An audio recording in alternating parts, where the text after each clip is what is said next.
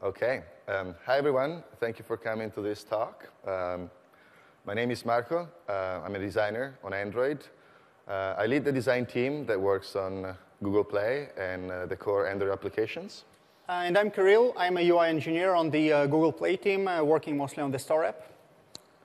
Right. So today we're going to be talking about Google Play. Let's see how many people use Google Play here, just to make sure that everybody knows what it is. How many people use at least one application in Google Play? Great. How many people use at least two applications on Google Play? 3 applications? The whole suite? Great. We have some fans. So for anyone who didn't raise their hand, Google Play is basically, in practice, 6 applications which define the media offering from Google.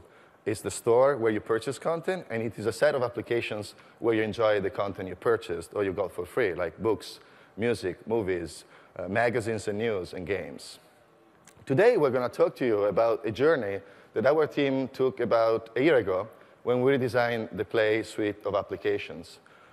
We think this is a very interesting journey because it talks about some of the principles that we've shown yesterday, during the keynote, which is the one adaptive design.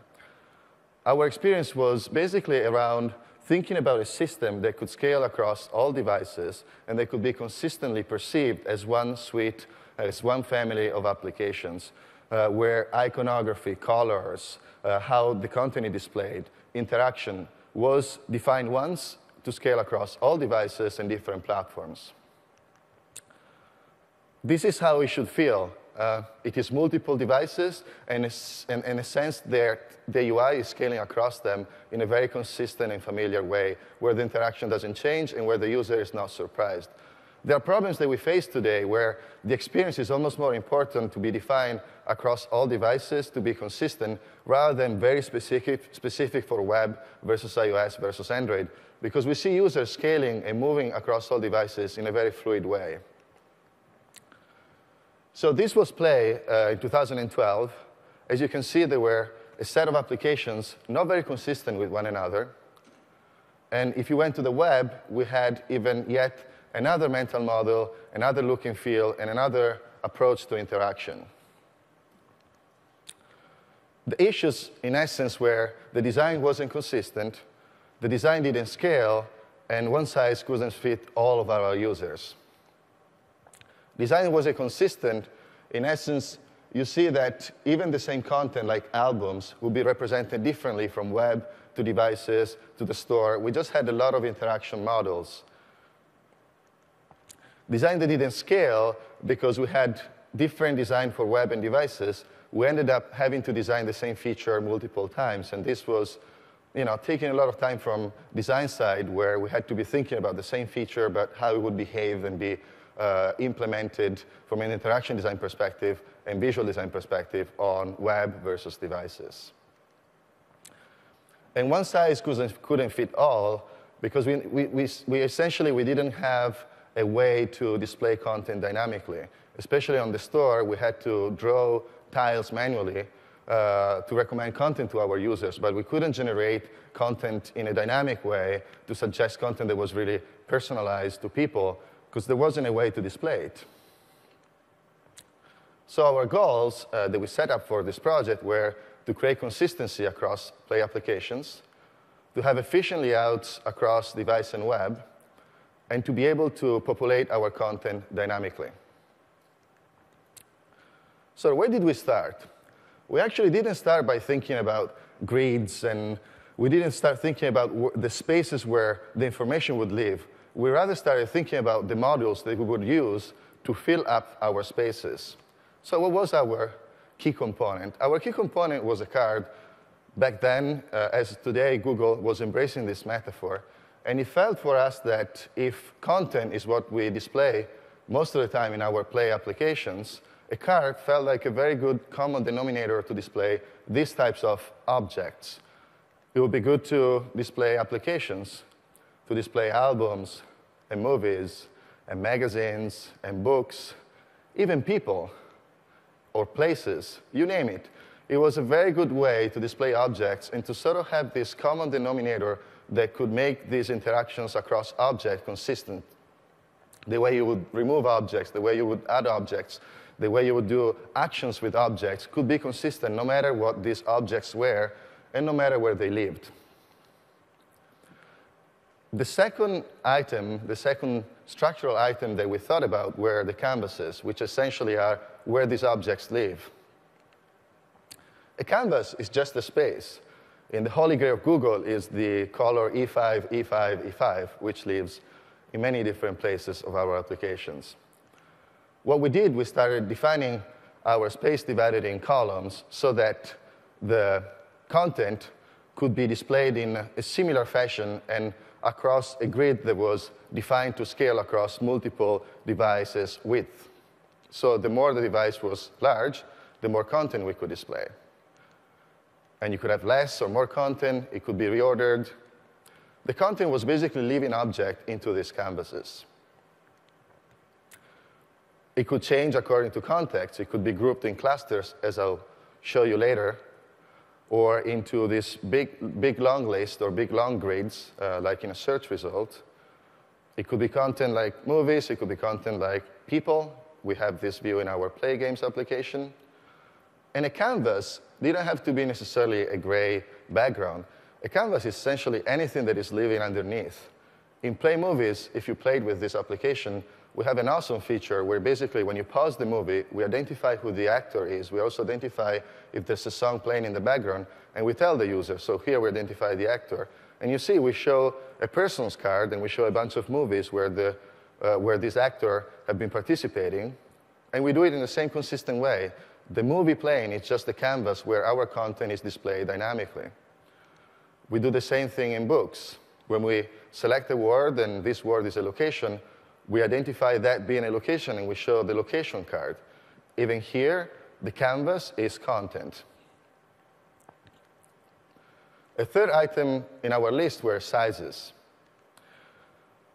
Obviously, a size that looks a card that looks of a certain size on a phone, the same size will be perceived smaller on bigger screens, simply because the larger the canvas, the more the size will be perceived small versus the same size being used on a smaller screen. So this is a tiny card which we use on phone, which turns into a small card which we use on tablets. And we started defining a bunch of other different cards because layouts need to adapt, the cards need to adapt to different layouts that need different characteristics, like list views. We also defined sizes because we needed hierarchy as well. When we recommend content, we like to say, this is very special for you. We make it very big. And we like to say, these are maybe other things you may be interested about. This could be smaller.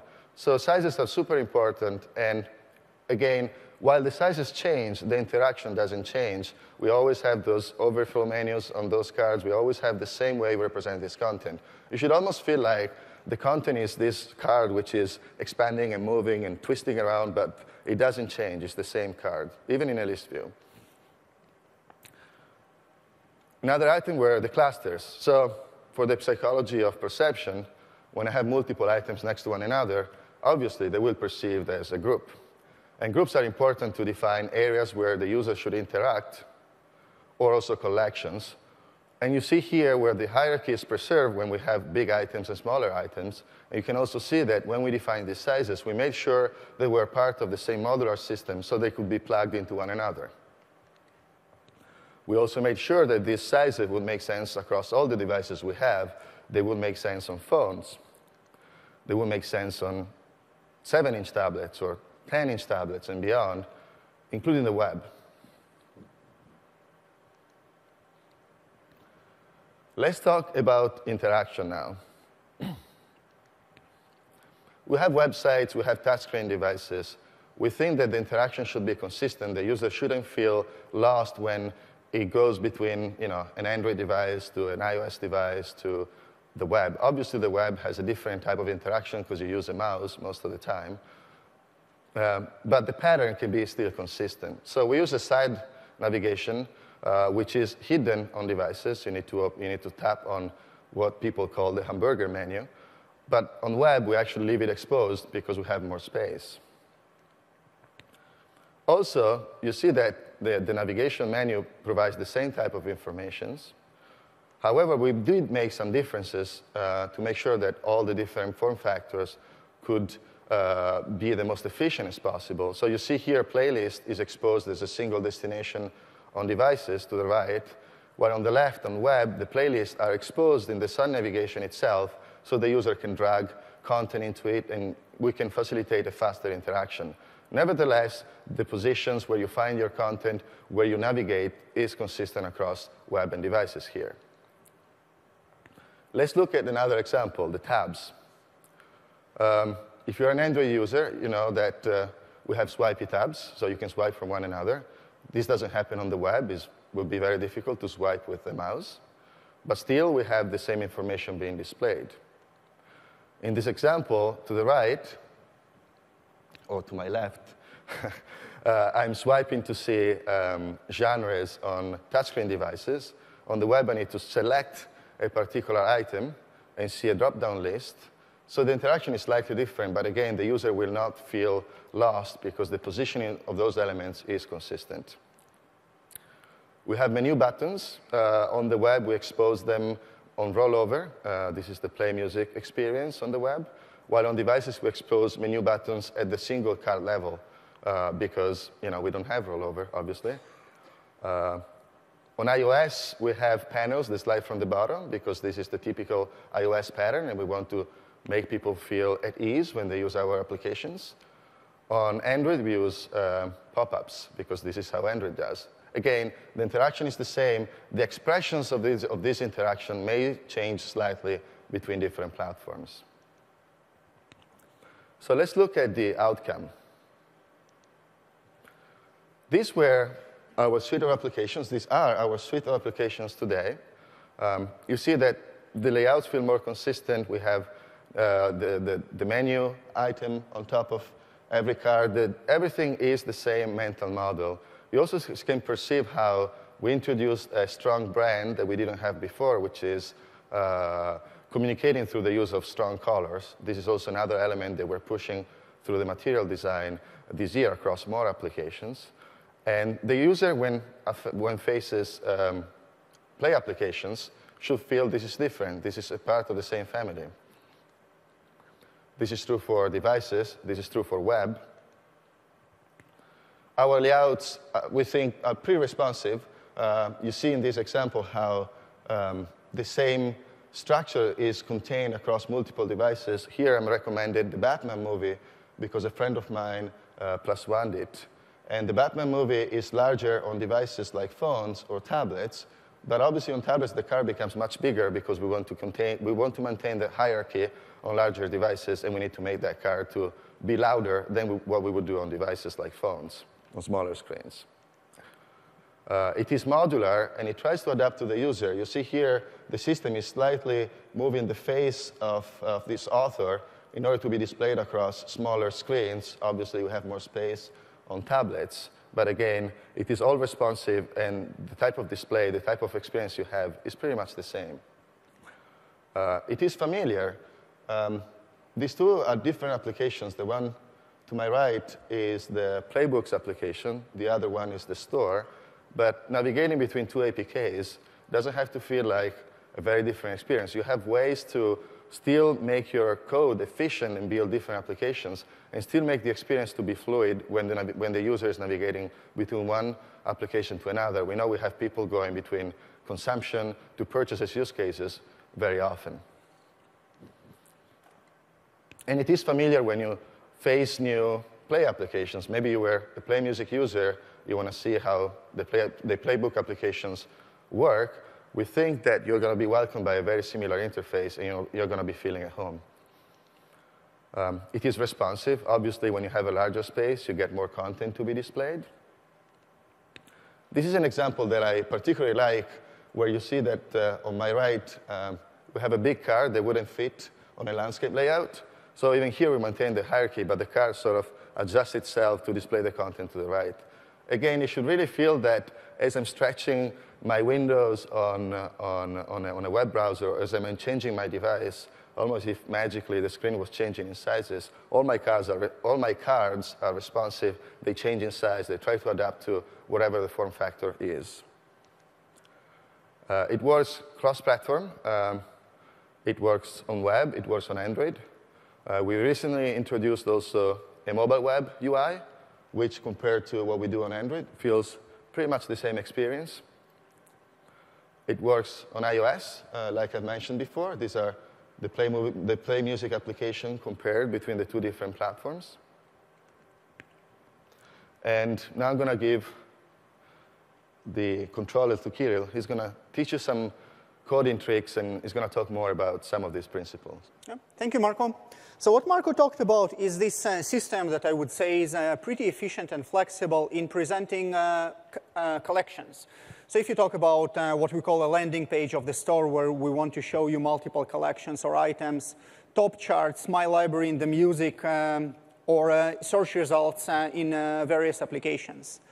And we wanted to extend this consistency and flexibility into additional parts of, into additional places where the users interact with our applications.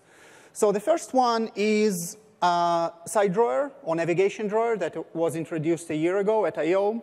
And we've been slowly migrating, a little bit too slowly, if you will. We've been migrating our Play apps to use the side drawer. And we do want to see it, at least in the Play suite of apps, as these what we call primary destinations. We don't want to overload it with, like, you start scrolling and scrolling and scrolling. We want to have something like 4, 5, or maybe 6 primary destinations within each app. And then we also put this kind of secondary actions, settings, help, and feedback. And what happens here is that once you know that you can swipe to the left or kind of tap that hamburger icon and see this navigation, you will apply that knowledge. You will be at ease across multiple apps, across pretty much all apps in the Play suite. From the technical implementation, we use the support library. Drawer layout itself is kind of the implementation of kind of that allows you to slide the thing from the left or from the right on RTL layouts. And for integration with the action bar drawer toggle. And we use consistent typography, iconography, and colors, once again, to kind of enforce this consistency. But this is talking about like the technical implementation details. But what is more important is that we do want to create this consistent navigation model across all our applications to put the user at ease whenever he is on Android or on iOS device or on the web. Swipey tabs, we use it in conjunction with the view pager. Sometimes we do want to kind of present this multi-tab experience. On the left, if you go from left to right, is different views into your music collection in the Play Music app. Then a single game in the Play Games, just different parts of kind of the information that we want to present. And the two last ones are various collections in the Play Store app. So what we want to have here is we want to have this multi-tab experience. And we use ViewPager from the support library that provides a very nice, consistent way that you can swipe left and right between the tabs. And we have our own custom implementation of the tab strip that you can swipe left and right independently of the tabs themselves. And we have this two-way kind of binding that to keep in sync, to keep the selection of the ViewPager itself and the tab strip in sync. Once again, a little bit of technical details, but what is most important is that once the user knows that he can swipe left and right, he or she can swipe left and right, the tab strip itself, that knowledge can be directly applied to other offerings from our Play suite of apps. And this is what happens. I think it's a nice touch. If you go from left to right, you switch from the About tab to the My Achievements tab. And in addition to the content itself kind of sliding from left to right, you can also see in the title strip the thick green underline, which kind of signifies the currently selected tab. It also slides. Instead of jumping immediately, it kind of slides to the newly selected tab, and it also shrinks or expands based on relative widths of these two tabs. And these are a little bit of technical details. On every scroll event, we compute the starting X position and the width of this underline, and we call invalidate on the title strip. And then in onDraw, we draw that green rectangle, or whichever color is needed for that specific content type. Once again, we want to be consistent across our multiple apps and to kind of enhance and enforce this consistency. Hero images are, I would say, a very big part of material design. I think Marco will agree with me. It's a very visually rich and attractive way, if the images look good, of course. It's a very attractive way to frame your content, to position your content. And they would usually go, I would say, they pretty much have to go at the top of your content. In this sequence of screenshots from left to right, you see an album page in the Play Music app, a movie page in Play Movies, a game page in Play Games, and an article in Play Newsstand. And here, a couple more screenshots from various places in the Play Store app. Matthias's profile, artist page, TV show page, and what we call an editorial collection. So what you see here is this hero image that goes edge to edge horizontally and also kind of goes into the action bar. So what we want to do with this action bar is, instead of this solid block of color that kind of hangs on top of your content and is kind of a little bit distracting, what we do here is we extend the hero image into the action bar. We effectively remove the action bar background while still showing the action bar title and your navigation icons, or our action bar icons. From the implementation point of view, you request this window feature, and you call drawable set alpha on your action bar background drawable, and that's it. The hero image, or effectively your content, will extend into the action bar, and that hero image, you should make it not have, like, black bars on top and on bottom, because that would look kind of ugly.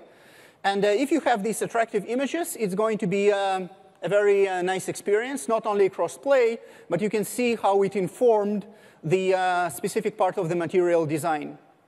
And in these particular examples, all the images that I've shown were kind of dark, which provided a nice contrast to the white title and the white icons. But you do want to create kind of black, translucent black protection, translucent gradient along the top edge of your hero image, so that if your hero image is light, you still have enough contrast to show those kind of foreground elements on your action bar. Once you do start scrolling it, we do it consistently cross-play, and I'm pretty sure that it applies well beyond Play once you start using hero images in your applications.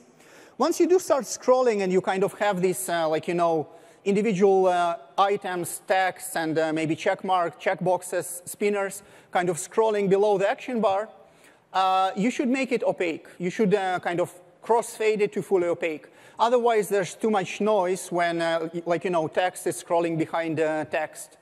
And from the implementation perspective, you register a scroll listener on your main container. It can be list view, scroll view, recycler view, or if you have a custom container, you do that. You compute the alpha of the action bar background drawable based on how far you've scrolled and how tall the image is. And you call set alpha. Another nice touch is applied consistently across all Play applications, once again to kind of enforce this feeling that it's that we are all part of this bigger suite of applications, is parallax scrolling, which also extended into the material design into this, what we call the z-axis, where you have one or two elements on the screen that feel that they belong, that they are positioned a little bit farther away from you or a little bit closer to you. So what happens if you look at my face over there and this stone arc, from left to right, as I start scrolling, the vertical alignment of these two images is a little bit different from frame to frame. So what happens is that we make the hero image scroll a little bit slower than the rest of the content. Specifically, across Play applications, we do it at half the rate, just to be consistent across, once again, across all our offerings. But this is not like, this is not like, like something set in stone. You can experiment with different values. It just gives a little bit more interest it adds kind of a little bit more flair to what happens when you start scrolling this content. In the same scroll listener that you have in this screen, in your fragment, in your activity, what you do is, or what we do, is for, let's say, you scrolled it up by 200 pixels. What we do, the hero image itself, of course, is scrolled as part of this main column, and we push it down by 100 pixels. So what happens is that while the rest of the content is scrolling at a certain speed, the hero image is scrolling, or appears to be scrolling at half that speed.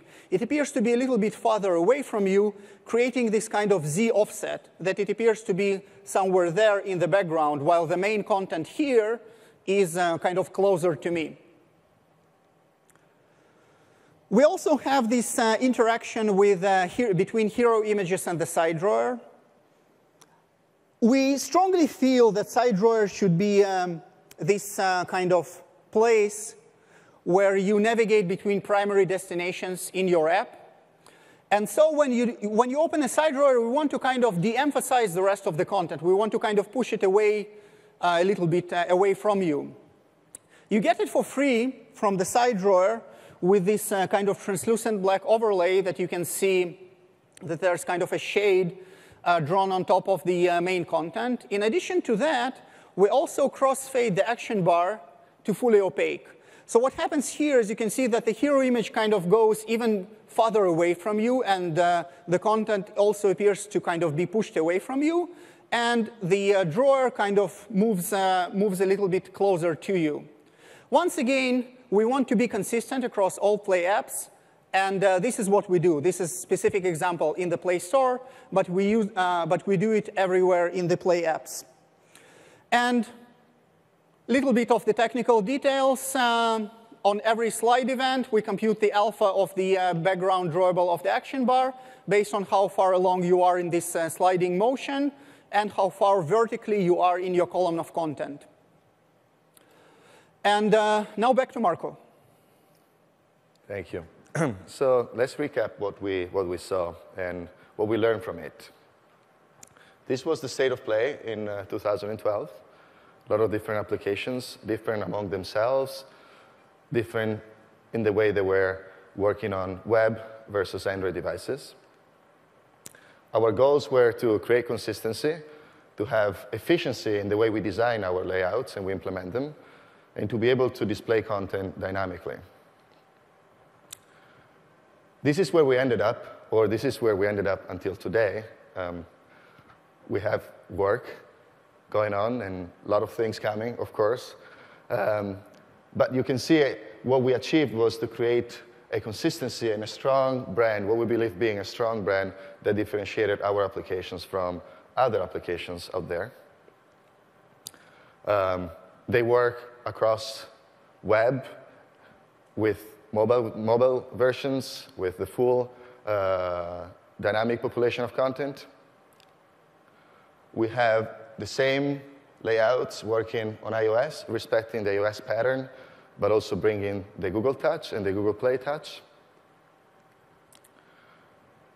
And that's what we think, how we think people should perceive our content. It's just about content, it's about color, it's about photography. It doesn't matter which device you're using. What were the results? Certainly, we increased the speed of execution. Before, we were spending a lot of time in getting the same features in different applications on between web and devices, while at this point, we're very fast in defining how things should work and make them work everywhere. Obviously, when you support more platform, you need more developers. But we didn't increase largely the number of designers, even if we started having applications on iOS and other platforms that we didn't support before.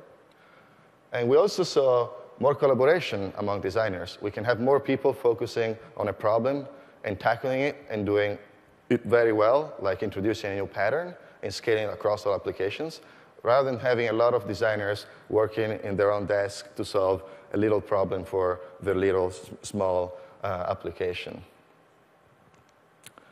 So what is next?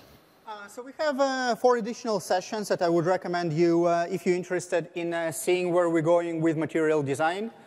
And specifically at 11 o'clock, I know we don't usually talk about what's next in the pipeline.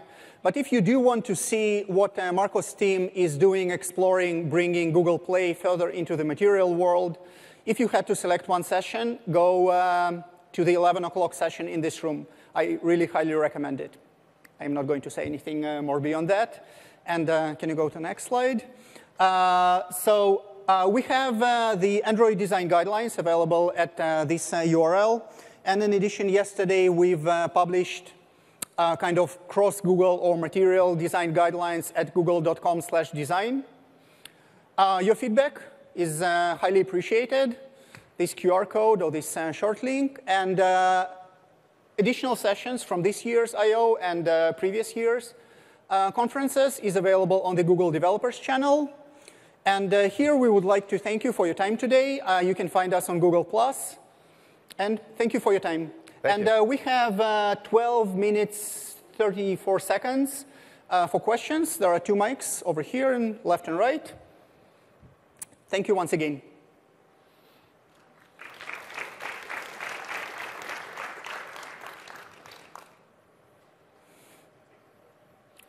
Questions? No questions? Do you want to go to the mic?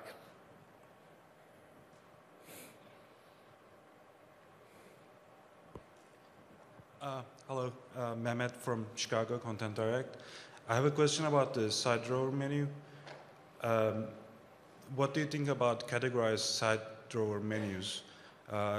From your design, you have each menu element on its own, but some of the apps use a more categorized approach where they say these are your home side menus and these are your, let's say, different playlists under a playlist tab. Mm-hmm. So they are more categorized. What do you think about this approach? Can I take this question? Yeah. I don't think there's one rule to fit them all. On Play specifically, we decided to only expose the main areas. There are other applications that expose a more granular list. I think it's important if you have a series of applications to be consistent within yourselves. So, if we had one Play application going one way, another Play application going another way, that probably would be confusing. But there isn't really a rule for what to put in the side nav in terms of destination. There is a rule, which is we should try not to put actions in the side nav. We should respect the overflow menu and the actions being exposed in the action bar or in the viewing itself, and use the side nav purely for destinations. But whether the destination is a singular playlist or it is the whole playlist area as a whole, there isn't really a special rule. I think it's up to the designer and to the developer to define based on their experience. Thank you. Yeah, and you don't want to end up with what happened in the late 90s in desktop applications when they kind of had this tools menu, which just threw random items that didn't have any connection with each other because there was no better place, if you will, to throw them. So the side drawer is not supposed to be a junk drawer. Yeah, something you can do is also create hierarchy. As you see in our side navigation, we try to create some hierarchy between settings and send feedback and things like that versus the main destinations, which we try to highlight more. Yeah, with typography and sizing. Since we're talking side drawers, I've seen a couple of usability studies that say there's about a 50% drop-off in discoverability of the side drawer menu items versus tabs. Do you have any experience or additional data points in that area? Mm-hmm. I definitely agree with that, and I don't think it's new. I don't think you need a genius to write those sort of articles, because clearly, if you hide items inside a button, you're going to have less engagement than if those items were exposed. This is also true if you have actions in the overflow menu. Rather than being exposed, they will have less engagement. So obviously, yes, this is a heuristic. If you see the way we tackle this on our applications, is that the side nav, yes, does have all the destinations you can go to, but we also expose, most of the time, those destinations in the main view. So for example, if you're in the store, we do have a people section, but if you have friends, we also expose an Explorer cluster in your main destination. Or if you see what we do on Newsstand, we have introduced a bunch of different tabs for you to read all the different sections you have. And in the side nav, really what we leave is a clear and consistent way to see what we have, despite of what is presented in the main navigation, in the main page, but also destinations that we think are less important and they shouldn't have a lot of engagement. So for instance, if you have a destination which is about library management, it's fine to be in the side nav, because how many times do you go to a destination to delete an album or to do other things with this? But certainly, your main experience is where you land, and there are ways to connect the dots, even in the same main experience, without having you to go to the side navigation. The side navigation can almost be a tree of all the things that you have within your application. All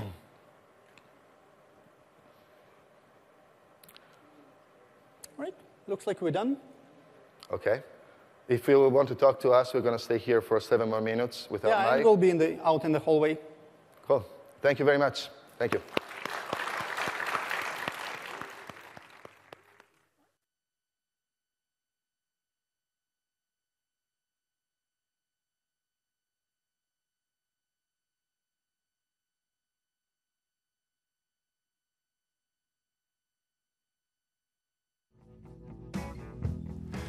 Google I/O is just around the corner. And we're really excited to show you what we've been cooking up. For the first time, in addition to our live streams, we are rolling out over 100 I/O Bytes. Short videos to help developers like you dive in. And experience I/O anytime, anywhere. We're delivering more content. And making it easier than ever to design, develop, and distribute. And making it even more accessible. And it's all for you.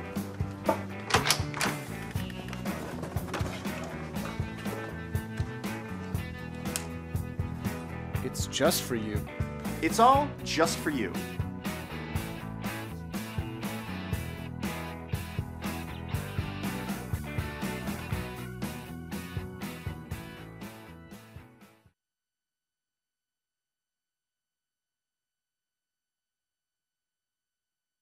Mobile developers and designers use different approaches to achieve the same goal: creating 5-star apps that users love. While both development and design approaches are essential, they are usually considered separately. In User Experience Design for Mobile Developers, you'll learn how to integrate design approaches and techniques into your mobile development to build world-class apps. This is a design course for developers who want to give their users a great experience. For more information, visit udacity.com/Google.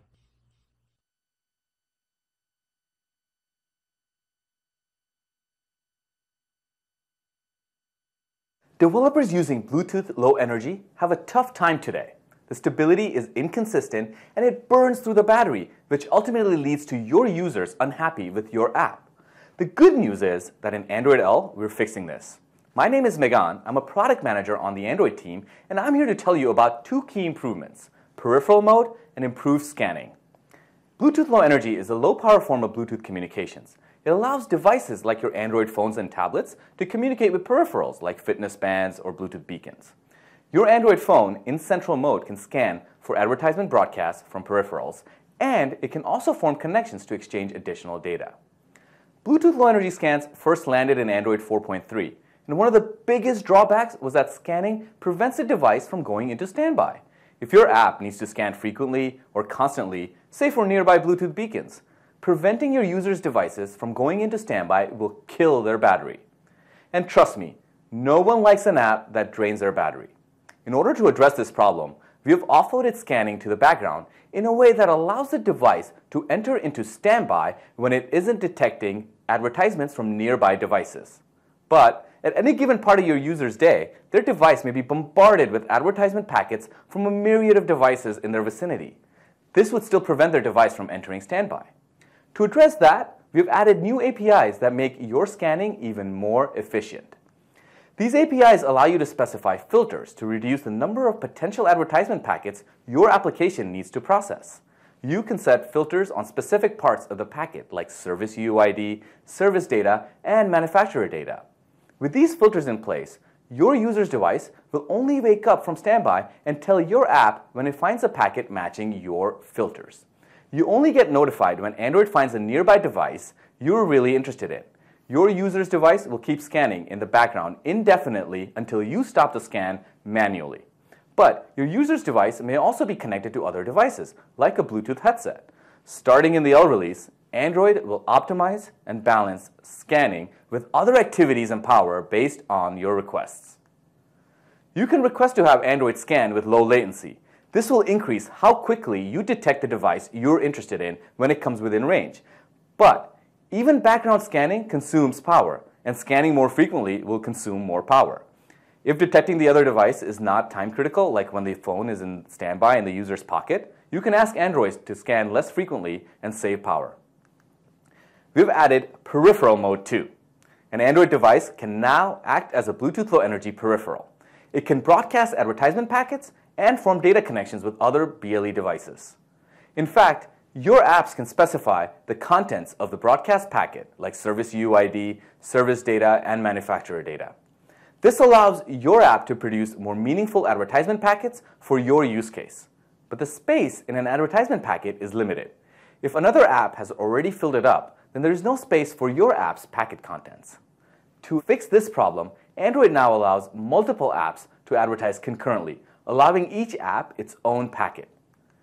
If your app needs to advertise more frequently to enable other devices to detect it quicker, you can request low latency. Of course, advertising more frequently will consume more power. If your use case allows advertising less frequently, you can request low power. Just like with scanning, Android will optimize how often to transmit your advertisement packets, balancing power and other demands on Bluetooth, such as scanning or a Bluetooth audio connection. Now, try out our improved scanning and peripheral mode support for yourself. Thanks for watching.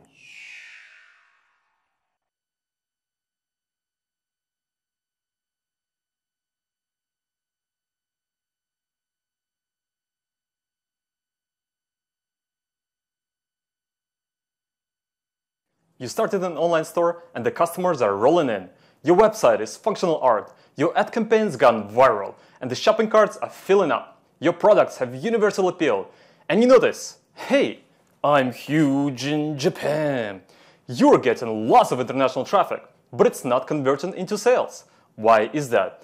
After examining your analytics data, you see a lot of items getting abandoned during checkout. Do your international users just have a shorter attention span? Or is there something suboptimal about the user experience that is frustrating their urge to consume? We're going to address these questions and elucidate some of the famous question marks that beget profit. Have you ever seen an address in Japan? Let's start with something easy for me as an American. Here's where I work in Los Angeles. But here's where Googlers work in Japan. Let's remove the language barrier for a second. As you might notice, we're not in Kansas anymore. The order of this address is almost completely reversed from Western conventions. But you're smart. You can handle this. You whip out some JavaScript and manipulate that DOM. After a careful reading of Wikipedia, you are pretty confident. You can deal with users coming from Japan, shuffle your address around to make sure they feel right at home. Remove any impediments that might prevent them from obtaining the latest in wearable tech for their pets. But wait a second. Every country does things a little differently. How many countries are there in the world? I don't know, a bunch. You're going to be up pretty late tonight, scouring the web for this sort of information for every country that likes cats. That's problem one. Now, here's problem two. Here's that address again, but this time it contains a typo. Can you spot it? I can't either. But users love typos, almost more than their cats. So, you better figure out how to verify the address as it's being entered. Yo. Okay, I will end this rant. I hope you're convinced. Addresses are hard, and you just want to go shopping. But it's okay. Chrome's Request Autocomplete gives you all this and more for free. Request Autocomplete is a brand spanking new member of the HTML standard. And today, you can find it on Chrome for desktop, Chrome OS, Android, and iOS. And it's super easy to integrate into your site, which is nice. request autocomplete remembers your address. So in practice, most of the time you won't need to enter a new one, but when you do, here's what it looks like on your phone. It's native UI. So this is straightforward to use as an American. You can put in your name, my city, all that stuff. That's well and good, but here's the hard part, Russia. As you might have expected, the address fields look quite different from the United States. For example, you see the postal code and the city fields on top of the street address and the name fields. What about validation, you ask? No problem. Request autocomplete can do that as well. Fantastic. Best of all, next time my address is ready and waiting for me. So, Chrome handles address input, data validation, and more while you focus on your product. Want to add request autocomplete to your site? Check it out here, or point your browser here. Easier internationalization is just one reason why Request Autocomplete rocks. The team is working hard to improve the checkout process for your users. Our goal is to help you maximize conversions and optimize the payments experience for the web, especially the mobile web, because let's face it, this resource is occupied. Until next time, I'm Ruslan Salamakin, and I'm huge in Japan.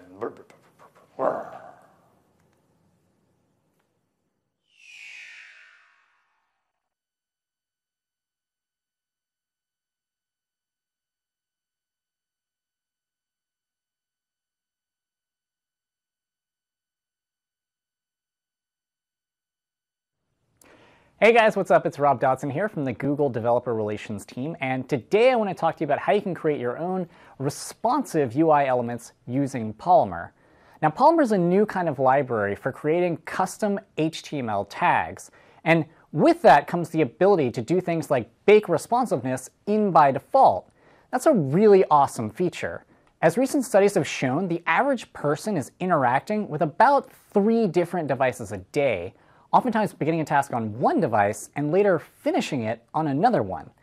Now, as web developers, it's our responsibility to make sure the experiences that we create work well in this new multi-device world. But HTML and CSS don't always give us the best tools for completing that job. That's where a library like Polymer can actually jump in and really help us out. Now, as I mentioned, Polymer is for creating custom HTML elements. Under the hood, it's actually using a new set of emerging standards called web components, which basically give developers access to the same low-level APIs that the browser makers use when they implement their own elements.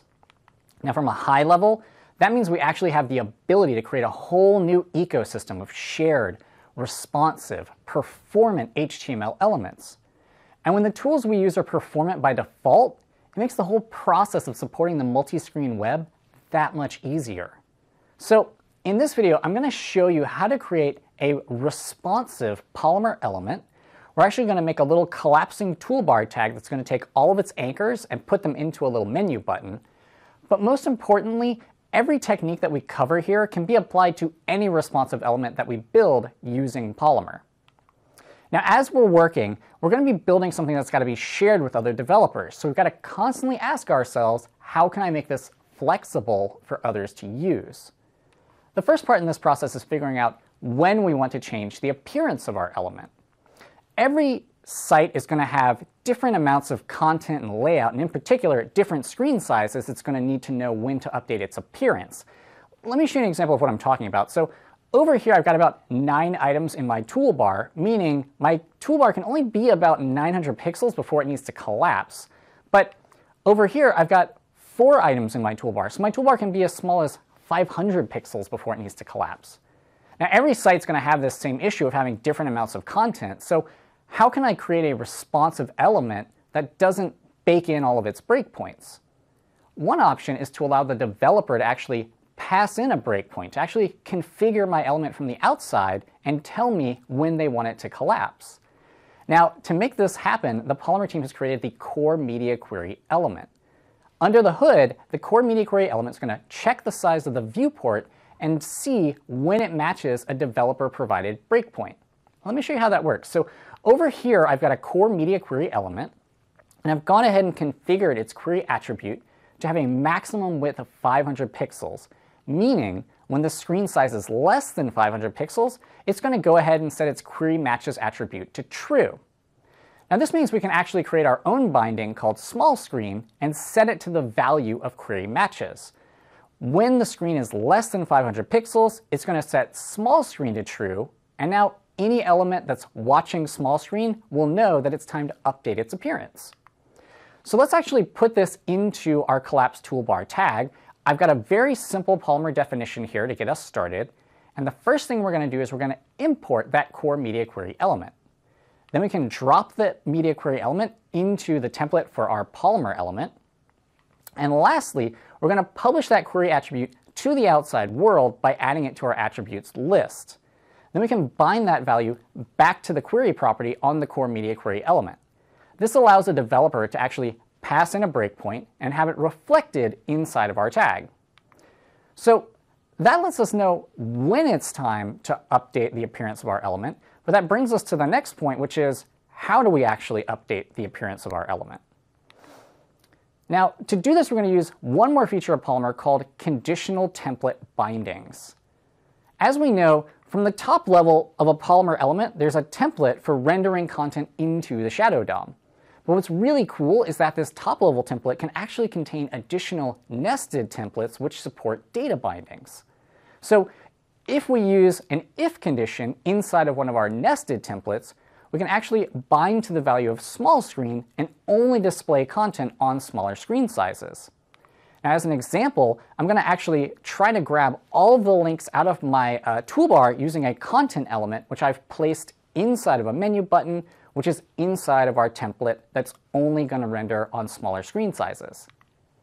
Now, from the user's perspective, the developer who's actually using our tag, their code is going to remain the exact same. They don't need to change anything. They just pass in a few anchor tags. They set the query attribute to max width 500 pixels, and now the toolbar just does the right thing. And I'll show you an example of what that looks like. So over here, as we start to reach that 500 pixel breakpoint, you'll see that all the anchor tags are going to jump out of the toolbar and into that menu button. And this is really awesome because if the developer using our element doesn't have to stress out about supporting all these different screen sizes, it means they can spend more time doing the things they enjoy, like adding really awesome features to their app. So if you want to grab the code for this example, head on over to GitHub. You can grab it at robdodson/collapse toolbar. If you want to learn more about Polymer, be sure to check out Adi Osmani's video on building web components with Polymer and Eric Beitelman's video on using Polymer services, or using Google services, with Polymer elements. Also be sure to check out the Polymer website at polymer-project.org. And if you haven't done so yet, make sure to follow us on Twitter at @Polymer and Google+ at Polymer Project. And I want all of you to get out there and to start componentizing the web. It's up to all of us to build this new ecosystem of responsive elements. My name is Rob Dodson, and thank you so much for watching.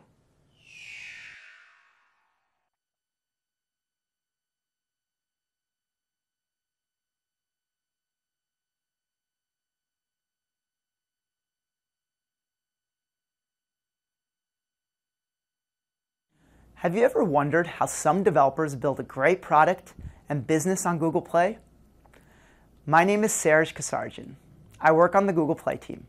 My focus is on apps and games for our Android ecosystem.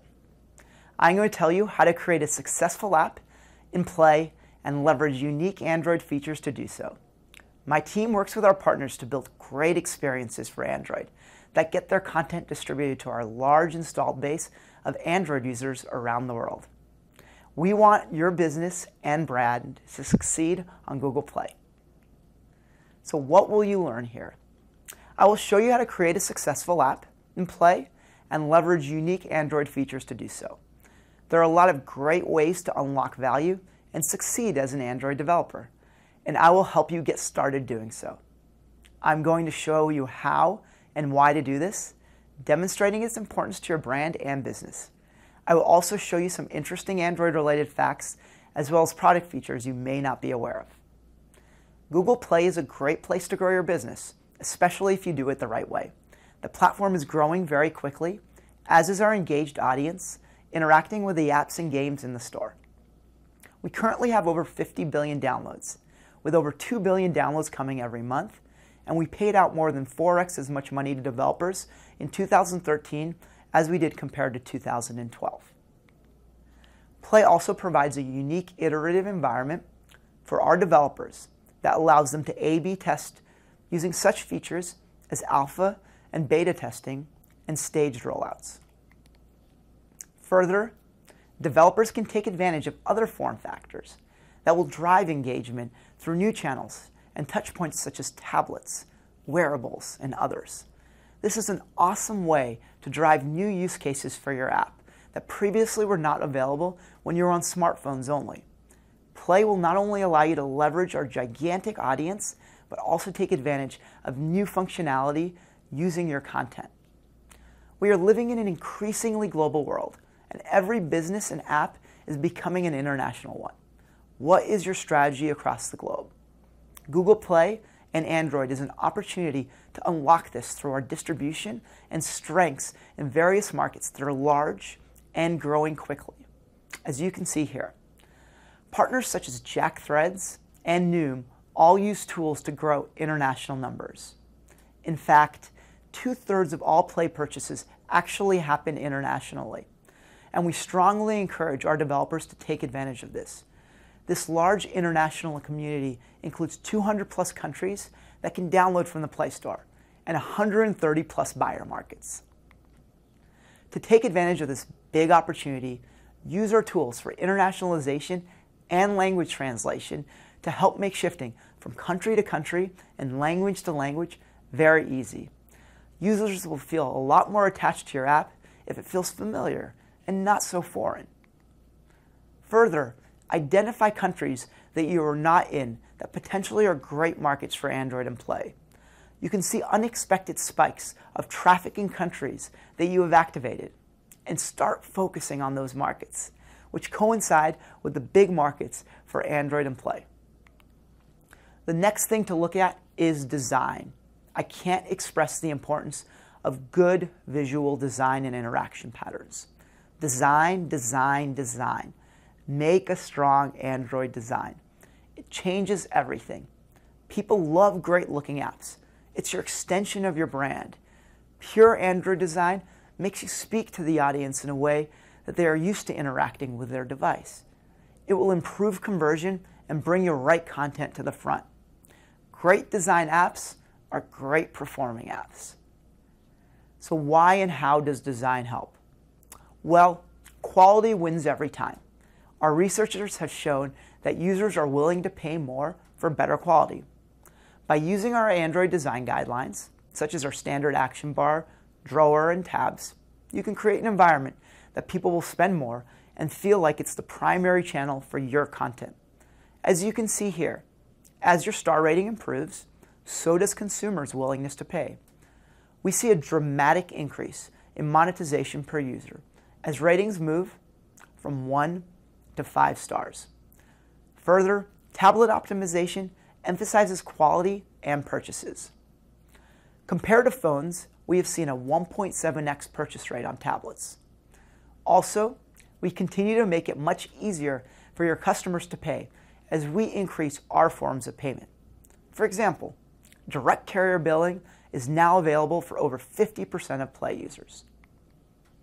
And don't forget, you can respond to all your reviewers. Talk to your audience to get your ratings up and improve your app. As your audience sees you interacting with them and invested in their needs, they will provide valuable feedback and consider changing their review based on your changes. Not only does this help you improve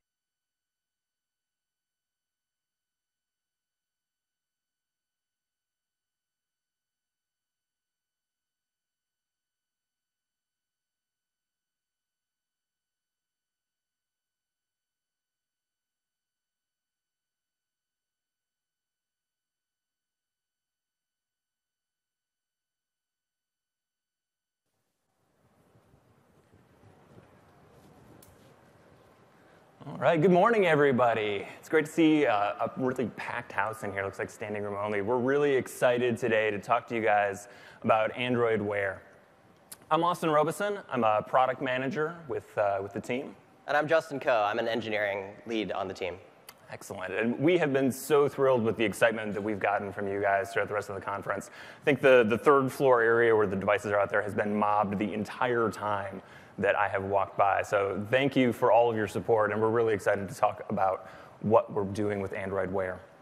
So I wanted to start with a quick overview of what Android Wear is all about, and then we'll dive into some code and really show you what it's like to build applications for Wear. So we all love our smartphones. They're rich and engaging, and they can deliver these really deep, engrossing experiences. But I think this is a picture that we can all relate to. Sitting around, we're all focusing on our phones and not on the people around us. So technology can be distracting, and here's where we saw an opportunity with Android Wear to make this better. Android Wear delivers information just when you need it, just in a glance. And really, that means you can be more connected to the people around you and the people who aren't with you at that time. So if you look at that in a timeline, this is something that I think we have all experienced. You feel your phone buzz in your pocket, you pull it out, and you're like, okay, well, I got some email notifications here. You go to your inbox, and next thing you know, you spend several minutes distracted from the world around you, really engaged with what you're doing, but not necessarily present with what's going on. So with Android Wear and having these glanceable notifications on your wrist, you can have more interactions throughout the day, have them shorter and less distracting from the world around you, but still get more information about what's happening. So to deliver this new interaction model, we created an entirely new UI. And what that is a vertical stream of contextually ranked cards. So you have the most important information for you at the top of the stream, ready for you to glance down and take a look at it. This is completely automated from an Android perspective of having your notifications bridged across. It also has Google Now cards, and importantly, has your third-party content, which is what we're going to be talking about today. So earlier this year, we launched a developer preview that allowed you to get started experimenting with your apps of what it would be like to bring your experience to the wrist. So this allowed you to take your notification objects on your phone and really be able to augment them to have additional pages of information, to be able to bundle these things together in stacks, and to be able to have voice replies. So what we're making available today is an SDK that allows you to extend those experiences even further, where you're running code directly on the wearable, using all of the familiar Android tools that you're already used to using. So we're going to introduce a few APIs that allow you to send data back and forth between the wearable and your phone, as well as generate custom UI and integrate with voice actions through intent filtering, just like on the phone. So we've been battle testing these APIs with dozens of third-party partners, and we've had some really great apps be created. You've seen several of them featured in the keynote. You've seen several of them in previous sessions. I'm going to walk through a couple more here just to give you an idea of the types of things that are now that are now possible with this SDK. So Runtastic is a social fitness platform, and their Wear integration helps users control those sessions from their wrist. So you can say, OK, Google, start running, and they'll post a notification to that stream that has a running timer of your current run. They can also show new UI inside of these cards with a new platform feature called Display Intents that allow you to embed an activity directly into these cards for drawing your own UI. On the right here, we also see a piece of data that was generated on the phone, which is your route that can be synchronized across automatically, and we'll go into the details of how you do that. Another example, Philips Hue. They are connected light bulbs that allow you to change their colors from your phone. There's a display out on the third floor here, really fantastic. Or maybe it's down on the second floor, sorry. And what their app does is when you come home, it posts this contextual card to the stream that allows you to then control your lighting. They also can launch a full screen activity to draw their own UI to have a more immersive experience while you're controlling that app and then get back to the stream. So important to note here is that we're really focusing apps around micro interactions. So we want users to be able to get into your feature, complete a task, and then get back to that stream as quickly as possible. If there's an action that requires deeper integration, we want to forward that user back to the phone. We've also made that very easy for you. One more example here, Glimpse, which is a social location sharing application. So you can send your location to your friends. On the wearable, we can send contact information from your phone across so you can have a list of contacts to look through to be able to send those locations. When you receive a Glimpse, you can also then see in real time the progress of your friend coming to you. So let's take a look at what we're going to be looking at for the rest of the talk here. So Justin just got this adorable new puppy. And so we've built a little slide control app here for showing some pictures of that puppy. So we've got a phone and a wearable up here. When we start on this slideshow, we can post a notification to the stream on the right here. As you scroll through the view pager on the left, we're updating in real time on the right the title of the slide as well as the number of the slide. We also have an action that allows you to go backwards. Tapping on that first piece also allows you to advance the slides on the phone. So we're using it as a remote control, and we're using all of these new APIs to provide a seamless experience across both devices. So if we take a look at what it takes to build this application, when we write an app for a phone or tablet, typically we have one APK per app. But with Android Wear, we're extending that concept to expand across both devices. So we have an APK that runs directly on the phone, and we have an APK that runs directly on the wearable that are both part of your app. Google Play Services is what brings these two things together, and where we're going to talk about a new set of APIs that allow you to send data between the two and facilitate that communication. So the wearable services consist of 3 APIs: a data API, a message API, and a node API. These are both callable from either side, so from the wearable or from the phone. And all of your data is private to your application across the link. So if we dig into here first and look at the node API, this is used for discovering when nodes come into and out of a connected state. So when we have a pairing established between a watch and a phone, for example, we can be notified when we come into connection range. So you might use this in your app to know when a wearable is present, to toggle features on and off. We might display an icon to show that you're connected to a wearable. It's a very simple API for just being aware of when the wearable is present. Built on top of that is the message API.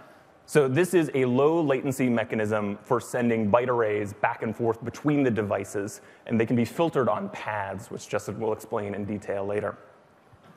So in the puppy example, when we are tapping on the card in the stream or tapping that back button to go backwards, we're calling send message to send a simple control back to the phone, which receives that message and then moves the view pager. The data API is the biggest piece of this new wearable service. It's a replicated data store. You can think about it as a shared cache. So we have the ability to put data into this and take data out of it, be notified when it changes on either side, and we take care of synchronizing that data between devices. So you don't need to worry about devices that are intermittently connected, what to do when you have extended periods of not being connected. We do all of the hard work there, and all you have to do from the app side is put data into the store and take it out. So in the puppy example, we might put the title of the slide and that slide number into the store. Google Play Services replicates that across to the wearable, where we can then notify, update that notification in real time, so we can have the data sent back and forth there. So now I'm going to turn things over to Justin for a little bit, who's going to walk us through using these APIs and really dig into some of the code, which I know is you're all excited about. Take it away, Justin. Thanks a lot, Austin. Whoa, a little drinking problem there. So you'll have to excuse me. We just got our new puppy, and I'm incredibly allergic to her, so I've developed a bit of a cough. So if you see me about to go like this, everyone kind of earmuffs. So let's take a look at the overall building blocks that are going to make up our application. On the left-hand side here, we have our view pager that's going to have a couple fragments, these slide fragments. And when the user slides from left to right, we're going to update our data item. We're going to update the index from 1 to 2. We push this into the data store, and that event is going to get over to the wearable, and we're going to update a notification when that happens. So to begin, we need to download Android Studio and create a new project. So I've created a new project here called Slide Control. You can see that Android Studio now supports multiple form factors, all the form factors that we talked about yesterday. Wear is one of those. So you just click the checkbox here, and Android Studio is going to take care of packaging up this glanceable portion of your APK, or this watch APK, into your phone application so that it can be distributed through the Play Store. let's start by setting up the phone UI. So like I said, this activity is a view pager, and it has a couple fragments in it with the background image titled the slide. And these are all the files that make up the two different applications. Again, on the left, we've got the phone APK files in green. On the right, we've got the wearable APK files in blue. Let's take a look at the presentation activity. And this is the view pager one. And we can see that the first thing we need to do is to create a Google API client. That's your entry point into all of these Google Play services. So the new API here is the wearable API. So I'm going to build my client and stash it away somewhere so I can use it throughout my application's lifecycle. Next thing I want to do is wire up my view pager so that when those events happen, we can update the data store. And I do that by creating an on-page change listener and calling update data item. Let's take a look at data items. So like we said, URIs are everything in this data API. And we do that because it's really easy to create them and parse them using existing Android classes. So in this case, I am creating a data item that's going to manage the state. What is the current index and the current title of the presentation slide that I'm on? So I create this /state path. And internally, the data API is going to create this fully qualified URI, where, : / node ID, and state. Now, you don't have to worry about that as much as developers. You can just worry about the paths, et cetera. But knowing that this is the format of the URI will help you later when it comes time to reconstitute these URIs on the other side. Data items are byte arrays at their base, but we know that working with byte arrays can be, not that flexible. It's really nice to be able to work at the key value pair level, like a bundle. So we've created a key value pair object called the data map, which stores primitive types. Unlike a bundle, we won't be storing anything like parcelables or binders in there because this item is going to be sent to all the nodes in our network. So in this case, I create a data map, and I'm going to put in these primitive types, the current index, the total number of slides, and the title of the current slide we're on. Finally, I just insert it into the store, and it's going to get synchronized to all of the connected nodes. On the wearable side, we want to be able to receive this, and we want to be running a service to do so. Now, we don't want all of the different applications to have to be running constant services all the time just to listen for a message. And so what we've done is we've created this abstract class, the wearable listener service, which implements all of the different callback methods that you're going to be using with these wearable APIs. That's node listener, message listener, and data listener. So I've subclassed this here in a presentation listener service, and I just insert that into my Android manifest. By doing so, the Google Play Services APK is going to manage the lifecycle of this service for me, so it's not always running and consuming resources, precious resources, on my wearable. Let's go over here to Presentation Listener Service. And you'll see that the data listener interface has one method, onDataChanged. When I get that, I'm going to check the path because there may be multiple messages in my application. I want to make sure I'm doing the right thing with the right data method, with the right data item. So if the state, remember we set this up as the state, is the data item's path, then I'm going to either create or update the notification if it's just being changed. And if it's being deleted, I want to remove that notification from the stream because it's no longer relevant to the user. In handle state changed, we're going to extract our data map.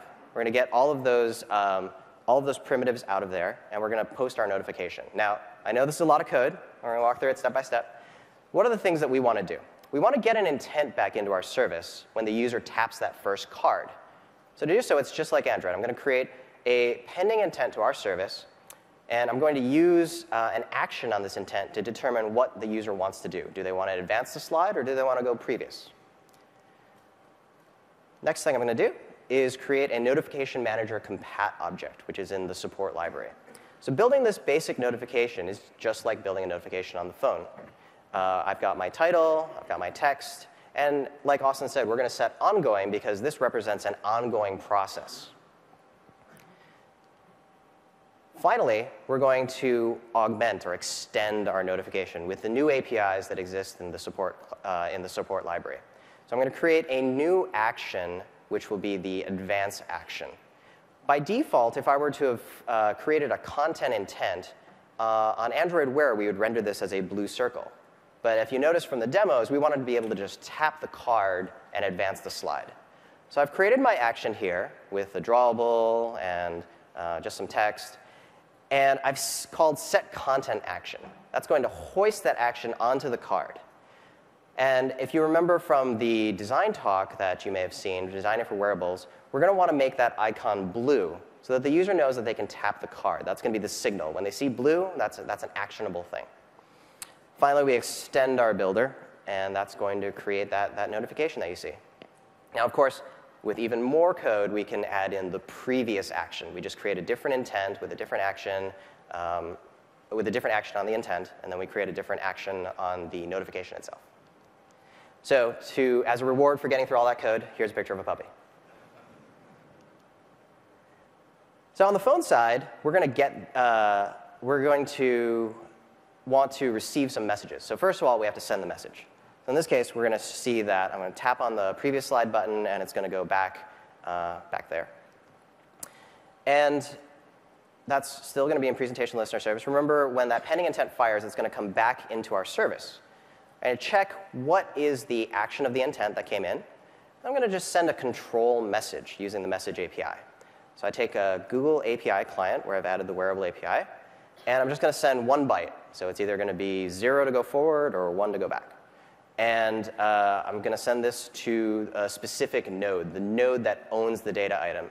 Remember, I can get this by parsing the path of the data item.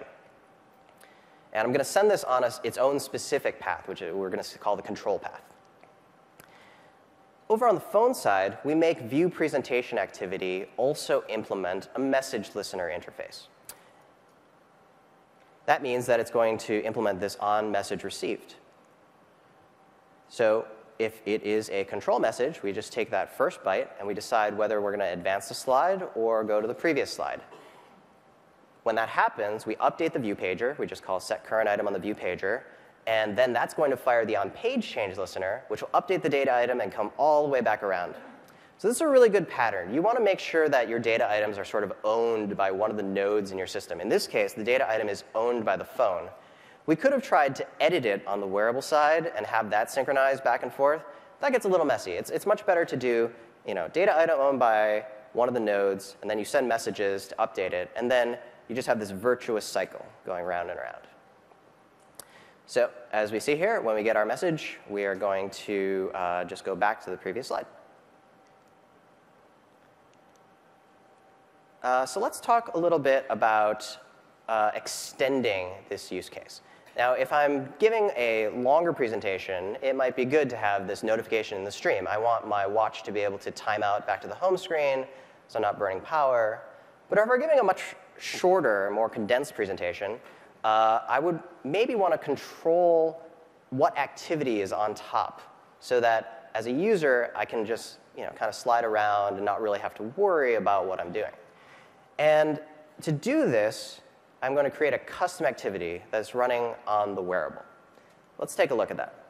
So in this slide, we can slide over, and we have another action here called the full screen. And when I tap on it, I'm going to bring up an activity on the wearable that has a view pager. And these are synchronized. So when I swipe over here, it's going to update the view pager running on the phone. It also has some other things that I might want for my presentation, like the current time, and maybe I want to go red when I'm going overtime or things like that. So let's talk about how to get this data, the image and the titles, over to the wearable. We want to use the data layer. We want to do it efficiently. We could just keep updating our state data item, but that means that every time it changes, we're going to have to send all that data over and over and over again. So instead, I'm going to store my data in several data items, and they're each going to have their own unique path. So it's going to be where, : / the node ID, then slide / the index. And so you can see here I've got 3 different data items, And over here on the wearable, I use that to inflate some card fragments for my activity. We're going to call this the slide control activity. So let's see how we do that.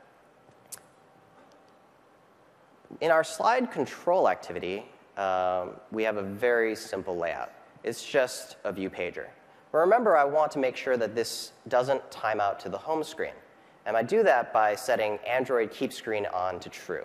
Again, just like you would do on a phone if you had some sort of media playing application. Now, remember, with great power comes great responsibility. You want to be kind to people's batteries. You don't want to be in a situation where the user might accidentally end up in this full screen activity and it doesn't efficiently go to sleep. So we want to watch out for, with Keep Screen On, you probably want to keep track of the user's timeout. If you might want to make it settable, and if the user hasn't interacted with the device for a certain period of time, just finish your activity. We also want to key activities to a user's context. So remember, with Presentation Listener Service, when the user's finished viewing the slideshow on their phone, we remove the notification. Similarly, when the user's finished viewing the slideshow on their phone, we also want to exit this activity if it's running. And the final note is to watch out for wake locks. It's very important on wearables with the smaller battery capacity to just really be cognizant of your user's batteries. So let's take a look over here in slide control activity. And we've set this up very much like the Presentation Listener Service. So we've got our handle state change method here. We're going to extract our presentation data, and we're just going to set the view pager that's running on the wearable to be the same index as the index on the phone. We also want to be able to control it from the wearable. So I create another on-page change listener, and now I'm going to send a different type of message. Instead of that control forward and backwards message, I'm going to send a new type of message on a different path called slide. And here the byte is just going to say, what is the desired index that I want to have? Back on the phone side, in the view presentation activity, if I see the message coming in on the slide path, then I'm going to parse that out from the byte, and I'm just going to set it there. Once again, I will then trigger the on-page change listener, which will trigger update item, and everything goes around. Virtuous cycle. And here we see the results of that. There we go. So by default, Android Wear activities can be dismissed by swiping left to right. This even works with our view pager. If we swipe over a few times and swipe back, everything works the way you expect. When I'm on the first slide, if I swipe from left to right, I'm going to dismiss that activity. But remember, I'm in the middle of a high-stakes presentation here, and I don't want to accidentally do that if I'm moving around. So when we want to override that behavior, it's definitely possible. And it's possible without a line of Java code. It's just updating a style and your Android manifest. So we come over here, and you create a theme in your application that inherits from the device default theme. We're still running KitKat on the wearable, and so we don't have these material themes yet. So we're theme device default. You should definitely use those in your applications. We have a new attribute here called Android Window Swipe to Dismiss. By setting this to false, you're going to disable that default behavior of being able to swipe an activity away. Then I just set that as my theme in the activity. Now, I don't want the user to get locked into my activity, though. They should know how to get out. By default, all Android Wear devices, you can put your palm on the screen to go back to the home screen. But that's not necessarily as elegant as we'd like to do. We'd like to establish a pattern for these full screen applications. And what we've come up with is a long press. So when you long press, we're going to bring up this red circle. And then if you tap it, we're going to finish the activity.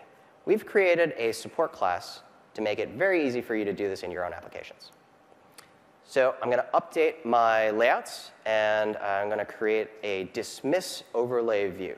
So that just hangs out on top, and it's going to be hidden by default. Over here in slide control activity, I just need to get a reference to that overlay view, and then use a gesture detector. I could have used a long click listener if I had a different type of view, but with View Pager, it's easier to use a gesture detector.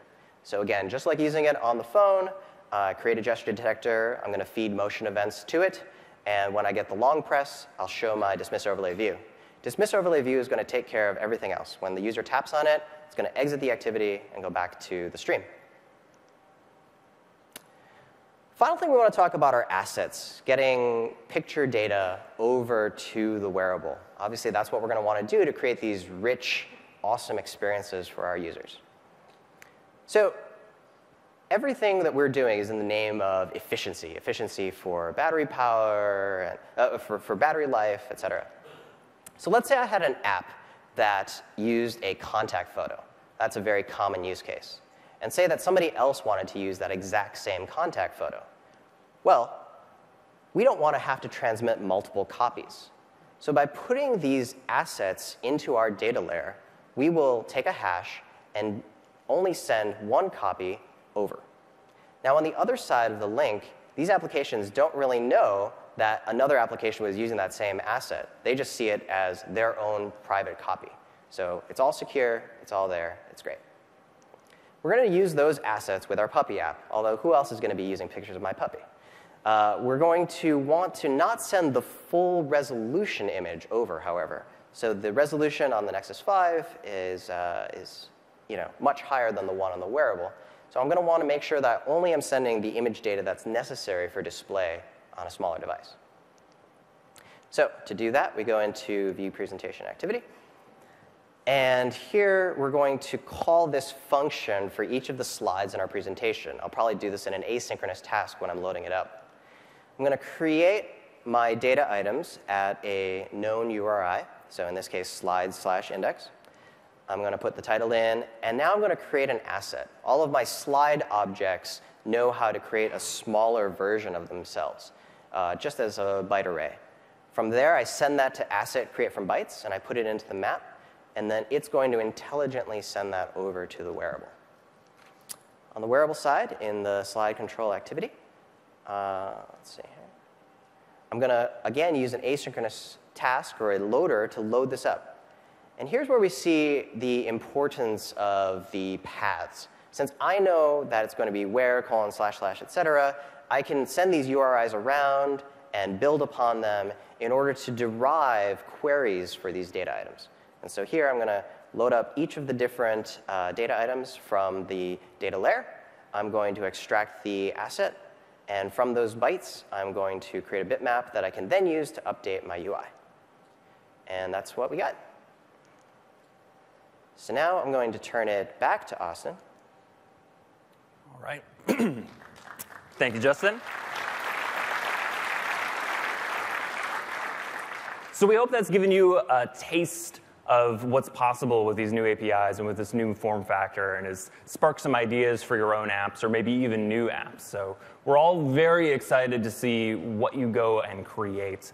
For more information, you guys can visit developer.android.com/where, download the SDK, get started there. There's an emulator. You can use it with the devices that you've got at the giveaway, and you can get started there. We also have even more information about these APIs available as I/O bytes. Those are up on YouTube right now. You can go check them out. And with that, we will thank you, and we'll take questions. There's microphones right in the aisleways here. Thank you.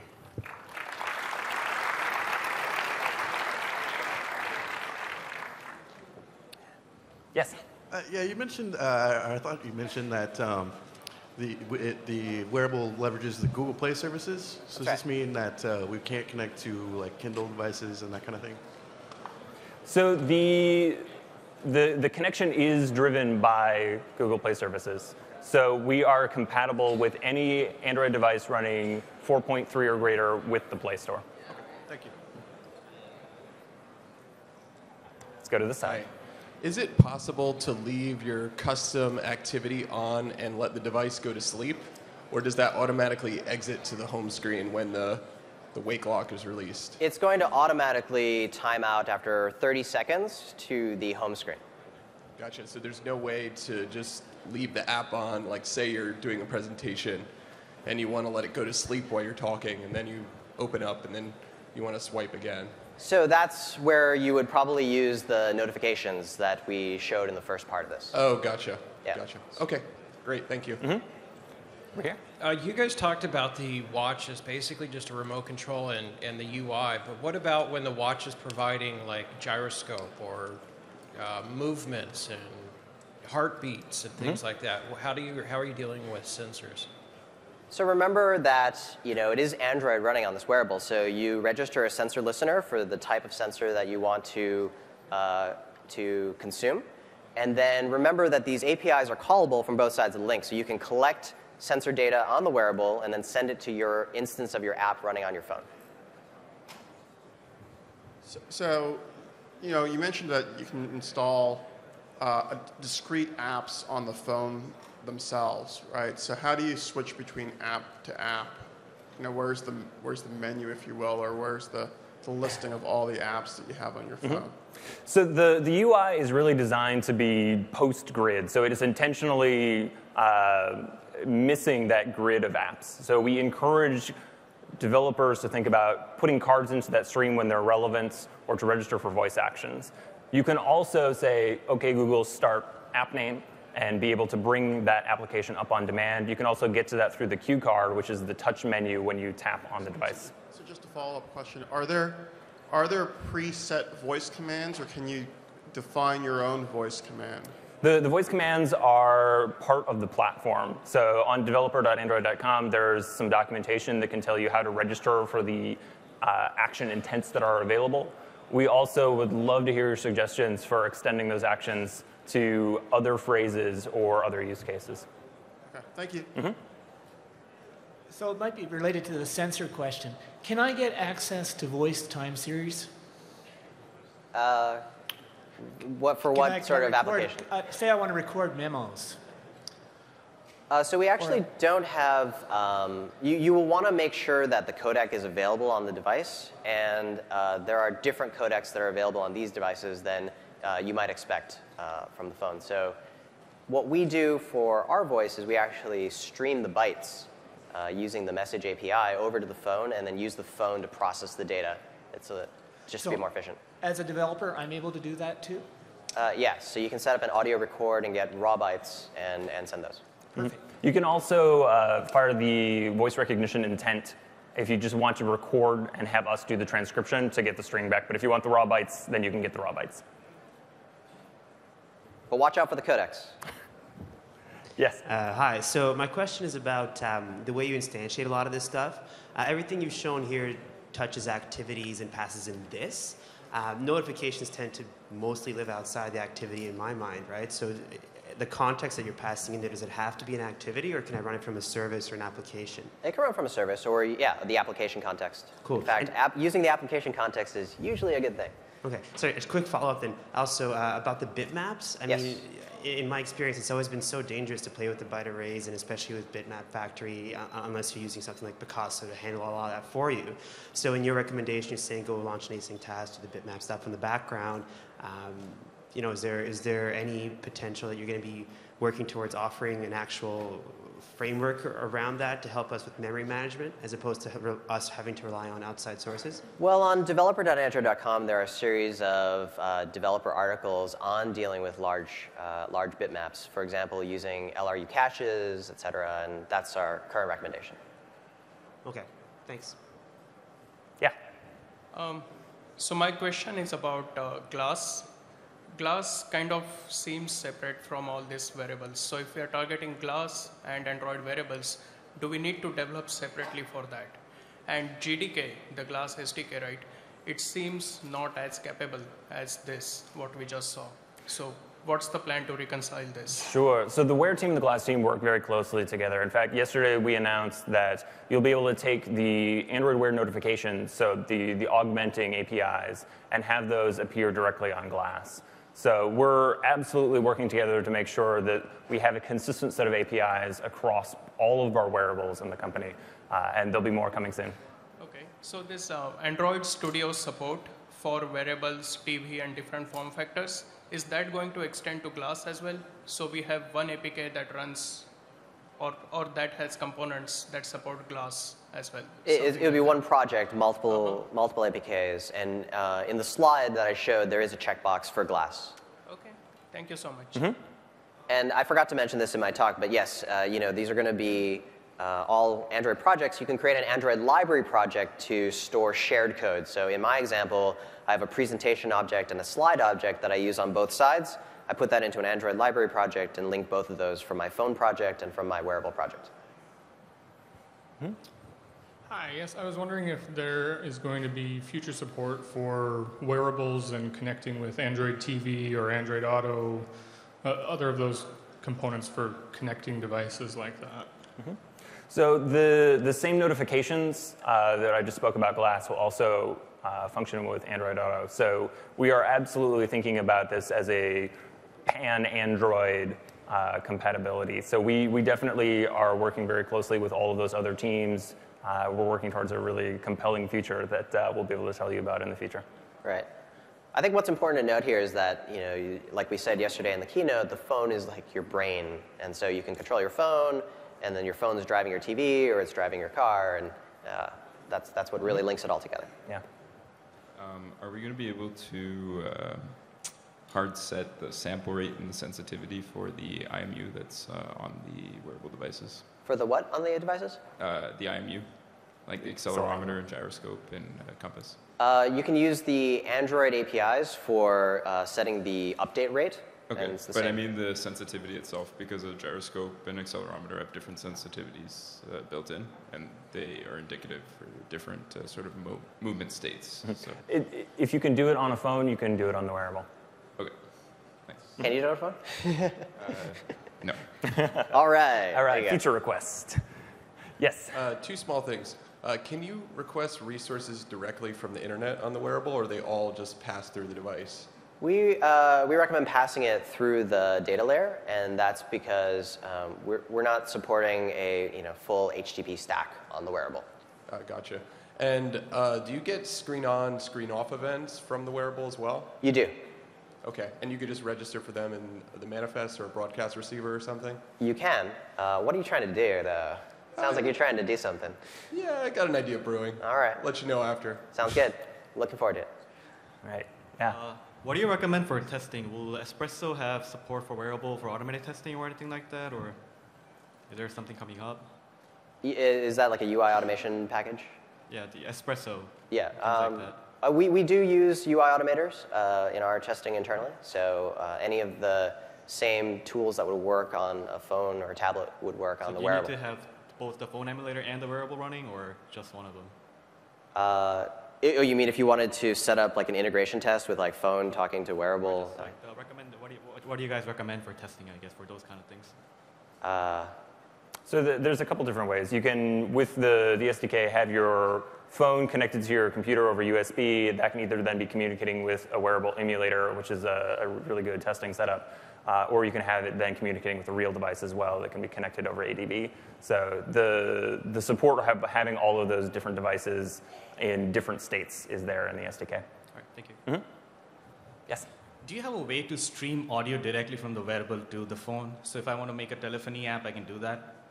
Well, there are no, in the devices that we announced yesterday, there are no speakers. So you'd only be able to talk but not get anything back. Okay. But I think there was an earlier question about getting access to the raw bytes. Right, but that won't be streaming. Well, can it be streamed?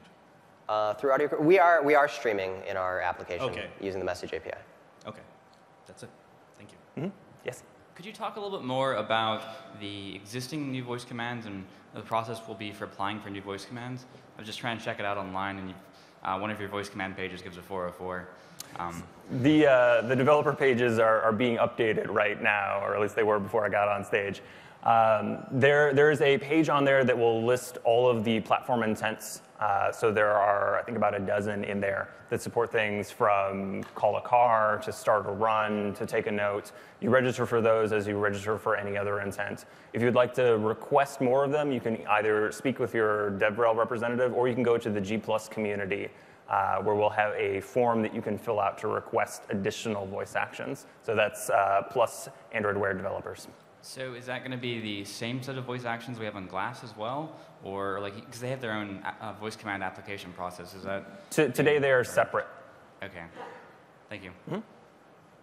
Hi, what is the AOSP story for Android Wear?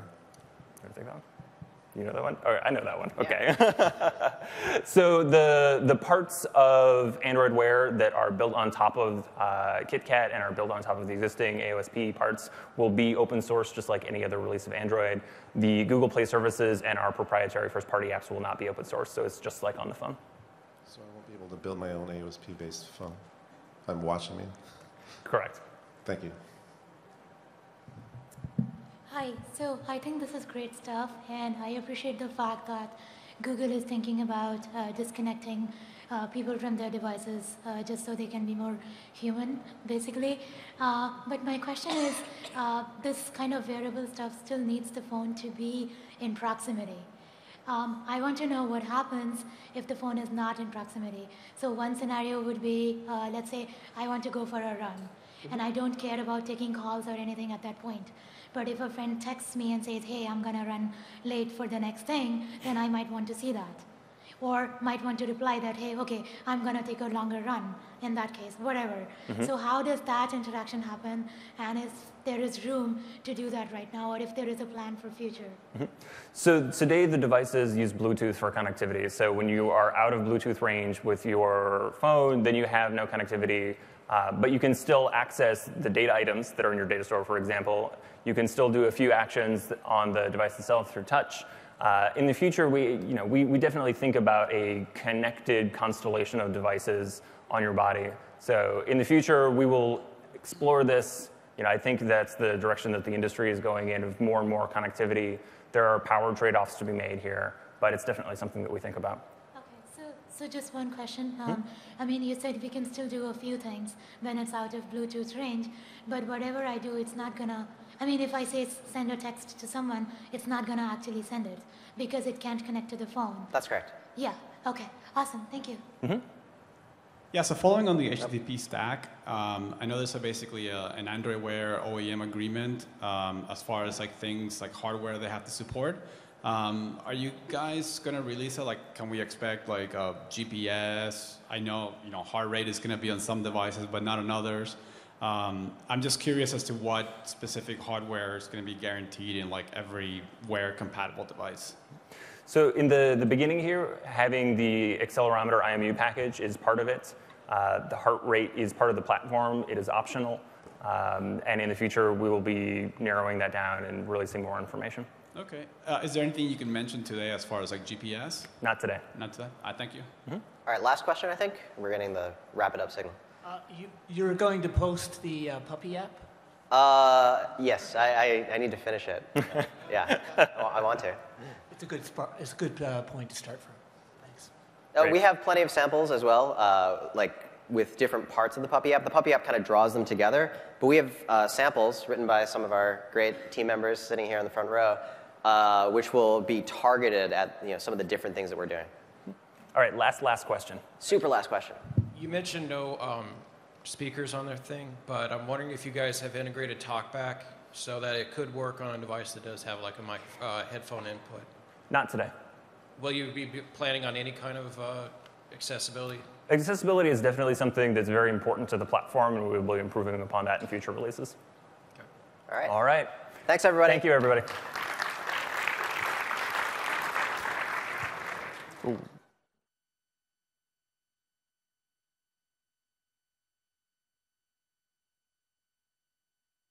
It's undeniable. Website speed is a feature. Web performance optimization, developed with Google, explores performance patterns for world-class site speed. Dive into the critical rendering path, uncovering how browsers convert HTML, CSS, and JavaScript into actual pixels on the screen.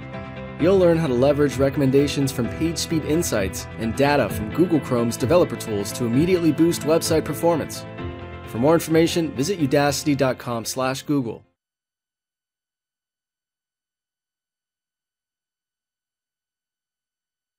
Hi, I'm Dan Amanzadi, an engineer on the Android Wear team.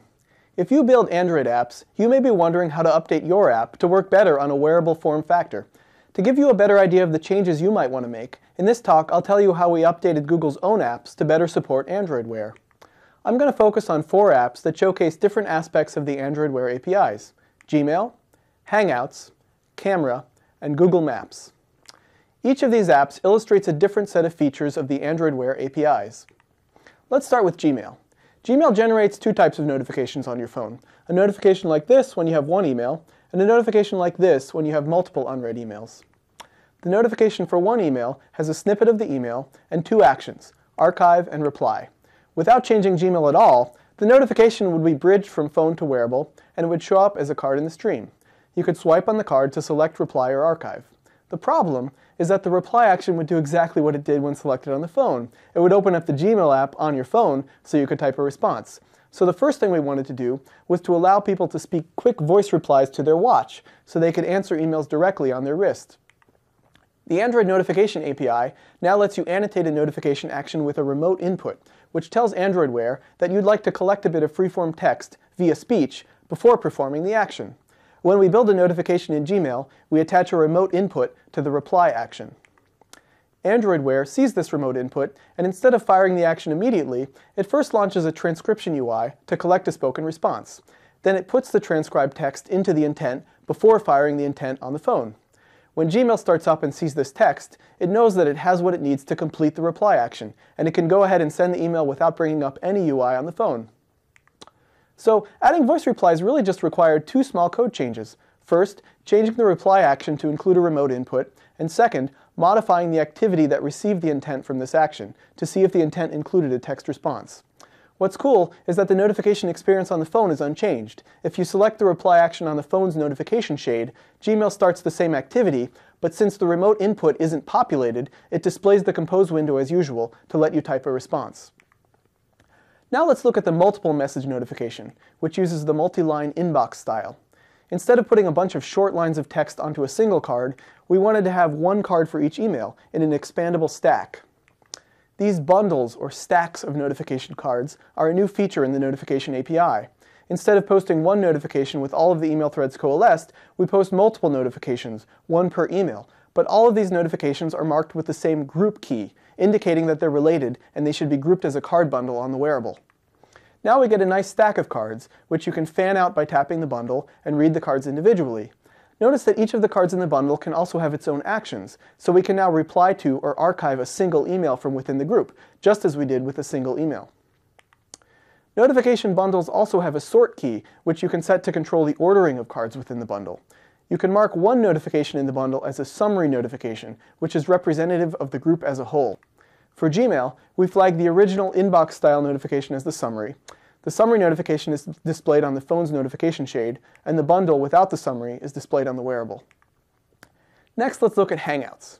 Hangouts messages are automatically bridged to the wearable too, but we wanted to make some changes to fine-tune the experience for Android Wear devices. As with Gmail, we wanted voice replies, but the Hangouts notifications are a little bit different. They don't have a reply action, just a content intent that opens up the app so you can type a response. This shows up as an open on phone action on the wearable.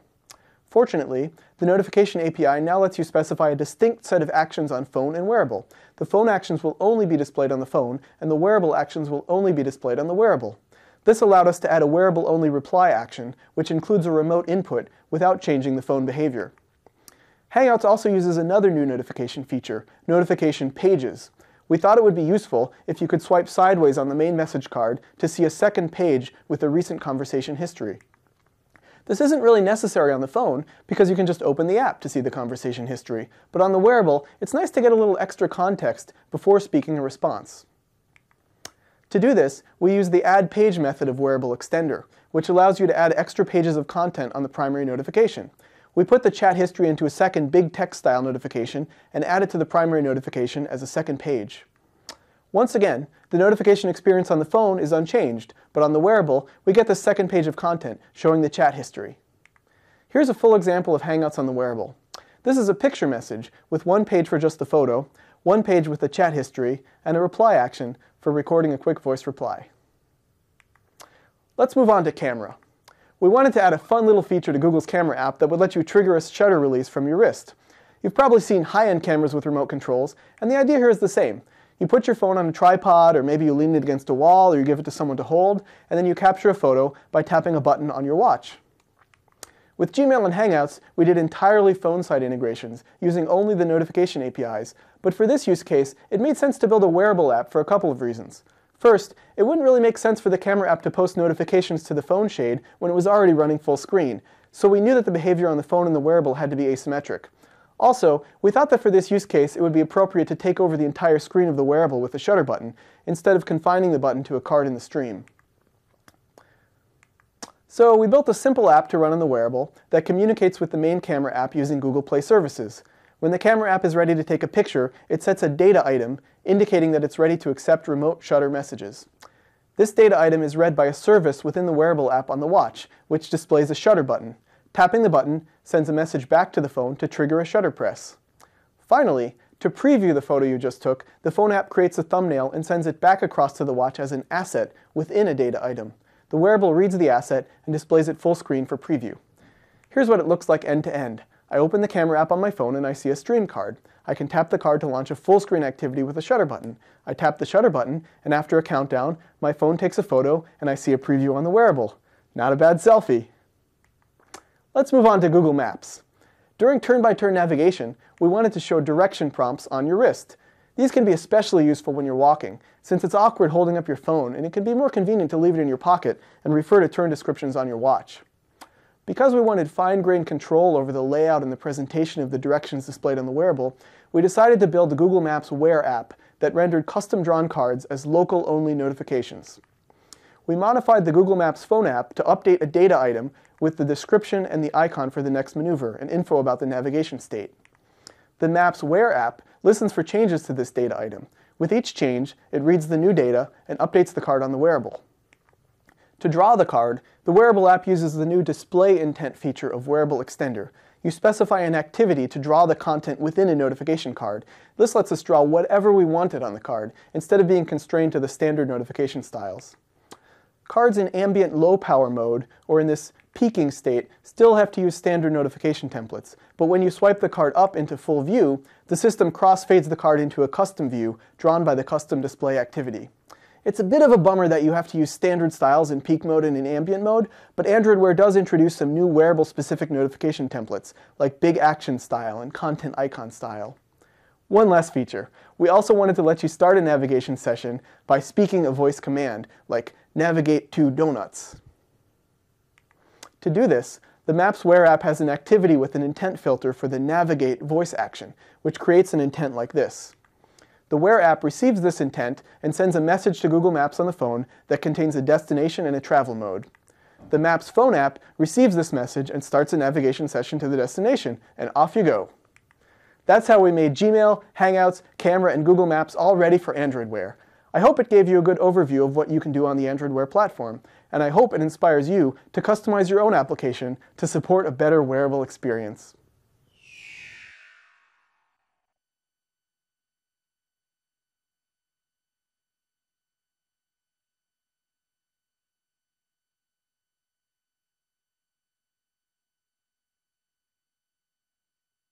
Hi, I'm Griff Hazen, an engineer with the Android Wear project. My team has been working on APIs to create rich notification experiences for Android Wear devices. Let's look at three aspects of wearable notifications: new display options, new features for notification actions, and advanced customization. This is the notification stream, a great way to get information and interactions in front of users. There's a vertical list of notifications of all shapes and sizes. To access a notification, swipe up from the watch face. Continuing to swipe will reveal additional cards. Notifications in the stream are added using the Android Notifications API.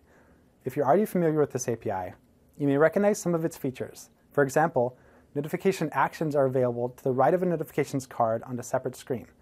But just like on phones and tablets, notifications can still be dismissed by pushing the notification card to the side and releasing. Notifications on the phone automatically sync to your watch. This allows many existing Android apps to already provide value on the wearable.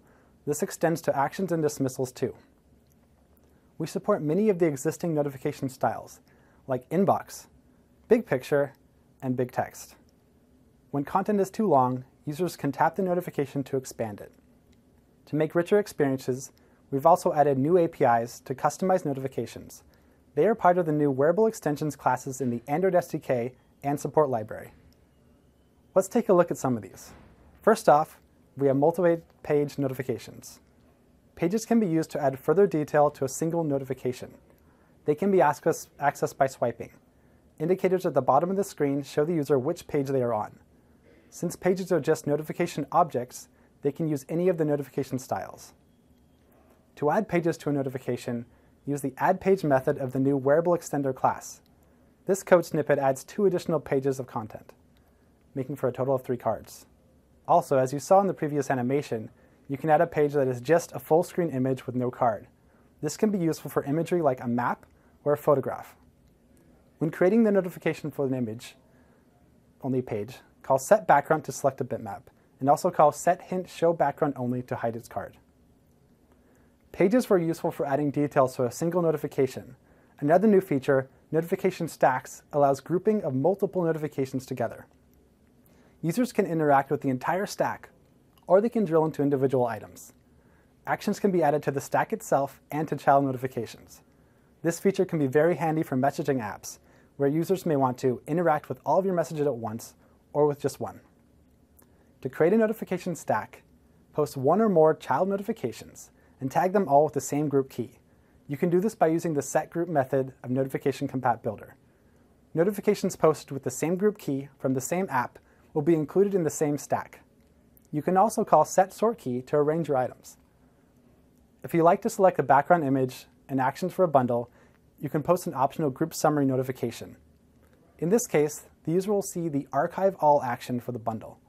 Make sure to select a unique notification ID or tag for each notification, otherwise they will override each other when posted. The notification actions shown so far have all used the default behavior, which is to be appended as additional pages to the right of other cards. The watch on the left shows this behavior. Swiping past the main card reveals the pause action. The watch on the right, however, shows action directly attached to the existing card. It makes the entire card clickable. Use set content action of wearable extender to place an action on a card. These actions are no longer displayed as separate pages. Remote input is another new feature of notification actions. It allows the collection of text responses from users when they trigger an action. Users will be prompted to speak a phrase or select from a set of choices. The result of this input is sent along with your action's pending intent. Remote input is an easy way to add Android Wear voice interactions to apps written for phone, tablet, or wearable. The code snippet shown adds a remote input to the reply action. When a user taps this action in the stream, they will be prompted to provide voice input under the label Quick Reply. Once text is transcribed and the user approves it, your action intent fires and it will contain the results. The recipient of your intent, be it an activity, service, or broadcast receiver, can use the Get Results from Intent function of the Remote Input API to retrieve the result text. In the code snippet, the variable Quick Reply text will be set to the user's input. There are a variety of other options available in the Remote Input API, including support for preset choices, enabling or disabling freeform input, and support for more than one.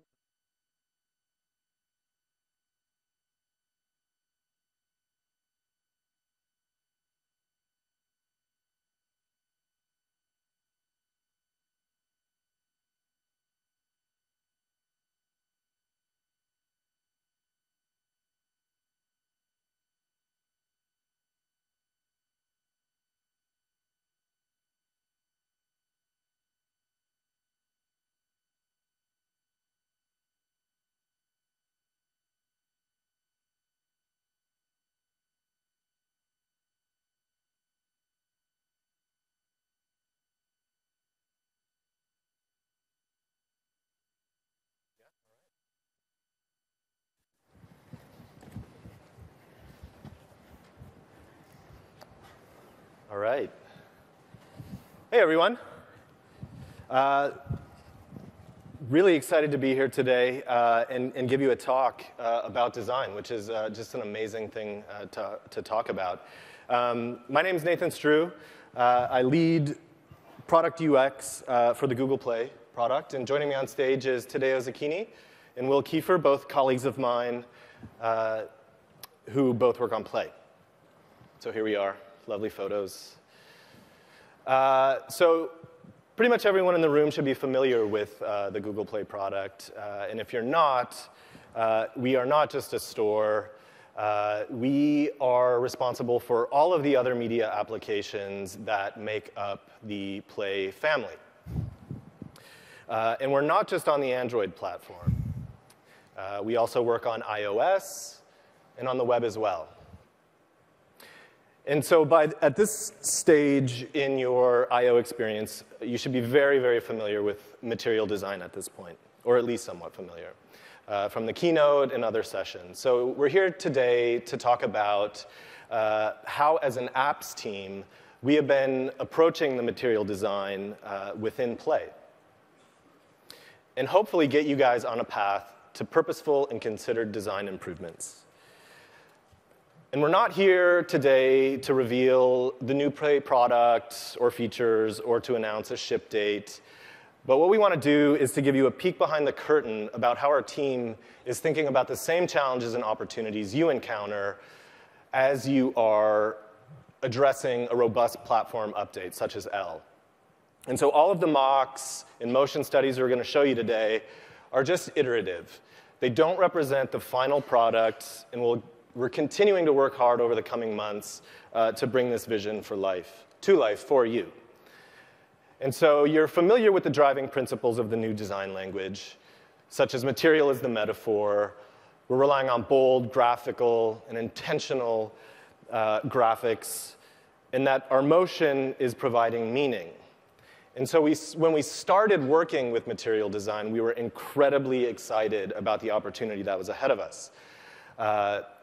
And so today I want to run through some of these things we were super excited about. So again, material design's motion story is meaningful and appropriate. It's serving to focus attention and maintain continuity throughout your user experience.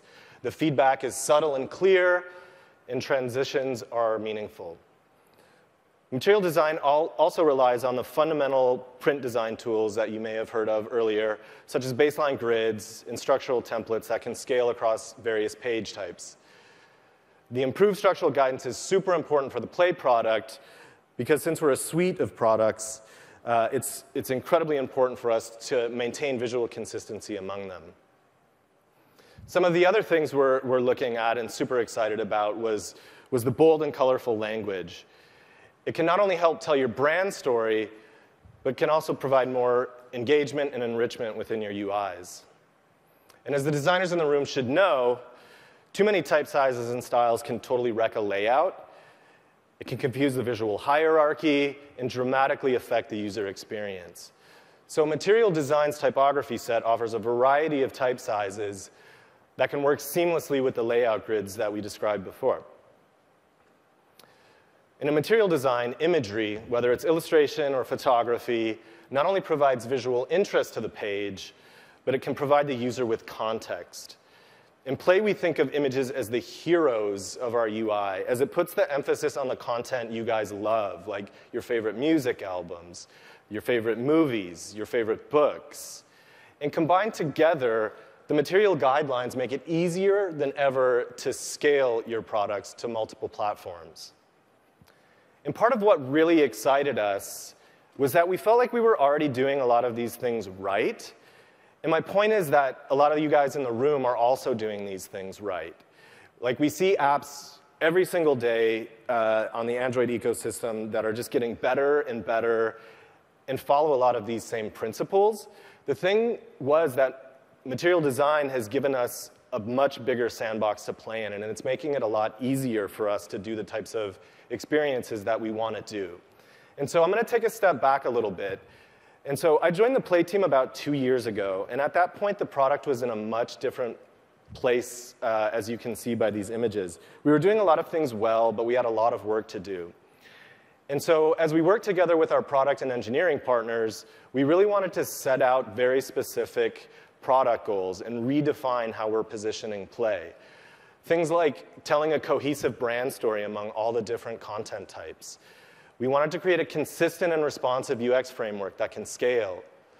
We wanted to build shared engineering components, and we wanted to make sure we were working with a top-down product vision that everyone could align to. Maybe most importantly, the design team really wanted to focus on building relationships with partners outside of design. Our engineering partners, our product partners, our marketing partners, with very early involvement in an iterative design approach. And so we set out to define a visual and interaction framework that can scale responsively to multiple device types and orientations. We wanted to be very expressive with our color to give each product in the family its own personality while not overwhelming the content. And also because Play is a media product, we wanted to make sure that our content was front and center. We wanted to represent it as best as we could. And so as we were thinking about our current design in the material world, the challenge seemed daunting at first. You know, you have a new platform update, things can be a little scary. What am I going to do? Do we redesign from the ground up? And I'm sure a lot of you guys are probably in the same boat. And so, you know, you've recently updated your products. How should you go about addressing this issue? And we chose to see it rather as a challenge as an opportunity. So we wanted to take a step back and address and identify some of these core opportunities in our UI. And so we started with our current product. We wanted to identify our hero screens and review them together as a team. And so our hero screens were the key screens that represented a subset of the pages within the entire UI. Things like our product detail pages, our library views, our landing pages. And we wanted to identify the common UI elements and patterns that existed across these pages and take note of them, look at where we could make improvements. And because design doesn't happen in a vacuum, and great product doesn't get created without advocacy of folks outside of design, things like quality and craftsmanship and attention to detail, it's very important for groups outside of design to understand these things and to embrace them. And so we really wanted to workshop together with these partners, inviting them in, doing a series of different workshops, getting their feedback and involvement as early and often as possible, so that we could all be thinking ahead and understand the vision that we're sharing together. And so workshopping helps get everybody on the same page and gets a lot of high-level thinking there. But our next step was to really get a little more tactical about it, meaning like our team likes to use sprint methods where we take very specific design challenges and go heads down across disciplines working on very similar design problems. Again, sharing that work often. And this can be a day-long exercise. This can be a week-long exercise. It just depends on the complexity of the problem. And so quickly recap here, I just want to underscore the fact that it's really important to approach material design and thinking about the opportunities within your product. It's not just about design, but it's about how you work together with your teams to bring that institutional advocacy and importance to these sometimes subtle things. You know, the craftsmanship. It's thoughtful design is just not about being a differentiator anymore. It's pretty much table stakes at this point. So earlier today in this room, a good friend of mine, Marco, and Kirill talked about how we approached the responsive design problem in Play. And we spent a lot of time in our current UI thinking about our structure. And so with material design, we didn't want to throw away that really good thinking that we had invested lots of time in. We wanted to leverage our existing structure, but be a little more deliberate so we could take advantages of the opportunities that we had in connecting the structure in more logical ways. So again, the reason why I'm underscoring this point is that many of you may have a product, you may have a general structure or an architecture that you feel pretty happy with. And you, like us, we didn't feel like we needed to reinvent the wheel on everything. We wanted to be very tactical. For instance, one of the structural opportunities we wanted to look at was our card system. If you're familiar with the Play product, we obviously leverage, like Google does, the card metaphor to represent content. So the material framework was giving us an opportunity to do really great things, like the dynamic shadowing and the transformation from scene to scene. And so we really wanted to use this as an example of one structural component that we saw as a very opportunistic way to bring a lot of value to the product. And so keep in mind, just like design is in a vacuum, we weren't thinking of structure in isolation. We try to avoid the waterfall process where you identify things, it goes to visual design, then to interaction design, maybe motion. At some point, it ends up in the hands of engineers. But the point is we want to advocate a parallel process where, this is obviously dependent on the size of your team, But we wanted to advocate a process where we're working together and in parallel to iterate on these ideas, because we draw a lot of inspiration from one another. Visual layout can greatly affect interaction design, and visual design can do storyboarding to influence motion design, and we can all riff off of one another. And so I'm going to bring Teddy to the stage where we're going to talk a little bit about how this work we did in the beginning will set up some of the design work. Teddy will show you. Thank you, Nate. Hello, everyone. So now that we have a solid structure in place, let's see how we work and how we bring together and visualizing Google Play in material design. So first we went crazy, and structure and guidelines are really important, but to evolve our visual language, we want to have inspiration. It requires inspiration. So we went pretty crazy and created tons of visual design without too much consideration of the material design guidelines at this point. So we're exploring from iconography to typography, images, and motion as well. There was some good stuff, some maybe too out of scope, but as you can imagine, we have a lot of reviews, and with the goal of narrowing all this tremendous amount of creative work with material design. And at the same time, we set another goal that was to create a visual system that can give our Play product a unique voice and respect the individual needs of the Play family. So how did we align the visual exploration with material design and at the same time keep the identity and the personality of Google Play?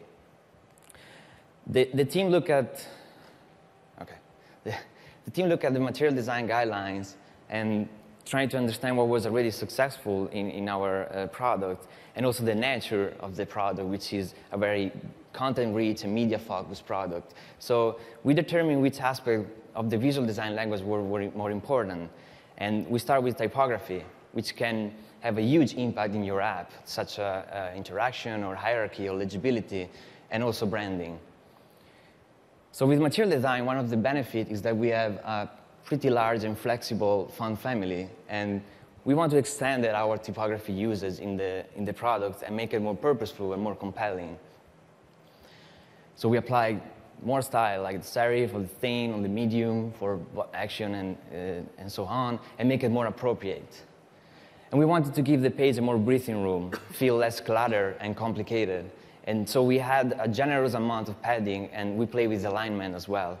So this will give the UI a more fresh and modern and clean, and the text will be more easier to read.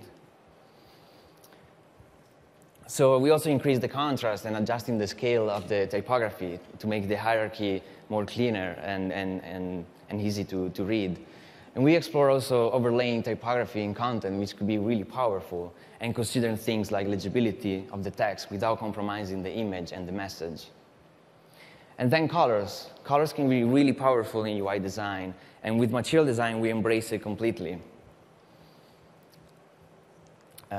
So we take advantage of this beautiful new material design color palette, which represent the Google brand colors, and we wanted to apply it to our UI. So what we have done, we wanted to make the colors more vivid and exciting, and so we started redefining all the usage of our color in the whole Play experience, and we made the color brighter and more vibrant to represent more the Google Play brand, and also have a more fresh and modern look. And there is also a functional aspect of using color, like you have a sense of place, you know where you are, or action are more highlighted and more easy to read. We also play with color extraction, which is a really important part of material design guidelines. And you can see how it works well in a service like Play, which is a media service. So this is a great example to show you how material design guidelines can be flexible enough to make your own color palette. In fact, we extract the color that we needed, and we make our own color palette. Imagery. When you think about Play, you think about content, media. It's defined by its own content, which of course rely heavily on images. So we always wanted to be bold, and we were already pretty bold right now with the product, but we want to be even more immersive and represent the content in all this beauty. And most importantly, we want to create an emotional connection between the user and the content. So we started developing for different screen size And well, you can imagine how big and bold can be the images in a larger screen, such as a TV or a tablet. So the content speaks for itself, and the content is the real hero of the page. So of course, we align other things into material design, like the grid, the layout, the metric, and of course, iconography as well. So you can see that everything have a consistent visual story. The play experience feel like part of the same family. And this could be a possible evolution of our visual language with material design applied. So these were the 3 areas of our visual language that we did our first pass. And for other products, such as a text editor app or a messaging app or your product, your starting point can be totally different. But there is something more important that is missing here, that combine all these things together and with interaction and actually make a truly enchanting and magic experience, which is motion. One of the core aspects of material design, as you already probably know, is motion design. How can motion design can bring life into a product? And we were really excited about that. So the team, the visual designer, were already exploring all this stuff before in our early exploration. So we were doing also visual exploration and storyboard that can represent motion and can be easily translated into moving images. So we started thinking about how we can find a way to tie all these things together and thinking about how the way user move through the experience, how interact with and engage with the content, and the emotion that you feel during all of this. So, but we can't apply motion without a story. And what is our motion story? It's pretty straightforward. It's like a typical story. Like there is a starting point where in a motion world it can be translated like the user is guided into the UI and how things appear, how things load. And then there is a middle state where the action happen and what's the feeling and the emotion that the user is feeling at that moment. And then there is the end, where the animation is actually resolving, so where user land into the page after the animation. So as Nate were mentioned before, we define hero screen, but also we define hero moments that will guide all these explorations that you're going to see today. Things like how the object moves in the space, how the object appears, or transition, and most importantly, create meaningful motion that can connect emotionally and can make you feel something. So taking on the layer structure that Nate was talking about before, you can already see that once it's in motion, you understand where the objects are and how they could move, and potentially how you can interact with them. And the parallax effect is not just a flavor or just a fashion thing that everyone is using right now, but it's actually purposeful for the motion. You understand where the objects are and how you can interact with them.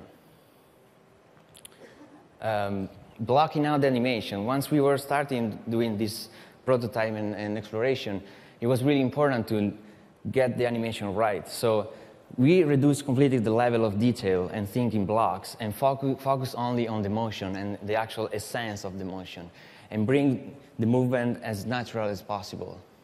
So don't worry about rounded corner or pixel perfect stuff in this time. So this is our early exploration where we wanted to show how things load in the page, but we weren't quite happy with that because there is too much going on. There is too much tilting, the car too fast, and it was an overwhelming experience. User were actually too distracted from the movement. So we simplify the transition and make it more simple and guide the user attention and focus to the actual important thing, which is the content. So we explore also how content loads when there is a measured change in the screen layout. Like in this case, you tap to a collection and you go into the detail page. And what is very interesting here is with material design, you have a feeling that you have full control of the UI, that you actually almost paint the screen with your finger. And here another example of how things can load from a place into a totally different place. Like here, I'm in a home page, and then I'm going to a detail page. And here, example of how you could interact with object, like opening and closing. And in this case, in Newsstand, you're opening the object, and the card expands, and it goes edge to edge until it got full screen, and you see the real content in all its beauty. So this transition is also especially important because you have a special sense of where things are and moves. And in this case, the most important thing is the backward transition, which if you have to tell the story, you have to tell a complete story. So you want also to give a smooth and clear experience once you're going back. So backward transition for us was crucial as any other key motion. Of course, we were doing all of this motion study with engineering and iterating and reviewing, but Will will go in depth about that. Again, opening and closing element is fast, is in place. The card expands and contracts. The object is smart. It knows where it comes from, and it knows where it lands. And of course, detail matters. So we look at purposeful animation and enhance the overall experience with little touches, like in this case, the loading spinner. You also have a chance to brand these things, so we were trying to express the product that we were showing, in this case, movies. So this will give the user an engagement and also a little bit of surprise and curiosity to the UI. Again, details are important, so an animation that could be static and pretty boring, we actually try to make a storytelling aspect into it, so like the downloading arrow. So here this is an example of how can be the potential complete story once you combine all these pieces together. So these are our hero moments. Every app has their own one, so it's up to you to define which one. So this is just part of the magic. This means nothing without the actual someone that can make it real. And as Nate was mentioning before, it was the effort of the team working together with engineering, product, researcher, and in this time we'll have Will talking about in detail how we actually did these things. Thank you. Thank you, Teddy. So I'm going to give you guys a little glimpse into the engineering process and what was going on throughout all this on the engineering side of things. And the key takeaway is really that it was the same. We were working in parallel and collaborating sort of simultaneously back and forth. And one of the early things Nate mentioned is the early stage of identifying your opportunities, right? I'm really lucky because I actually work on both UX frameworks and on the Play suite of apps. And so I kind of get to wear both hats, and there are opportunities in both of these places, right?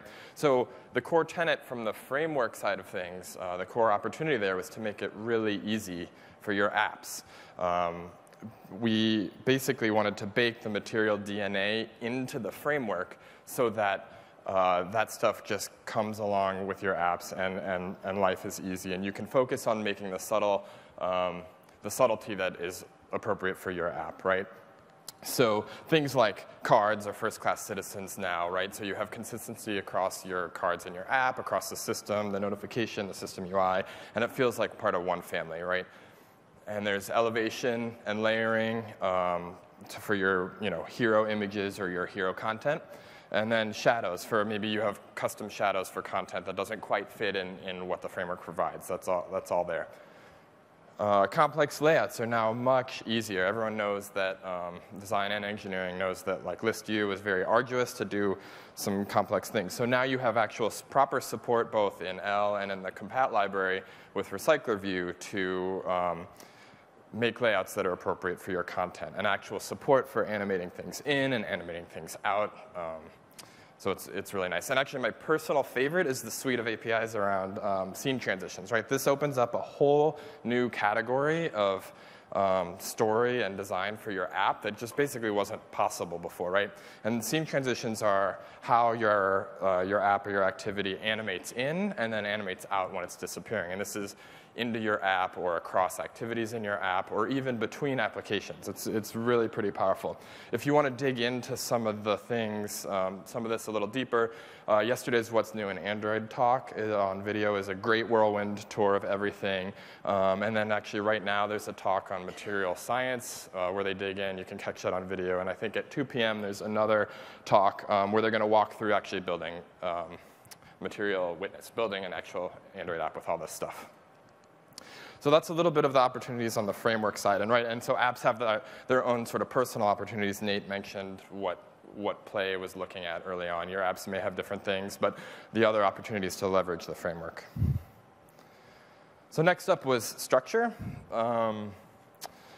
This is actually really interesting because one of my other favorite parts about the material design language is it has very strong guidelines, it's very opinionated, and has a strong philosophy, right? But it's not actually very rigid in your app structure. There's actually a lot of flexibility in the system to make an app that fits your content, fits your structure, fits what you want to do. And so earlier, Teddy alluded to like the structure that Play was developing. And this didn't just sort of come overnight and get thrown over the wall from design to engineering, right? This is a really good example where we were working together and parallel and collaborating here. So I'm going to share a little vignette of like an actual true story of Play Newsstand and how that was happening. So early on, I saw some amazing blue sky sort of moments, visual mocks and motion design and stuff. So I just went and started prototyping. And so everything you see here is actual random prototypes from this time off my laptop. And I worked at it. I did a whole bunch of iterations. I made builds, and I just like was not happy. Right? There were a couple issues that came up when actually implementing it that were really, I felt like we were going to have to like start over, take a new direction, right? There was issues with tabs and having layers actually split when we scrolled and trying to blend these different layers and parallax. And it's sort of, they're subtle issues, but they were there. And so basically, I was giving daily builds, and one day I thought, oh man, okay, we're gonna have to start over. So I turned it off, I reverted it, and the next daily build like went back to sort of a previous iteration. And a designer, the legendary Marco, came up to me like that day and was like, hey, where did that go? This was awesome, I loved it. And I said, oh, well, obviously it can't work because of engineering reason A, B, C. And he said, no, we can do this. Let's iterate, let's solve those problems, right? And so we ended up coming to a place, this is sort of the next stage, where we're like, oh yeah, it's actually working. I think we can pursue this structure. And this would not have happened had we not actually been prototyping and iterating together, right? Having people live with prototypes, even if they're very rough and not quite right, really lets you know if the structure is gonna work, because you're living with it. You can see what works, what doesn't work. And so this was like the next stage. We were getting a little bit closer and feeling like, yes, we could pursue this structure. And once we got there, then the whole sort of rest of the pieces of the app started to fall into place and become like a cohesive story around this. Right, so that's a little glimpse at the structure, right?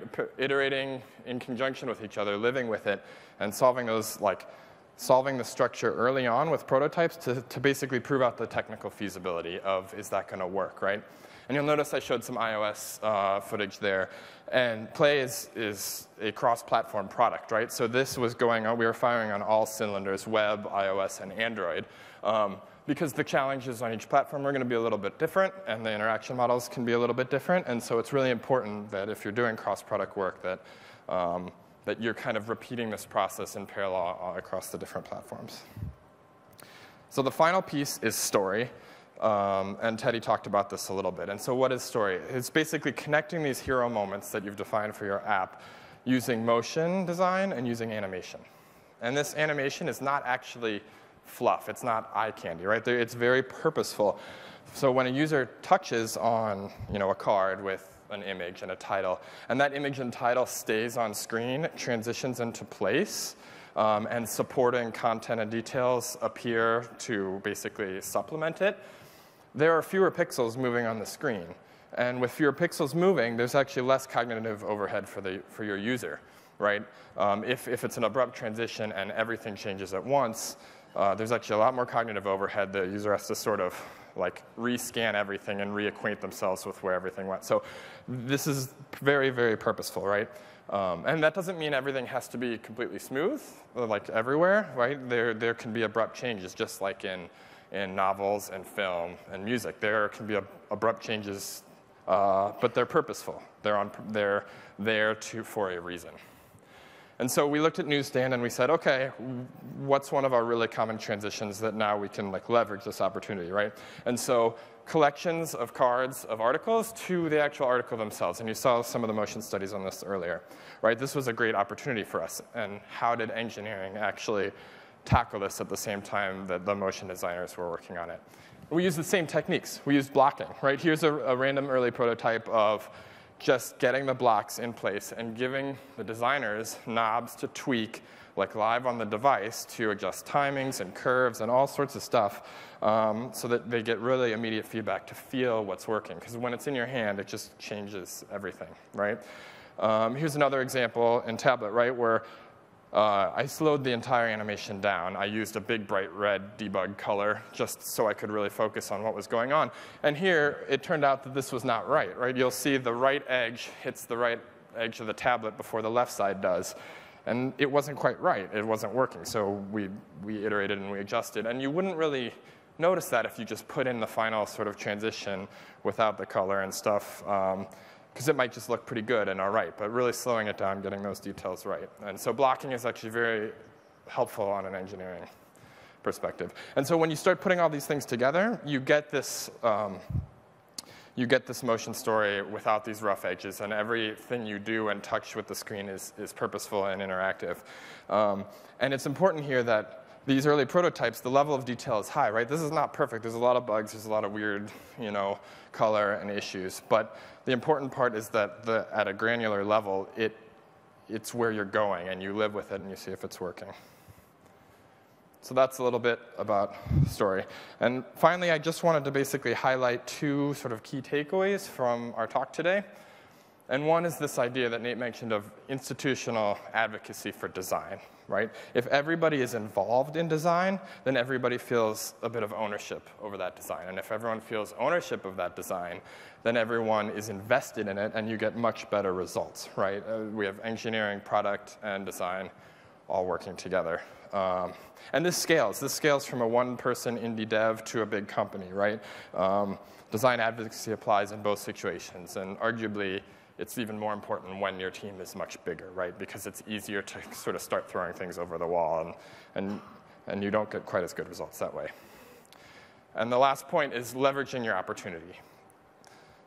This is basically finding those hero moments, finding the parts of your app you want to improve, the parts of your app you want to highlight, and building around those first. Build like blue skies, building really nice mocks, and working out from there, right? Using those to define your structure or refine your structure if you already feel very happy with what you have. And then prototyping early, building that stuff, living with it to see if it's working, right? And then connecting those dots using the motion study and the story that you want for the app. And this is just really fantastic because material design gives you these tools to basically connect all this together and improve how everything works. So thank you for coming out and letting us give you a little sneak peek into what Play is doing. And we've got a little bit of time for questions, I think. It's about 10 minutes. So I'll hand the mic to Nate, and then you can answer. Thanks, everyone. Thank you.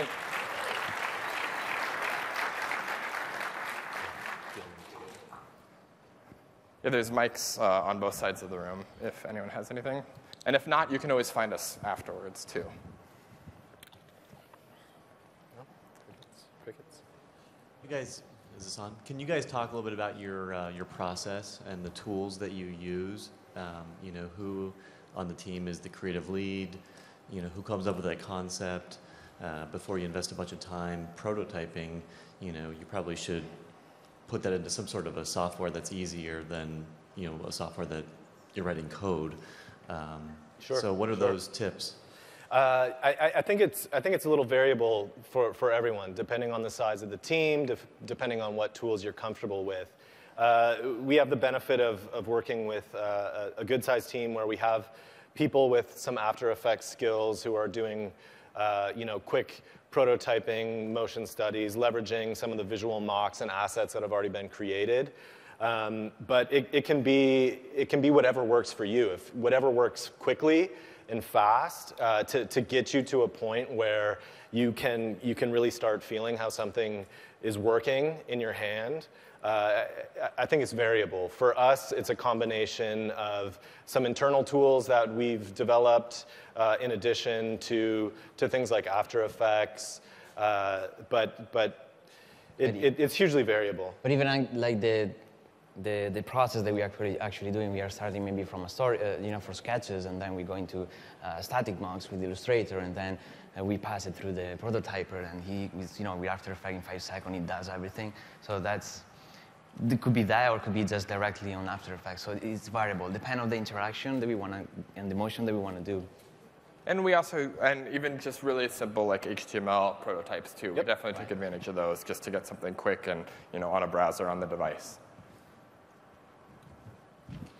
Hi, what do you find are the best methods and practices for getting good design advocacy, especially across large platforms? Since Play covers so many domains, I figured this might be something that you could offer some insight into.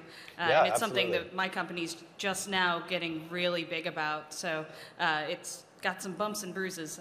Any advice would be awesome. Sure. I mean,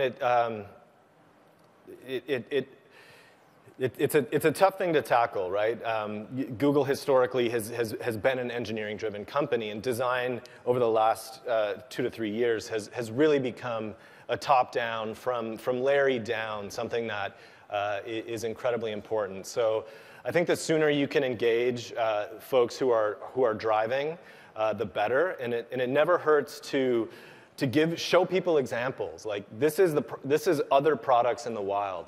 They don't even necessarily have to be competitive products. They're just being able to show people like the state of the art, like what people are doing, is hugely important, because not everybody knows, right? Like if you're not in a design world or you're not in an engineering world, I think it's really important to let people know like what is going on in the wild and how these innovations are happening quickly, and the quality bar is raising all the time. So it has to be considered.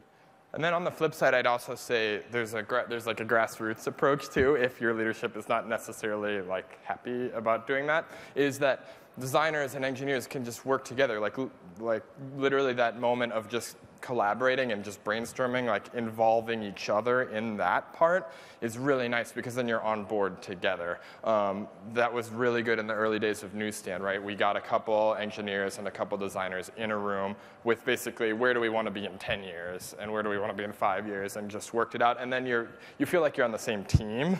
So then, and you both have ownership over it. So it's easier to drive that just from the bottom layer too. Hi. Oh. Yeah. Hi, I'm Prashant. I run a small app company. One point of contention we have is basically when to do the handover from engineering to design, essentially. So my designer we think of feature, my designer come up with a beautiful UI layout and workflow. And the engineer, first thing they say is that this is not a standard UI component. Like you should think in terms of standard UI components available and all. So when standardization, do you encourage using only the standard UI component because users are familiar and there's less learning curve? And when to empower like designer, how do you make the decision? Sure, no, that's a very good question, and I think super relevant. I think there's a lot of factors that go into that handoff. I mean, I think it depends on the competency of your designers and how familiar they are with working with framework components. And as Will is talking about, it's that collaboration, right? So if there are designers that aren't fully aware of what the suite of a framework can offer, it's really good to try to bring them up to speed. And also going back to like how we were discussing opportunity, it's like, where do you get the most value, like the most bang for your buck in going a custom route, right? Now for like certain experiences, taking what the framework offers you with minor changes, things that are easy to do in code, that can make a big difference in design, like changing font scaling or changing color palettes, changing background assets. Like these things are relatively cheap ways that still leverage the framework, but can give you a very different look and feel. But it's also about like, when is it appropriate to override the framework or do something custom? And I think that decision comes from working together as a team and determining whether or not it's worth the engineering investment. Like, is the payoff going to be big enough on doing a component custom? Like, maybe for, like, as an example in Play, like, maybe we don't want to take, the platform scrubber bar because we want to bring something more branded or something that's differentiated. And for us, maybe that's a big win. I'm not saying that's what we're doing, but that could be an example of how you address that. And from the engineering perspective, I'd say what's great about material design is it's sort of like a higher level philosophy that's not like use this button, use this thing, right? It's like here are the guidelines and here are the red lines and these things. And so actually the Compat library and the framework are in some ways much more flexible to achieve what previously might have been a lot more of a custom component. So between prototyping with like After Effects or something more interactive like Quartz or HTML, when do you see that payoff in going interactive, and what goes into that decision making? Is it just the skill sets on the team, or is there some sort of thought process? Great question. We would advocate for getting it in people's hands as quickly as possible. I mean, even literally if it's sketches on paper that are captured and broken up into like the variety of tools that are available for doing quick, iterative, rapid prototyping on device. We live in a world where everything is interactive and statics can't capture how something is going to feel. And so we, in general, advocate for trying to do that as quickly as possible with any tool that works. And you can continue to refine and iterate and develop and polish as you're going, and that tool set can adapt depending on what your needs are. But the sooner you can start playing with something, the better. Yeah, it's a parallel track. I mean, maybe the motion designer will start designing the motion, and then the first draft we'll get in the prototype, and then we figure out what we could do, and the production designer will go ahead and do all the pixels perfectly. Meanwhile, the engineer will fix the motion. I mean, it's a collaboration. And I've been known to put just static images in movies and view them in gallery on the phone. Just because holding it in your hand kind of changes it. And so you can really get an easy, fake, interactive thing by pressing play and just kind of. Thank you. Yep. Hi, I had a question about creating cross-platform mobile apps. Like, let's say you're working on Android with the new material design, and you're also working on iOS. Both sort of have similar design paradigms whenever you sort of look at depth. iOS accomplishes that with blur, whereas material design does it with subtle shadows. So my question is, whenever you're creating an app for both platforms, do you conform to the design paradigms of the specific platform, or should you try to just create one single, cohesive design across both versions of your app? Sure, that's a very good question. I don't think there's a direct answer. There's certain platform paradigms that are very core to a user experience. There are some that you can kind of for instance, a good example is when we were developing music on iOS, we really felt our interaction of our tab model was super successful, and iOS's tab platform didn't really let us do the things we wanted to do. So that was something where we took a pattern from Android and applied it to iOS. There's other areas, I can't think of anything off the top of my head, but where you do want to conform to the platform standards. like the back button in the action bar, for example, that's typical. So you may align your visual design to these material design guidelines, but the interaction and some other key elements of the UI can still be platform-based, like the back buttons. Or you want to make sure to respect your users' comfort, right? And if they've spent all of their time on a specific platform, there's going to be certain platform paradigms that make sense to adopt. So there's not like a definitive answer there.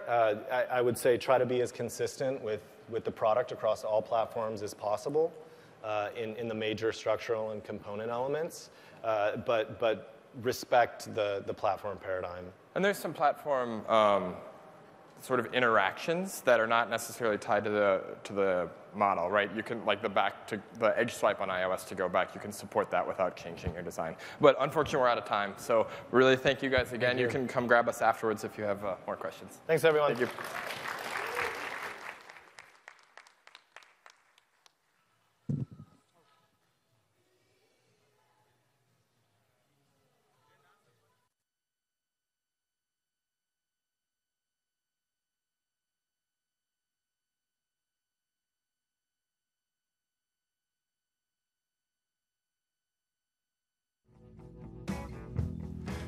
Google I/O is just around the corner.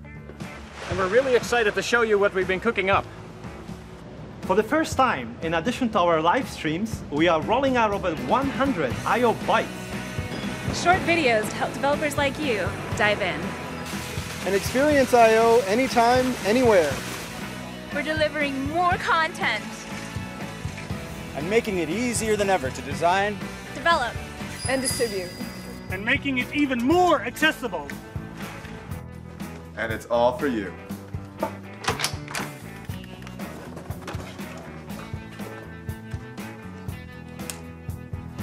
It's just for you. It's all just for you.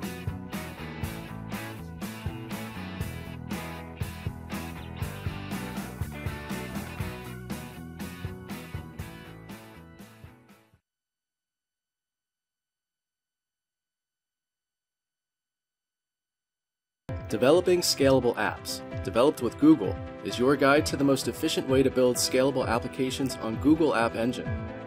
Learn how to architect and build highly scalable, reliable apps by leveraging Google Cloud Platform. This class covers concepts like platform as a service, infrastructure as a service, data storage, caching, cloud endpoints, and more to help you develop a highly scalable backend that works seamlessly with both web and native mobile apps. For more information, visit udacity.com/Google.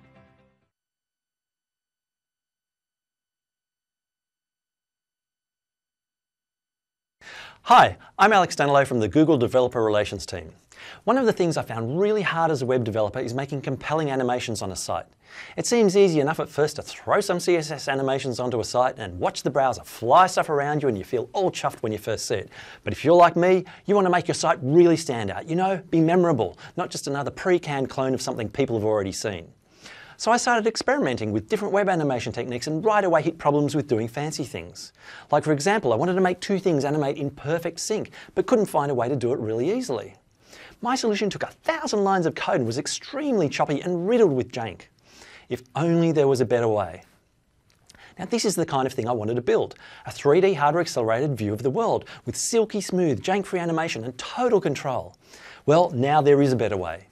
A bunch of browser writers and animation experts got together a couple of years ago to look at this with a fresh set of eyes. Lots of eyes, in fact. We spent a lot of time discussing what web developers need, how animation designers work, and a whole lot more. What we came up with is Web Animations 1.0. We aim to take all the existing web animation primitives out there and unify them, and also bring new capabilities that weren't just more powerful, but would run faster and smoother as a result. Now, one of the best APIs to play with animation from JavaScript is, of course, Request Animation Frame, especially if you want fine-grained control of everything that's happening on a frame-by-frame basis. So let's take a quick look at how animation works when you use Request Animation Frame.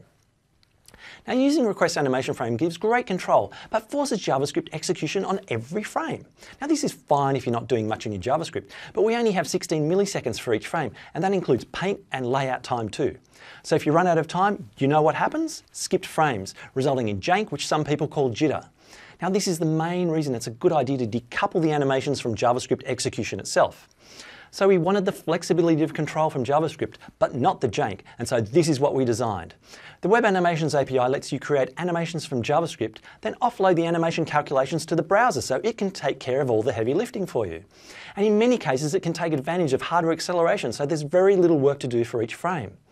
Now what this means, it enables proper hardware accelerated animations to happen via the use of a JavaScript API, but without the slowdown from recalculating lots of stuff each frame. This is something we didn't have before, which is pretty cool, huh?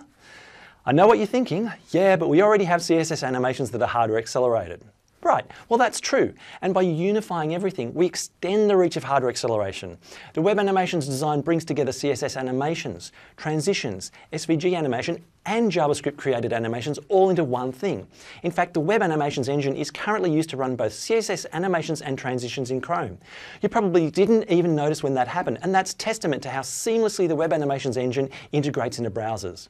Now, even better is that in addition to powering CSS animations, you can call element.animate, which creates an animation player object that's used to interface to the animation internals inside the browser. Now the object return lets you query and modify the running animation, so you get decoupled running of animation in the browser, but retain the ability to modify running animation from JavaScript, kind of the best of both worlds. Now remember this, the cool 3D globe's actually built using Web Animations. Bet you didn't guess that. And it's just the tip of the iceberg. Here's another demo which shows how you can manipulate a running animation using input like touch. Now you can't build something like this using CSS animation, since there's no way to dynamically manipulate a running animation once it's started. But with Web Animations you can. And here's another which shows true synchronization, something almost everyone I've talked to is excited about. Web Animations are so cool and you can use them right now. Not only does Chrome have native support for Web Animations, but we launched an open source implementation in JavaScript, which lets you use the API in any modern browser. That polyfill lets you use Web Animations right away, and we're doing all of this work in public at the W3C to make sure all browser vendors are on board. So take a look at the polyfill, the demos, hack through the code, make your site shine with the most powerful animation primitives available to web developers today. I know you'll blow people's socks off. I'm Alex Danilo, I'm excited to see what kinds of things you'll build using Web Animations.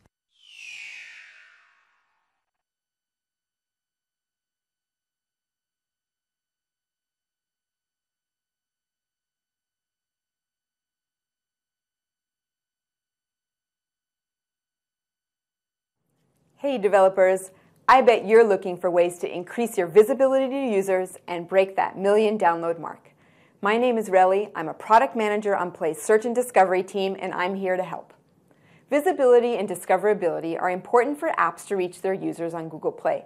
For the average app, search makes up the majority of installs. As an app developer, when a user searches for something that's like your app, you want them to find your content. Optimizing this process means understanding what type of searches users are doing and making sure that data for your app supports these searches.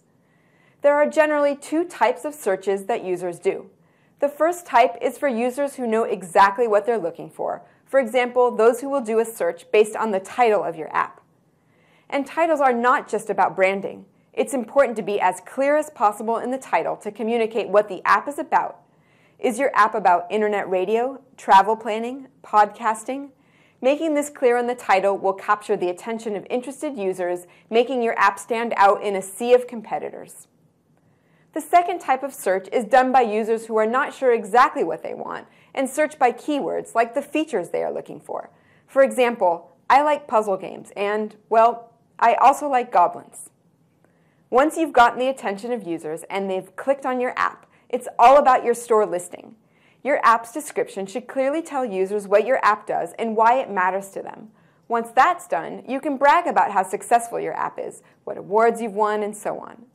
But as the saying goes, a picture is worth 1,000 words. There will be users out there who judge apps by the quality of their screenshots and videos. As such, a high-quality app will strive for high-quality screenshots and videos that users can scan through. The more you can communicate what the experience is like, the more likely it is that users will download your app. Keep in mind that you don't have to do all the work when it comes to search. Google Play is constantly collecting statistics about installs, uninstalls, install retention, and engagement. Apps that are successful at all these metrics are more likely to be highly ranked in search results. So the most important thing you can do is to create the best experience for your users, no matter what your app does. We all know those days that you haven't had enough coffee and you don't know exactly what you're looking for. Sometimes it's great to just sit, browse through the store without typing any searches, and look for new awesome apps. There are generally 2 types of browsing. The first is scanning through the app's homepage, and the second is through top charts. When users open the Play Store and click on the Apps option, they're taken to what we call the Apps homepage. This page contains the top charts as well as the categories users can look through. For example, new and updated apps, lifestyle apps, and learning tools. And the cool thing is, this page is personalized to each user. The homepage browse experience lets Google Play offer new and interesting apps to every user, no matter what they're interested in. And of course, there are the top charts. These lists, like top paid, top free, and top grossing, are common ways for both new and returning users to gain a quick understanding of the most popular apps. You may be wondering how your app can get onto one of these top charts. Like any search or discovery system, we're constantly tuning our algorithm to provide the best experience for users. Top paid, top free, and top grossing target new users or people who just got a new device. They're looking for the best and most popular apps as recommendations for how to get started. Top new paid and top new free target what's new and popular. For that reason, we limit it to apps that have been published recently. Finally, the trending list highlights apps that are moving faster than we predicted in a recent day moving window. This list helps users find what's really hot right now. You've made an amazing app, and now you know more about what you can do to maximize your discoverability on Google Play. To learn more, read our developer guidelines on developer.android.com. Now go and break that 1 million user mark, and thanks for watching.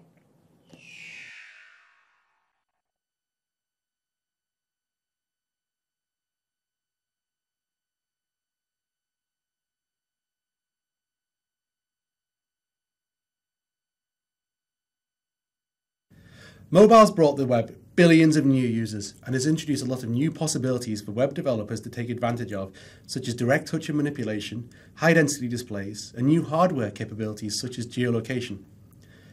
I'm Paul Kinlan, and we're going to look at some of the trends that we've noticed at Google and tell you where there's a great opportunity for you if you get the fundamentals right. The Google PageSpeed team had a great question. For a mobile page, does poor usability diminish the benefits of a fast page load?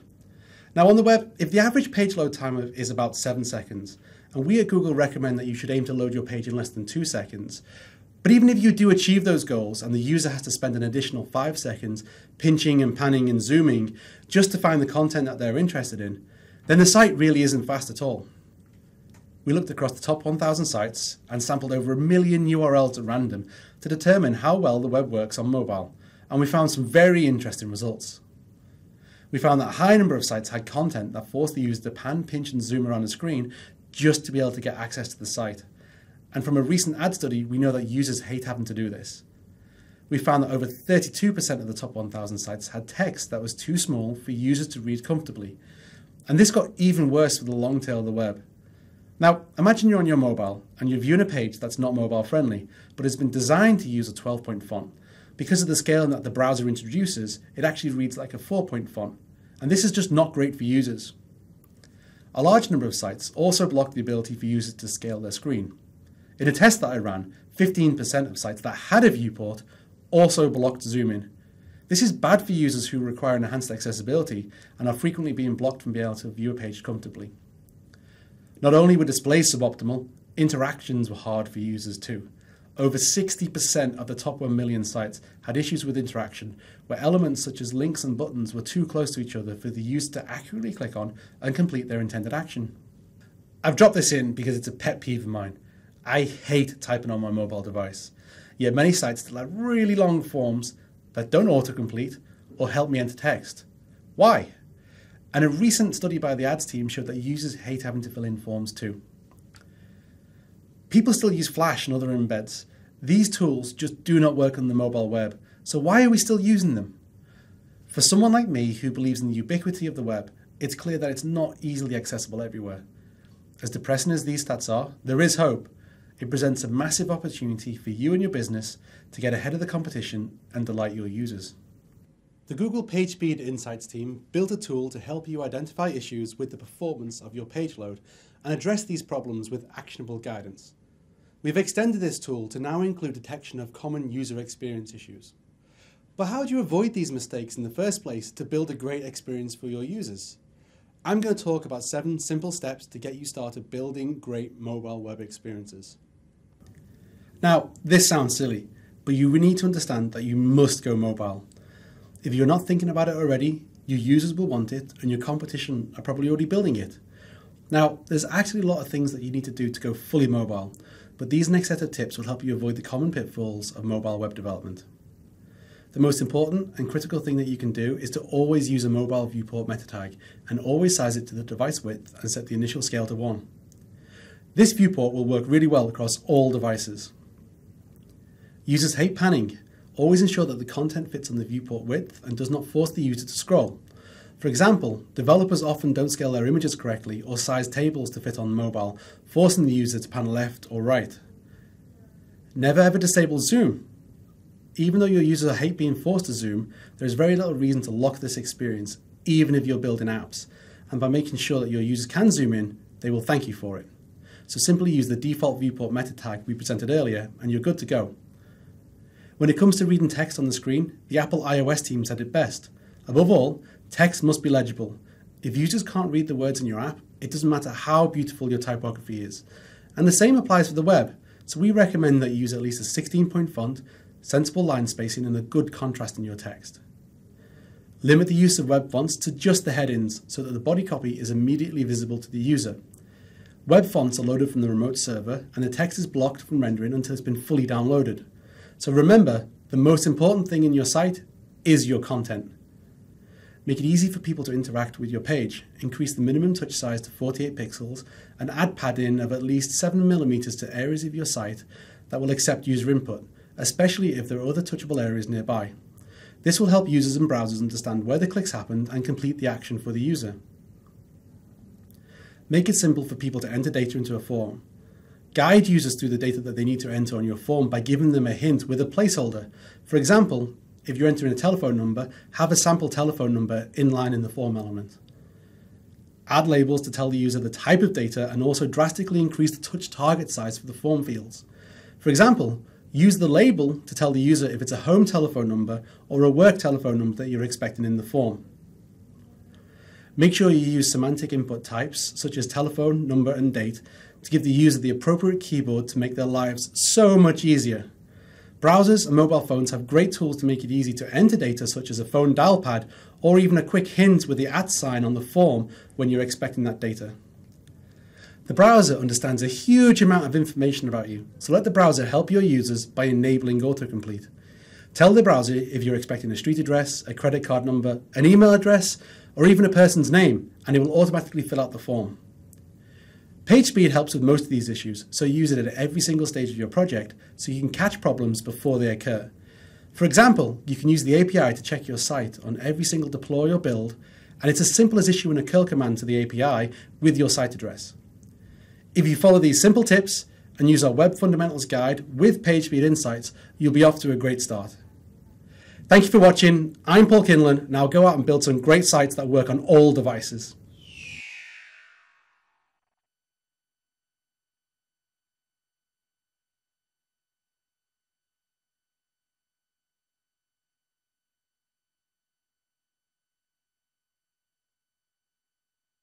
Learning to develop on Android is much more than learning APIs or shortcuts. It's training your brain to think like a mobile developer. Android Fundamentals, developed with Google, tells the story of Android's history while you build a real app, exposing you to current APIs and battlefield experience that will help you think and code like a seasoned Android developer. For more information, visit udacity.com/Google.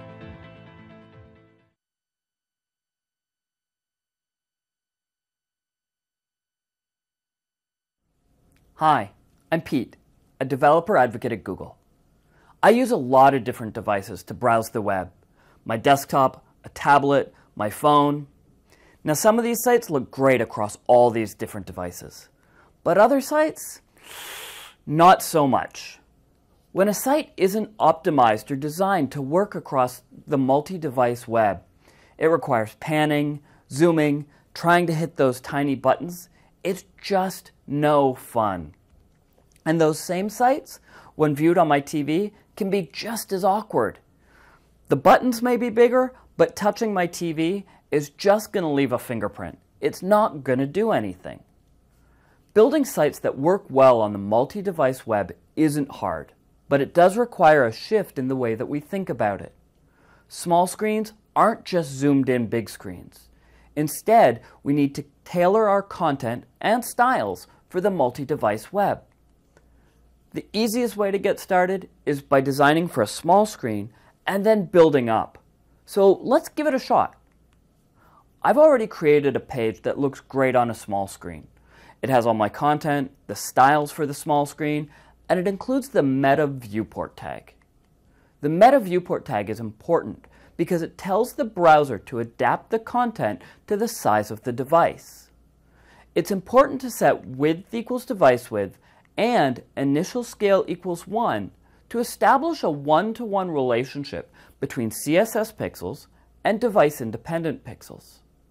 Without the Meta Viewport tag, mobile browsers lie and pretend that they're 980 pixels wide, desktop width. Our content looks weird because it's scaled to fit on a 980 pixel wide display, resulting in a page that's just way too small. With our viewport properly set, we now have our site optimized for mobile. So let's make it look better on a bigger screen by adding a breakpoint. A breakpoint is used to display different styles depending on characteristics of the device, like device width or device pixel density. We can apply different styles using media queries, giving us a completely responsive experience. Media queries only apply their styles if the device matches the query. You can either specify the query by adding a media attribute to the linked CSS file or directly in the CSS. For most designs, you'll find the min-width query to be the most helpful. Min-width rules are applied for any browser width over the value defined in the query. Defining breakpoints based on specific devices, products, brand names, operating systems, anything like that will always result in a maintenance nightmare. Instead, use the content to find the right breakpoint. Let's expand our page and see where a breakpoint becomes necessary. 500 pixels looks like a good place for a breakpoint, so let's go ahead and add one there. I've added a new style sheet with a media query that tests the browser width. If the browser is at least 500 pixels wide, then the styles in weatherlarge.css are applied. Great. Now our base styles are applied on smaller screens, but on screens over 500 pixels wide, the media query kicks in, giving us a great look for wider screens. Now, in addition to choosing major breakpoints, it's also helpful to add minor breakpoints, ones that tweak some little things. For example, I've added a minor breakpoint at 400 pixels that adjusts the margins and paddings, ups some font sizes, and changes the layout of a few items to make things fit more naturally. If you want to learn more about minor breakpoints, have a look at the Web Fundamentals site. Now, obviously, there's a lot more to say about building awesome multi-device sites. But if you start small, add the Meta Viewport tag, and then resize your browser until the content tells you that a breakpoint's necessary, you're already well on the way. Thanks for watching. Go build something awesome.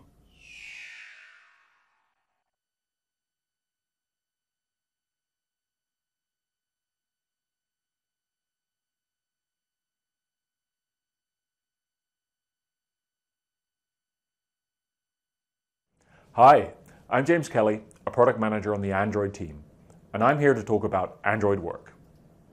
Android Work is a complete solution to make Android awesome at work for employees and businesses. So let's start with apps. Android Work has a unified interaction model across both personal and enterprise apps, which will make it easier for employees to have a single device for personal use and work. IT administrators will be able to make apps from Google Play available to users and groups within their organization. We've enhanced the Android framework so that Android for Work devices offer a unified view of notifications and recents in a single launcher across both personal and work apps. In the launcher, apps will be badged with the Android Work logo to indicate that the app and its data are separately and securely administered by IT. Android Work adds new features to support organizations that allow Bring Your Own Device, or BYOD, and companies that issue corporate-owned devices to employees. In BYOD, employees use their Android device for work. To enable this, an IT administrator can create a secure work profile on the device to separate apps and data required for work from personal apps and data. We've made enhancements to unify both personal and work apps within the launcher, and to make notifications and recents appear from either profile. This creates a unified user experience, but preserves appropriate separation to enable a secure environment for business data. For company-owned devices, IT administrators can start with a new device, and through a simple provisioning step, the enterprise is configured as the device's owner. A device owner is a special type of device admin that cannot be deactivated. The company then has full control of the entire device, including data and apps. The Android Work device owner model is designed specifically to meet the highest requirements for remote administration and security, and builds on existing Android concepts of device administrator. For this release, we've added new APIs to accompany the unified user experience, support Android Work profiles, and more. A set of capabilities for policy and app management will be common across all Android Work devices. Let's start with Manage User APIs. As part of activating a device for BYOD, a Device Policy Client app creates an Android Work profile to separate company apps and data from the personal space. The Android Work profile is created only after an employee supplies a set of credentials to their DPC approved by the IT admin.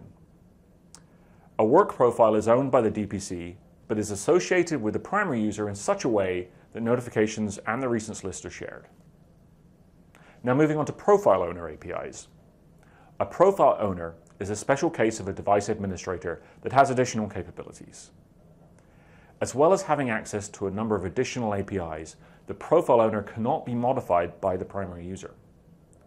Profile Owners are scoped to the Android Work profile, and can only be defined as part of the Android Work provisioning process approved by the IT admin. Next, Device Owner. A device owner is like a profile owner, but scoped to the whole device. Device Owner is an additional level of privilege that's a superset of profile owner privileges. Starting only from an unprovisioned state, a device owner can affect the whole device, including, for example, Wi-Fi access. All profile owner APIs are accessible to device owners.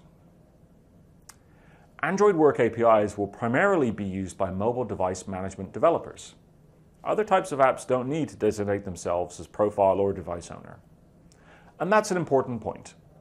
To most app developers, Android Work will be transparent. So going forward from this Android release, you can focus simply on addressing enterprise needs. Now, let's turn to Google Play. Android Work introduces new ways to support large-scale app deployment within an enterprise via Play for the Android Work profile. An IT admin can select which apps from the Play Store are available for their employees.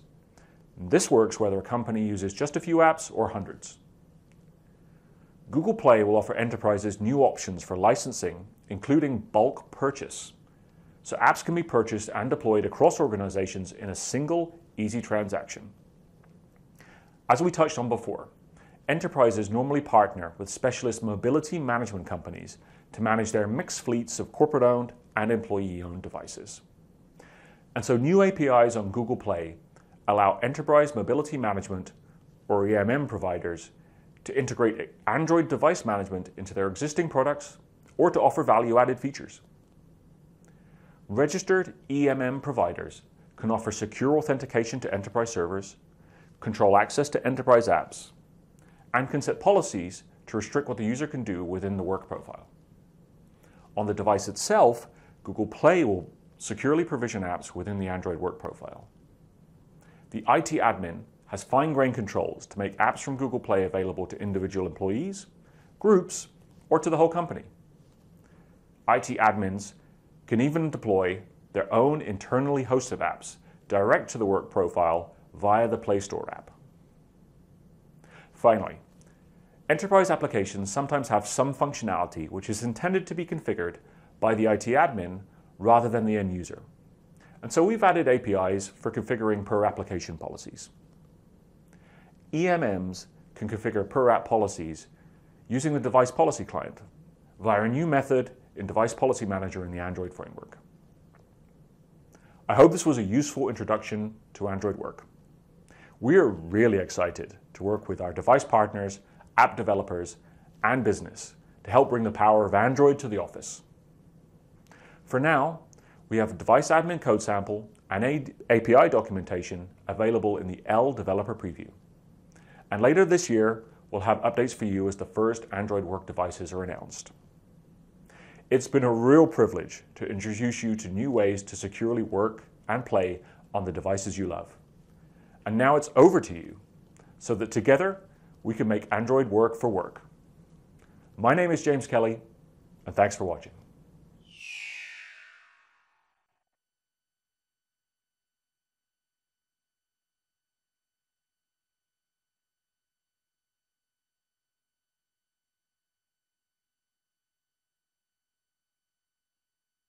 Let's talk about reducing the load time of your website and mobile apps through better image compression.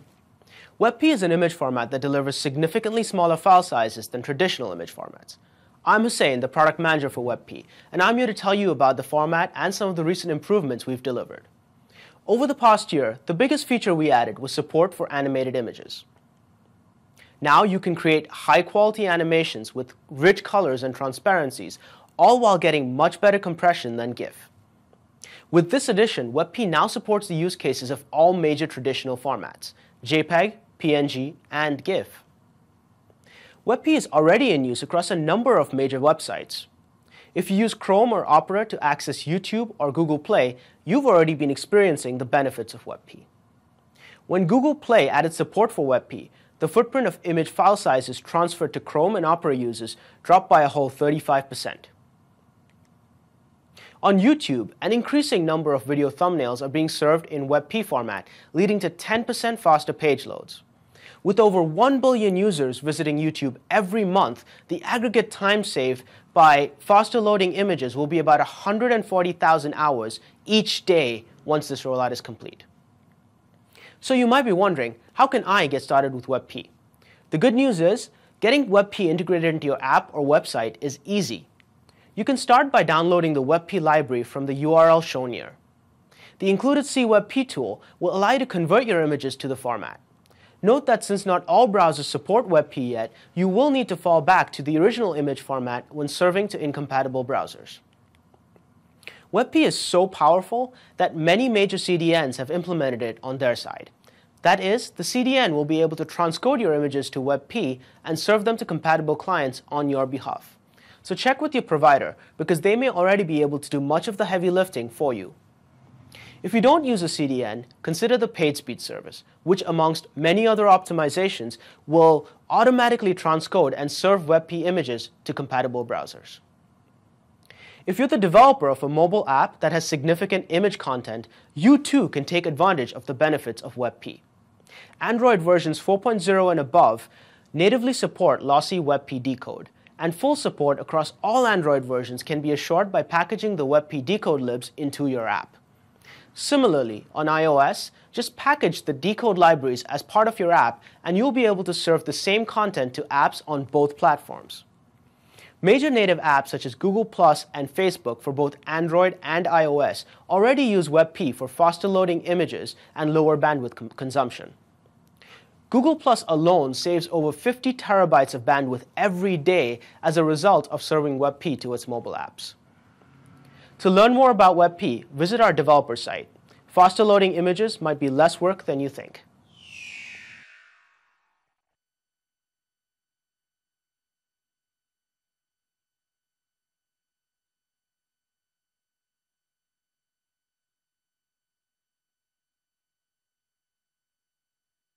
At Udacity, we're reimagining education by teaming up with industry leaders like Google to create courses on the cutting edge of technology. Today, we're announcing 4 new courses developed with Google in Android, Cloud, Web Performance, and UX design.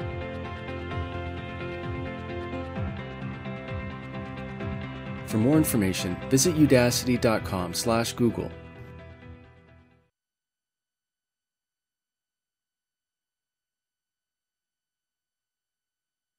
Hi, I'm Mark. And I'm John. We're both engineers on the Google Cloud SDK team. Today we're going to be giving a brief walkthrough of the Cloud SDK and specifically the new gCloud command line tool. Here at Google, we've been working hard to create a great cloud platform, and we know that for a lot of you, this means a great command line experience too. The Google Cloud SDK gives you everything you need to work with the Google Cloud Platform in a single, convenient package. The new gCloud tool is a complete rewrite of the existing cloud command line interfaces you might be aware of, with a specific focus on product integration, ease of use, and of course, command line power. The best way to show off what gCloud can do is just to show you. Let's start with the situation we've all been in, being a new developer on a project team. You're an experienced developer, and you know how to code, but you don't know the tools your team uses, the workflows they follow, or how to get started. Fortunately for us, this app is built on the Google Cloud Platform. Your new tech lead tells you to go grab the Google Cloud SDK, that your project name is gCloud Demo IO 2014, and that there's a bug in production that needs to be fixed right away. We don't really know where to start, so we search for the Google Cloud SDK, and we land at Google's developer site, where we see some installation instructions. The setup looks pretty easy. Run one command to install, and then run gCloud auth login on the command line. We've created this one-liner that can take care of the whole installation process. If you're on a system with Bash, paste it into a terminal and follow the instructions. Follow the prompts to choose some installation options, and it will then download and install the latest version of the SDK. Okay, so we have the Cloud SDK now. The website said it installed the gCloud tool. That seems like a good place to start. If we run gCloud with -h, it's going to tell us about all the things we can do with gCloud.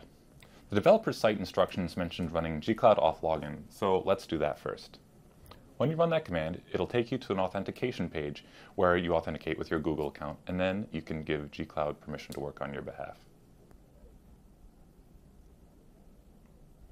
Okay, now we're logged in, but we don't really know what to do next.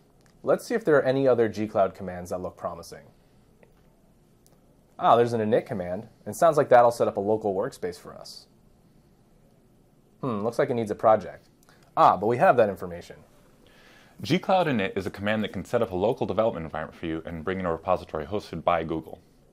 After the init finishes, there's a directory holding the project's Git repository with all our project files. Now that we have all the code, we need to get work on fixing this bug. First, let's try to reproduce it with the current code.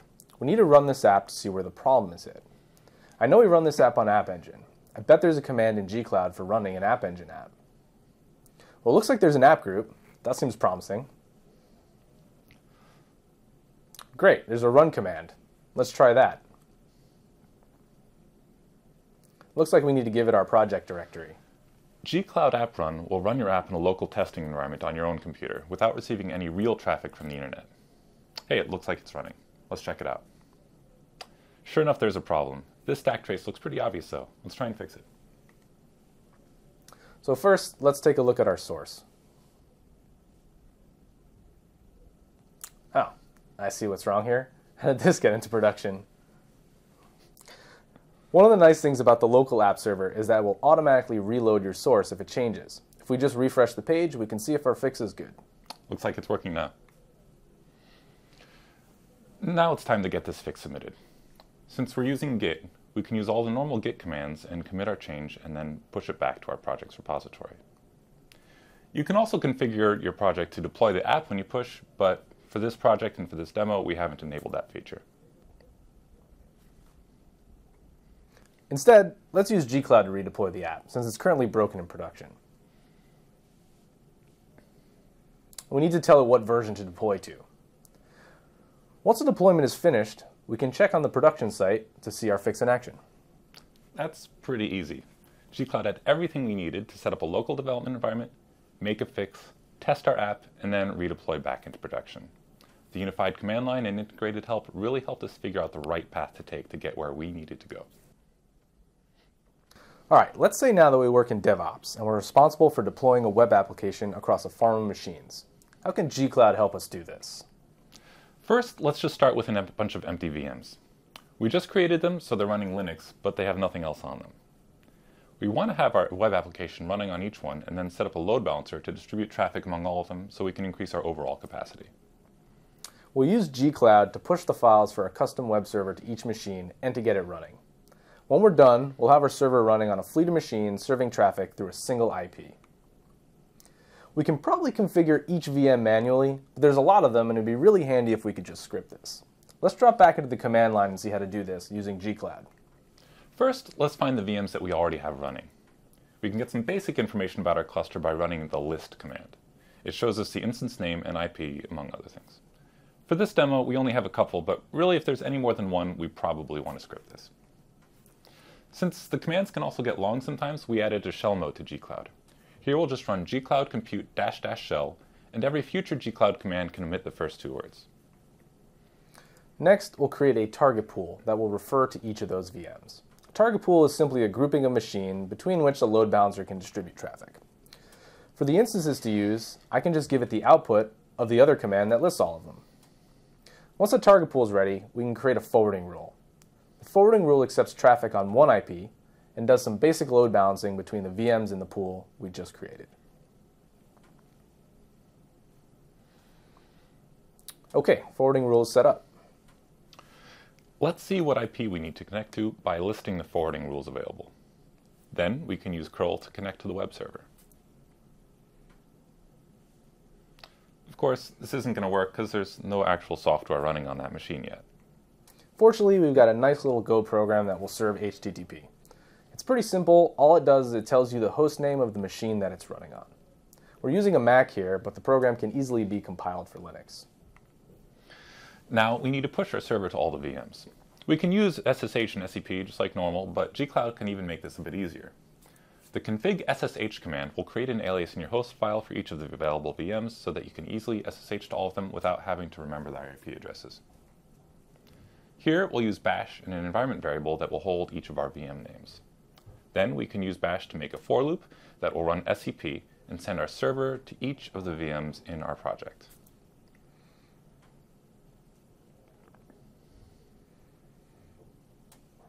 Look at them go.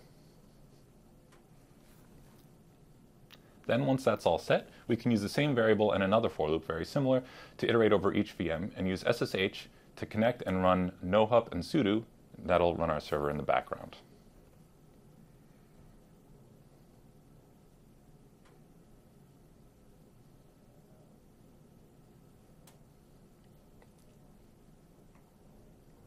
Of course, the firewall doesn't have anything open by default, so we have to ask for an exception for these machines so that they can actually receive HTTP traffic.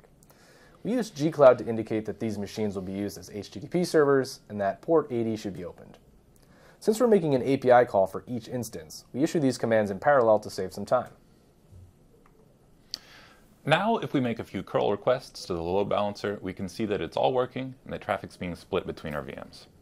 So just like that, we've set up a load balance pool of machines serving our web app. Of course, this is just one example of the many powerful things that gcloud command line tool can do for you. Check out our developers page to read more about the services we support, or just give gcloud a try on your own. And we're continually releasing new features, so also be sure to join our Google group to get the latest updates. Thanks.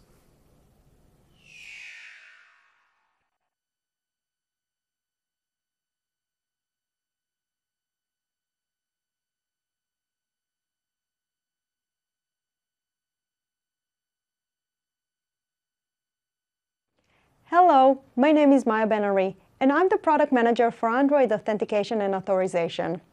Our goal is to deliver you the best, smoothest, most secure authentication possible, and I'd like to share with you some of the things we're working on. Passwords suck. You're asked to enter your password over and over throughout the course of a day. If you have a lock screen set, you need to enter your PIN or password many times per day. While we absolutely believe your personal information should stay secure, our vision is to make this experience seamless and frictionless so that you will have to authenticate fewer times per day while increasing challenges for anyone pretending to be you. When you hold your phone, it should magically know that it is with you.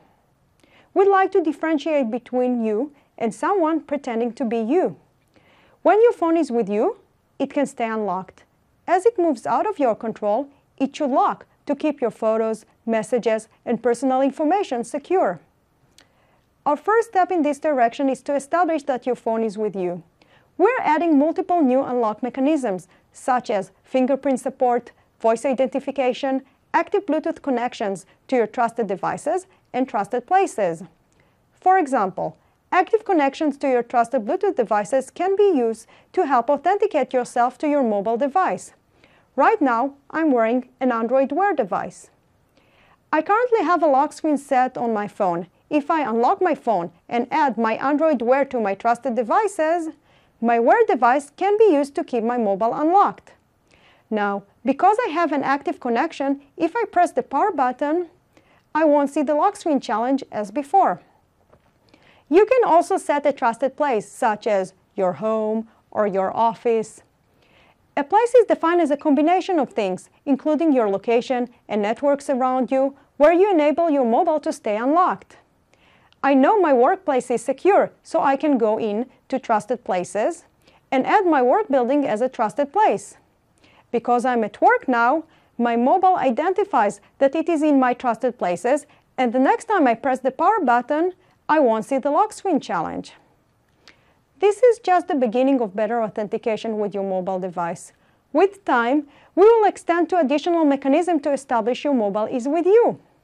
Now, the next exciting part is that once we have established that your mobile is with you, you should be able to use it to identify you to other devices, such as your TV, your car entertainment system, and even your laptop.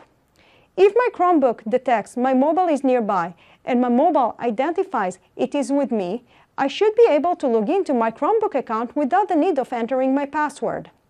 My Chromebook profile is currently locked as indicated by the lock icon. If I place my unlocked mobile nearby my Chromebook, the lock icon changes. Now, I can log into my profile without entering any password. Finally, in the future, establishing that your mobile is with you could also eliminate the need to re-authenticate for purposes like purchases. Why should I re-enter my password for small purchases if my phone already knows that it's me in control? This is just the first step in creating seamless, magical, secure authentication through your mobile device.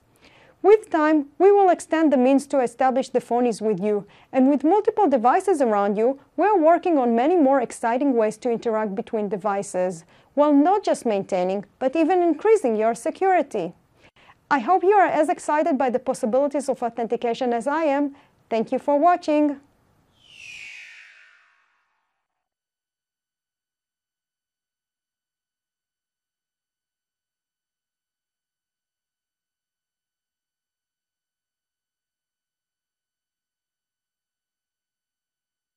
Hi, I'm Jason from the Google Sign-In team. I'm going to talk with you about helping more Google users sign into your app or website. Connecting with your users is important to you. It's how you build a stronger, more meaningful, and sometimes more profitable relationship with them. But some users may not be willing to jump right into a deep, committed relationship. Asking for this level of commitment too early can turn users off and make them think of connecting to your app as cheap and unimportant. People naturally build trust in a relationship over time. That's why we're excited to tell you about incremental authorization. With incremental auth, you can let your users connect with your app, see what you're all about, then decide to deepen that relationship. When you ask a user to authorize your app to access data during sign-in, she is presented with a screen that describes the data your app is trying to access. It's up to you as the developer to put yourself in her shoes. Ask yourself, will she understand why I'm asking for a certain permission? Are there so many permissions that it seems scary to sign into my app? If she clicks through without reading or understanding exactly how a permission works, how will she feel later if she finds out she granted me this permission? All of these answers may affect the trust that your current and future users feel towards your app. If your answers point to showing fewer permissions, you need something that will simplify signing into your app. To do this, you can use incremental auth. With incremental auth, you can ask your user to give just a basic set of permissions that are easy to accept, like accessing her profile information. Profile information includes her Google user ID, full name, and profile image. With just this basic connection, you now have a way for her to connect with your app across different platforms with just a single tap or click. You can also personalize her experience by showing her profile image and name inside your app. Your app may also have great collaboration or sharing features. After using it for a while, your user may find it useful to sign in to more Google services within your app. For example, if your app allows him to create images, he may want to upload them to his Google Drive or share them on Google+. Incremental Auth enables you to ask him for these permissions at exactly the right time when he has already expressed interest by interacting with a saving or sharing feature in your app. By providing the proper context for the decision, your user already knows he's ready to use more features of your app, to be more involved in your app's community, and to tell his friends to come join him in that community. Letting your user understand why you're asking for authorization before asking for it can dramatically increase sign-in conversions, leading to more users with a deeper involvement in your app. It's that simple. You can use Google Sign-In today to connect any Google user to your app or website. If you offer an option to connect with Google+, we make sure they have a Google+ account set up before your app uses Google+ features. But feel free to use any Google API, such as YouTube or Drive. Consult the documentation for the specific API to decide which permissions you need to ask for before calling the API. And remember, it may be best to ask for permissions one at a time or to ask for a few at a time. The list just needs to make sense to the user so that they can feel confident granting your app the access it needs. By using Incremental Auth and building a relationship with your user over time, you can build a long-term, harmonious relationship with them. I'm Jason from the Google Sign-In team, and you just learned how Incremental Auth can help you to grow your signed-in Google users. For more information on how to get started with Incremental Auth, check out these pages on our developer site and get ready to grow with Google. Thanks for watching.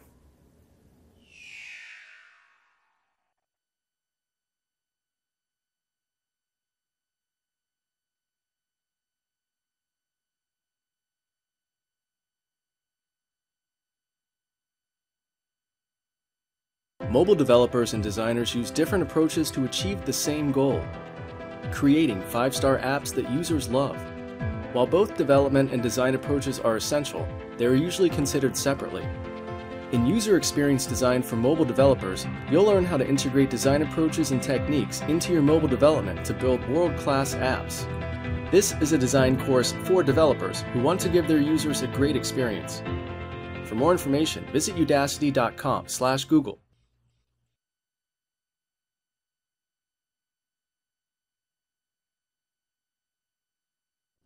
Hello, I'm Brian, a developer on the Google Drive Real-Time API. Everyone loves memes, especially when they've got pictures of cute cats in them. But not everyone's an expert on coming up with great meme ideas. Maybe you know the perfect background image to use for a meme, but you need a little bit of help coming up with the perfect caption text. Why don't we build a collaborative meme editor app so that you and your friends can meme together? Now, what would a collaborative meme editor app actually look like? It would look a little bit like this. You'd have a box where you can select the image that you want to use for the background, and then we'd have text boxes where you can enter the top, middle, and bottom caption text.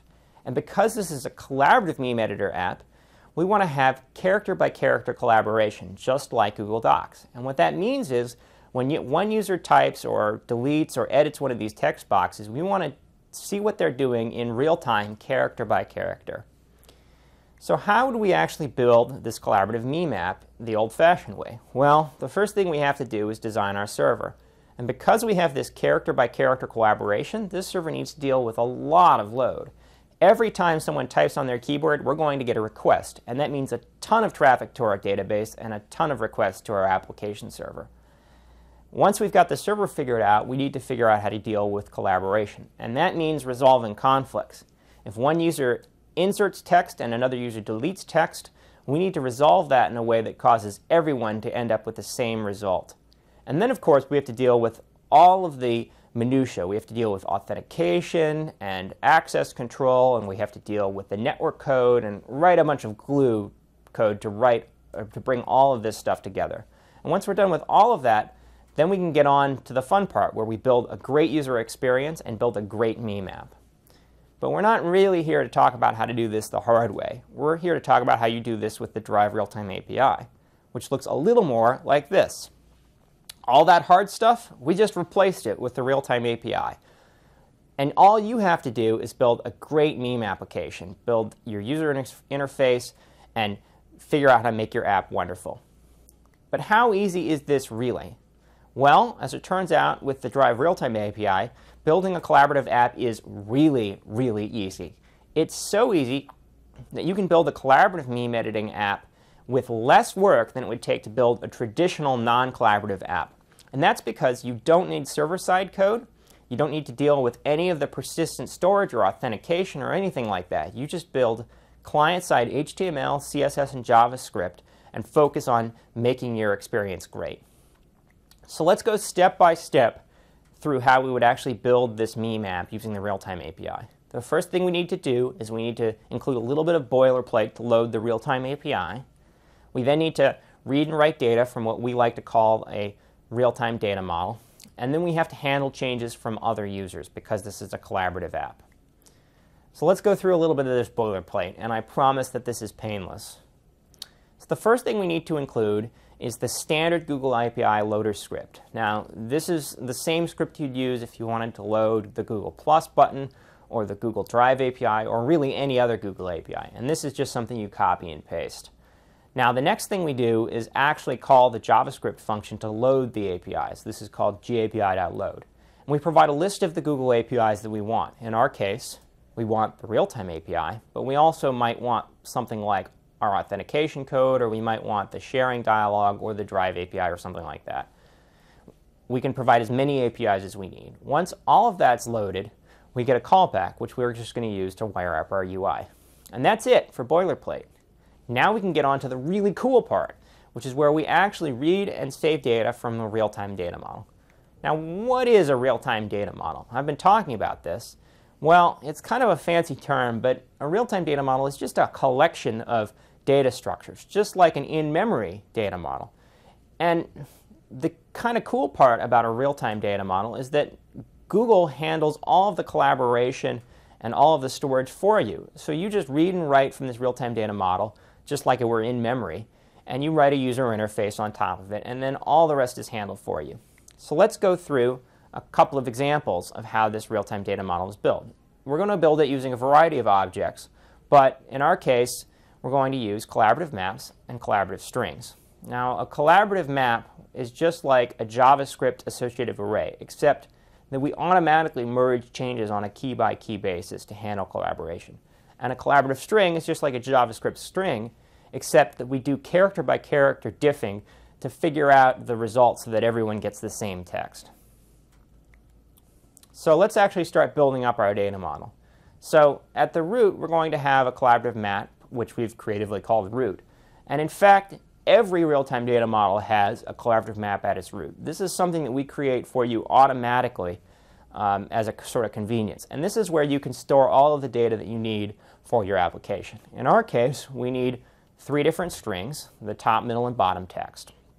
And we're going to use collaborative strings for this because we want that character-by-character collaboration.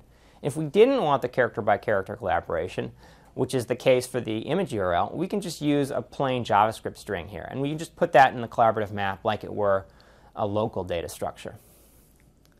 So let's look at actually reading and writing from this data model. So to read, let's say we want to get the image URL out. We just call the get function on the collaborative map, just like it's an in-memory map. And we get back our image URL, our little picture of a cute cat. If we wanted to update that, say to replace it with a cuter cat, all we have to do is call set. Now, this looks fairly simple because it is simple. This works just like a regular old JavaScript object. But under the covers, what we're doing is serializing this, sending it to the server, handling collaboration, and handling persistence. All of this is done for you automatically. But there's one thing that you need to do that's a little bit different from building a non-collaborative app, and that's that you need to handle events from other users, not just the local user. So in the Realtime API, we provide event listeners on collaborative objects, just like DOM elements. But you could add listeners to collaborative strings, and you could add listeners to the HTML input elements, and wire all this up together with some glue code. But if you don't want to do that, to connect the strings to the text boxes, we provide this clever utility called the string binder. And what a string binder does is it automatically wires up all the events for you between a collaborative string and an input element. So all we do is call bind string, and we provide the collaborative string and the input element, and we wire up all the events, and all the collaboration works automatically. But there's one thing we need to do in addition to making the text boxes work, and that's we need to make the little preview image update. And to make the preview image update, we want it to update when anything in the data model changes. And to do that, we're going to use something called an object changed event listener. And an object change listener is just a listener that fires anytime an object or any of its children change. And in our case, we're going to add it to the root. And by adding it to the root, what we're doing is we're making a listener that fires anytime anything in the data model changes. And all we have to do is update our little preview image. And that's it. We've built a collaborative meme editor app. So if you're ready to get started writing code, we have a great quick start guide on our developer webpage where you can go through step by step the actual code that it takes to make a little demo app. And if you're interested in a little bit more about the technical detail of how the real-time API works, we have a great presentation from Google I/O last year in which we go through all the conflict resolution and undo and things like that in great technical detail. Thank you very much.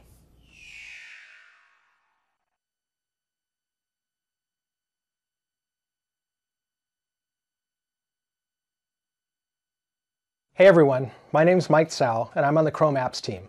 I'm here to tell you what's happened with the platform since I/O 2013 and why it makes sense for you to write a Chrome app. But first, a refresher. Why did we build the Chrome Apps platform in the first place? The answer's simple. We're the Chrome team. We love the web. HTML, CSS, and JavaScript make a pretty awesome browser platform, and we wanted to use that platform outside the browser.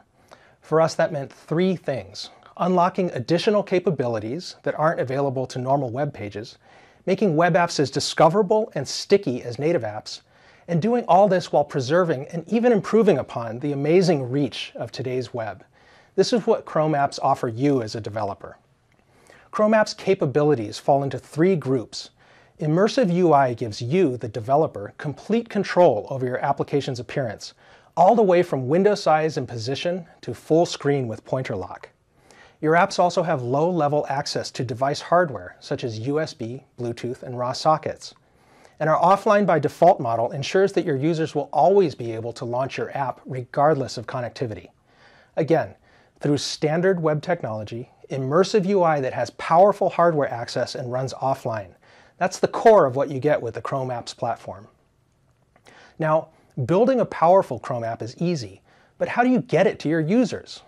We offer a distribution flow that's familiar to any mobile user. The Chrome Web Store takes care of listing, discoverability, ratings, reviews, purchasing, and installation. Just upload your app and we'll take care of the rest. After your users have installed your app, the Chrome App Launcher provides a convenient surface for your users to return to it. The App Launcher is familiar to any user of other mobile or desktop OSs. And just in case your users forget to launch your app, rich notifications remind users of important events even if your app isn't running. The Chrome Web Store, App Launcher, and rich notifications take care of distribution and user retention, letting you focus on making a great app. Okay, you've written an immersive, capable offline Chrome app. You're using the Chrome Web Store to distribute it. The App Launcher and rich notifications help keep up your active user count. But exactly who can you reach with your Chrome app? This is easy. If a device can run Chrome, it can run your Chrome app as well. Chrome apps are available on every desktop OS supported by Chrome. Through the Apache Cordova project, you can deploy your Chrome app in iOS and Android as well. And thanks to AppShell, the Chrome Apps platform will soon have a reach even greater than Chrome. I'll come back to AppShell in a bit. All right, so now you understand what the Chrome Apps platform is. And if you haven't yet seen Eric Kai's State of the Union talk from I/O 2013, that's still a great reference. But I wanted to talk about what's changed since then. There have been quite a few exciting developments. First of all, shortly after I/O 2013, we officially launched Chrome Apps for all supported desktop platforms, giving your apps the same reach that Chrome has on Windows, OS X, Chrome OS, and Linux. Next, we officially launched mobile Chrome apps on Cordova. Apache Cordova implements the Chrome Apps platform for iOS and Android. Both these ecosystems have their own distribution mechanisms, and Cordova helps you package your app accordingly. Between Chrome and Cordova, your Chrome app has incredible distribution and reach across all major desktop and mobile platforms. Check out our other I/O presentations this year to learn more about mobile Chrome apps. Now, the initial September 2013 launch had some minor caveats. I'm happy to report that we've taken care of many of them since then. First and foremost, the Chrome Apps platform is at feature parity across all 4 desktop operating systems, including most recently App Launcher and rich notifications on Linux. The Chrome team has made architectural changes under the hood that will make it easier for us to continue rolling out new platform features on all desktop operating systems simultaneously. In addition to reaching feature parity, we've also improved our suite of platform capabilities. Managed in-app payments handles licenses you sell for digital goods in your Chrome app. Free trials allow you to explore freemium models for your app. The new unified Google Cloud Messaging API, or Chrome.gcm, is now in stable channel. If you've already rolled out an Android GCM-based product, it's now much easier for you to include the equivalent functionality in a Chrome app. We've added better media scanning capabilities to the Media Gallery API, which ensures that your apps will get appropriate access to more user media files. We've completely revamped many of our hardware access APIs to work properly with Chrome event pages, in the process making your code simpler, more efficient, and significantly faster. The Sync File System API now has directory support, giving your Chrome app a fully featured, sandboxed subset of the user's Google Drive. And finally, for those cases where a sandbox just won't do, Chrome apps can communicate directly with native applications through native messaging. These are just some of the improvements we've made to the core platform in the last year. Check out our developer documentation to get the complete set. Of course, more platform features are always welcome, but a good platform needs good developer tools as well. While we're big fans of the diversity of tools and technologies available to web developers, it's also a good idea to provide a well-lit path that helps beginner and intermediate developers fall into the pit of success. That's why we've been working on a couple Chrome apps of our own, specifically designed to improve the developer experience. First is Chrome Apps and Extensions Developer Tool. This is what we've always wanted Chrome::Extensions to become. If you're developing a Chrome app or extension and have been using Chrome::Extensions in developer mode, give it a try. The workflow's much better. Next is a project codenamed Spark. It's a code editor for Chrome apps and web apps. With Spark and a machine that runs Chrome, you have everything you need to publish your own Chrome app on Chrome Web Store. The Spark team is unveiling their developer preview at I/O, and I encourage you to check out their talk. Okay, great. Now you're up to speed on Chrome apps as of today. So what's next? We generally don't talk about unannounced products, but because Chromium is an open source project, I can help direct your attention to recent source code changes that you might find interesting. Disclaimer, many of these changes represent experiments that might or might not ship depending in part on your feedback, so please try them out and let us know what you think. Earlier I mentioned stickiness. In most cases it's a good thing to encourage your users to return to your app after initial launch. But what if your app really isn't meant to be sticky? What if your app is associated with a calendar event or a sightseeing location? What if your app is so lightweight that the installation step is a burden? Ephemeral Chrome apps have a simpler lifecycle that optimizes the installation and removal steps. The vision is simple. Make installation optional, replacing the Add button with Launch. Several versions of this experiment are available now on Chrome::Flags. Back to the core of the platform, we're expanding and improving hardware support and improving existing functionality based on feedback from app developers. If you've tried out the Chrome Apps USB API, there's a good chance you've run into a roadblock that it can't see devices describing themselves in whole or in part as HID class. To clear this roadblock, we have a new USB HID API in Dev Channel now for Windows and OS X, and we're working on Linux and Chrome OS support now. Many newer Bluetooth devices are BLE, or Bluetooth Low Energy devices. BLE is part of Bluetooth 4. It calls for a new API, and we're building that API, so your apps can connect to fitness bands, wristwatches, home sensors, medical monitors, and other smart devices. Check out Chrome.Bluetooth Low Energy API for more. Next, Manifest v3. Bumping a Chrome app manifest version is a chance to bring forward best practices and deprecate discouraged ones. It's also a chance to introduce cool new platform features, such as a promises-based version of our platform APIs. We're getting ready to define what v3 is going to look like, and we look forward to hearing from you about it. Earlier I mentioned a project called AppShell.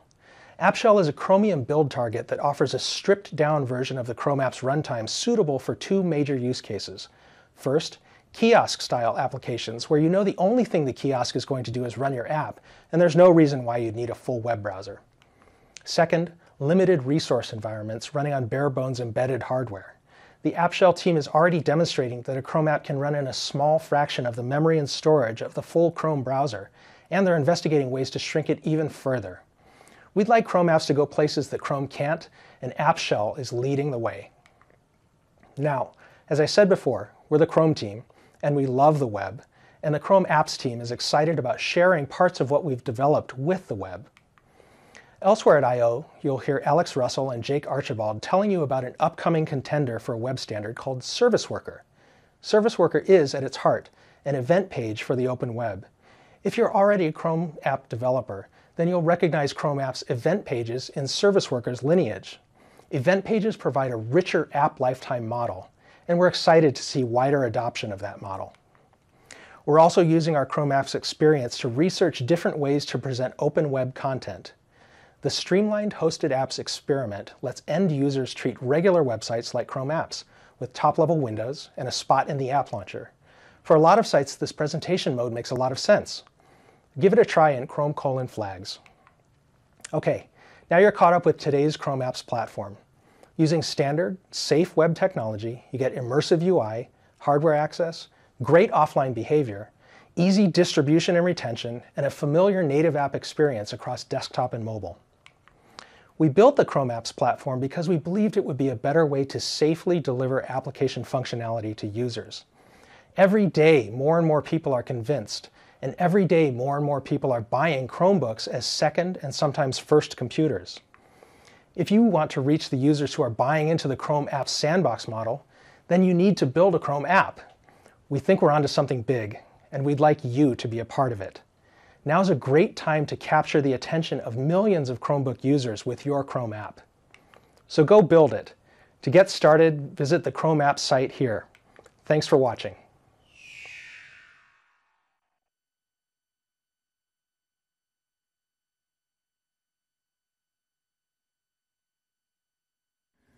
Google has an amazing cloud infrastructure for running your business, mobile apps, data analytics. But did you know that Google is also a great place to do science?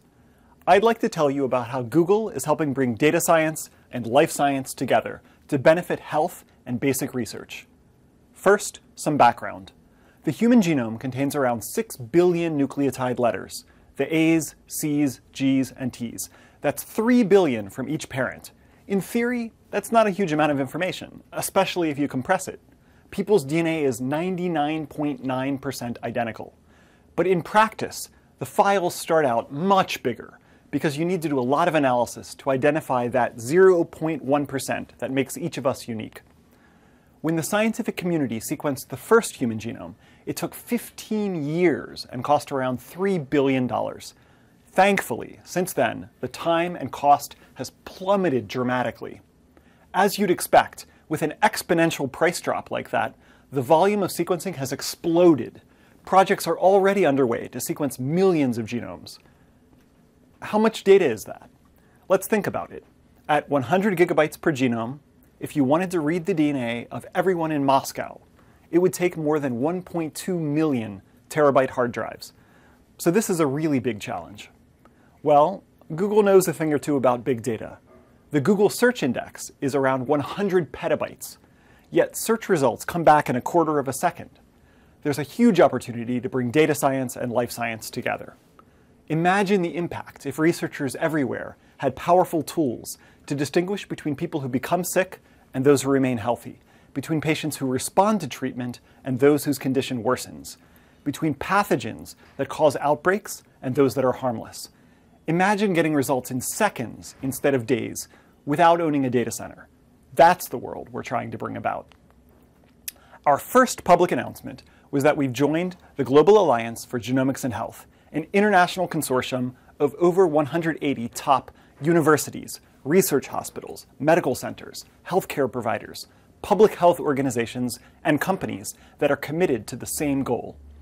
We're a computer science company, so we're contributing to the teams that are defining a standard API to promote interoperability, like the W3C for genomics. We're hosting public data that's available through the API, and we're building open source software showing how to work with big genomic data using that API. To give just one example of interoperability, here's a sample genome browser that can connect to the API to access data. In the US, the National Center for Biotechnology Information implemented the API for their Sequence Read archive, and the European Bioinformatics Institute also implemented the API. At Google, we have a third implementation. Even though all three groups store DNA sequences using different internal formats, the same software can connect to all of them without code changes. And this has happened in a matter of weeks. The progress is fantastic.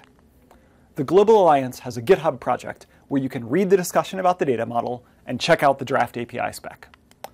We have additional examples in our genomics team repository showing how to call the API from Python, Java, R, as well as how to analyze genomic information in two modes, by doing interactive queries and massively parallel processing. Check out the open source repo on GitHub by clicking here.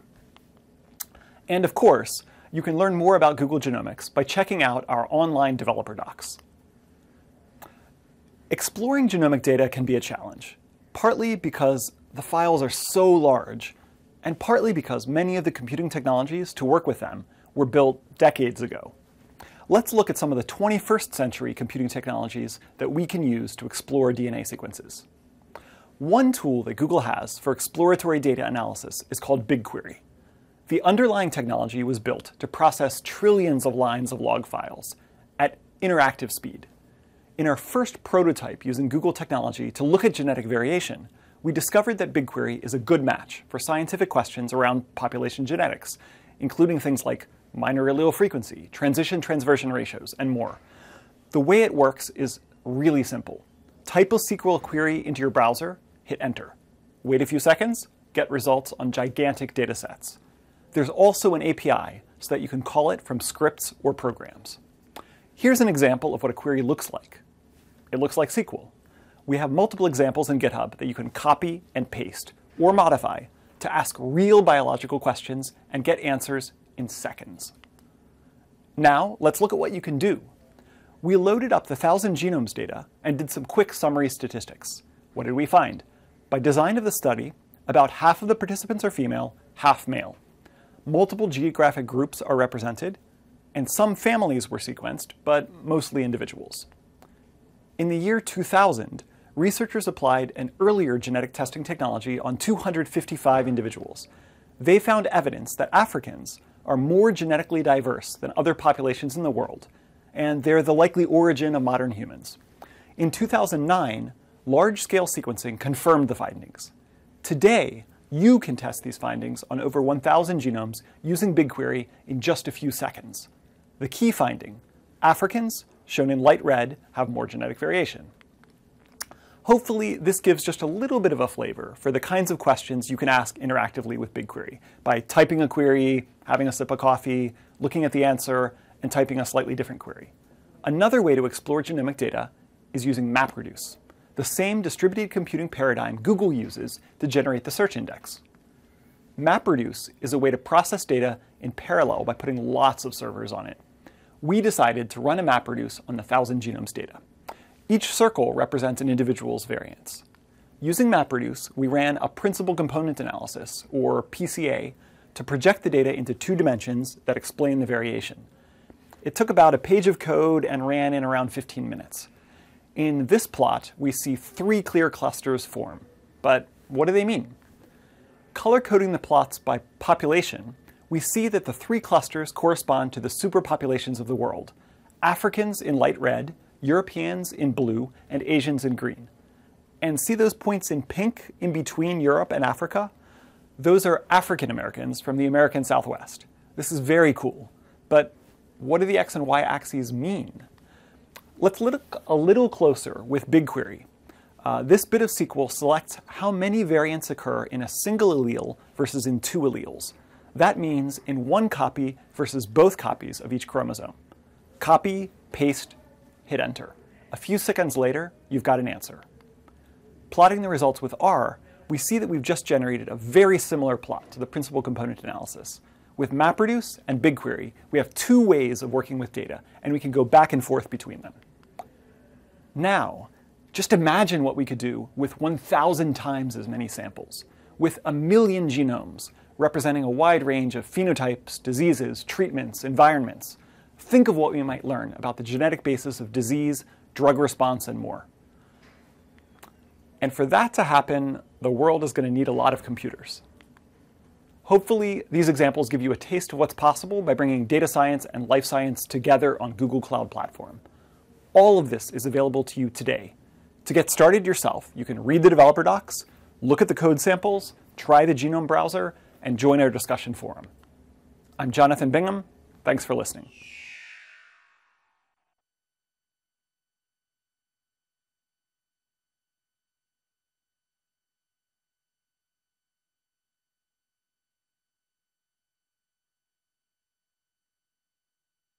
It's undeniable. Website speed is a feature. Web performance optimization, developed with Google, explores performance patterns for world-class site speed. Dive into the critical rendering path, uncovering how browsers convert HTML, CSS, and JavaScript into actual pixels on the screen. You'll learn how to leverage recommendations from PageSpeed Insights and data from Google Chrome's developer tools to immediately boost website performance. For more information, visit udacity.com/Google.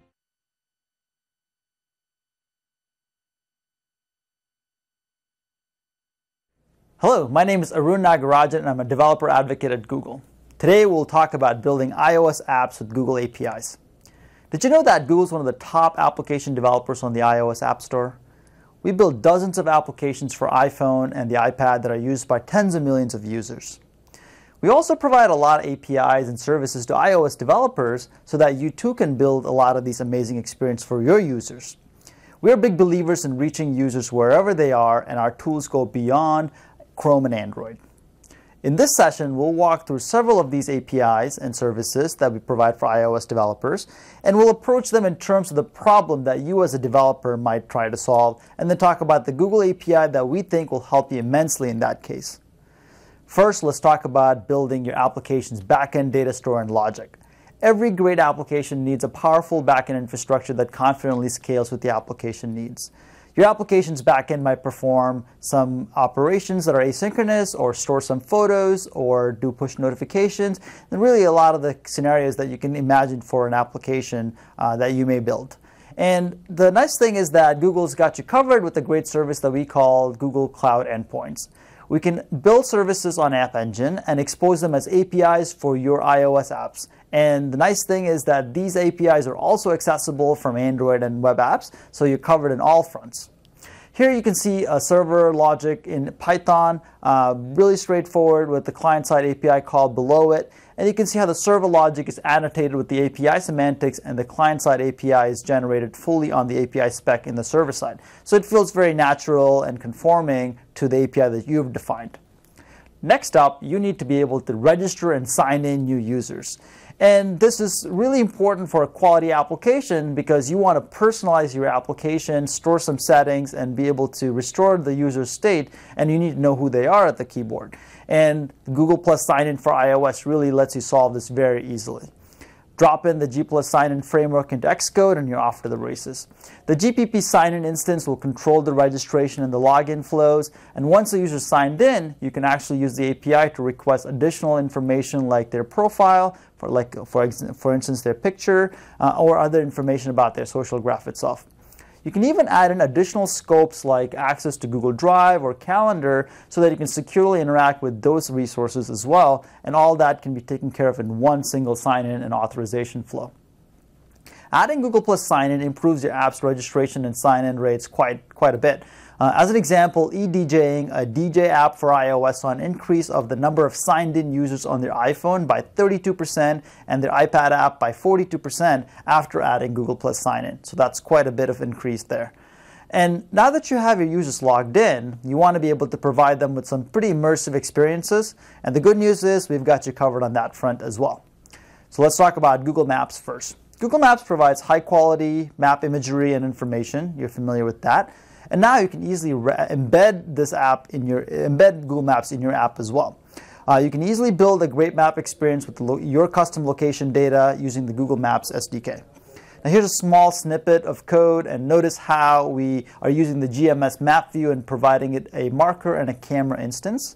And there are some deeper APIs that go beyond this to add further interactivity or other additional advanced functionality. Google Cast enables multi-screen experiences that lets your users send and control from content from a small device like a phone or a tablet on a large screen device like a TV. So if your app displays video or other visual content that would look great on a big screen, we highly encourage you to take advantage of the Cast SDK. It's really straightforward to implement. The flow is, first you try to scan for devices, and once you're registered against a device, you simply send the media content up to that device. The device is called the receiver, and you can actually customize the look and feel on the receiver using standard web technology in case of advanced scenarios. If you're a game developer, we got a great SDK for you. It's called Play Game Services. You can power up your games with achievements, leaderboards, real-time multiplayer, and cloud save capabilities. This SDK is cross-platform, so you cover it on all platforms. And the user could start their game on an iOS device and finish it on a web browser, or compete against another user on an Android phone, for instance. Let's take a look at just one of these features of the Play Game Services called leaderboards. And leaderboards can be a fun way to drive competition amongst your players, even if they're just casual gamers. And here's a simple example of how you use the leaderboard using a GPG leaderboard controller, which provides a lot of simple APIs that you can launch and show the leaderboard without having to do much magic. There are probably many scenarios where you want to embed and show YouTube content in your application. Some of the content that you may have for help, for instance, or other instructional information are really well served by having that on YouTube.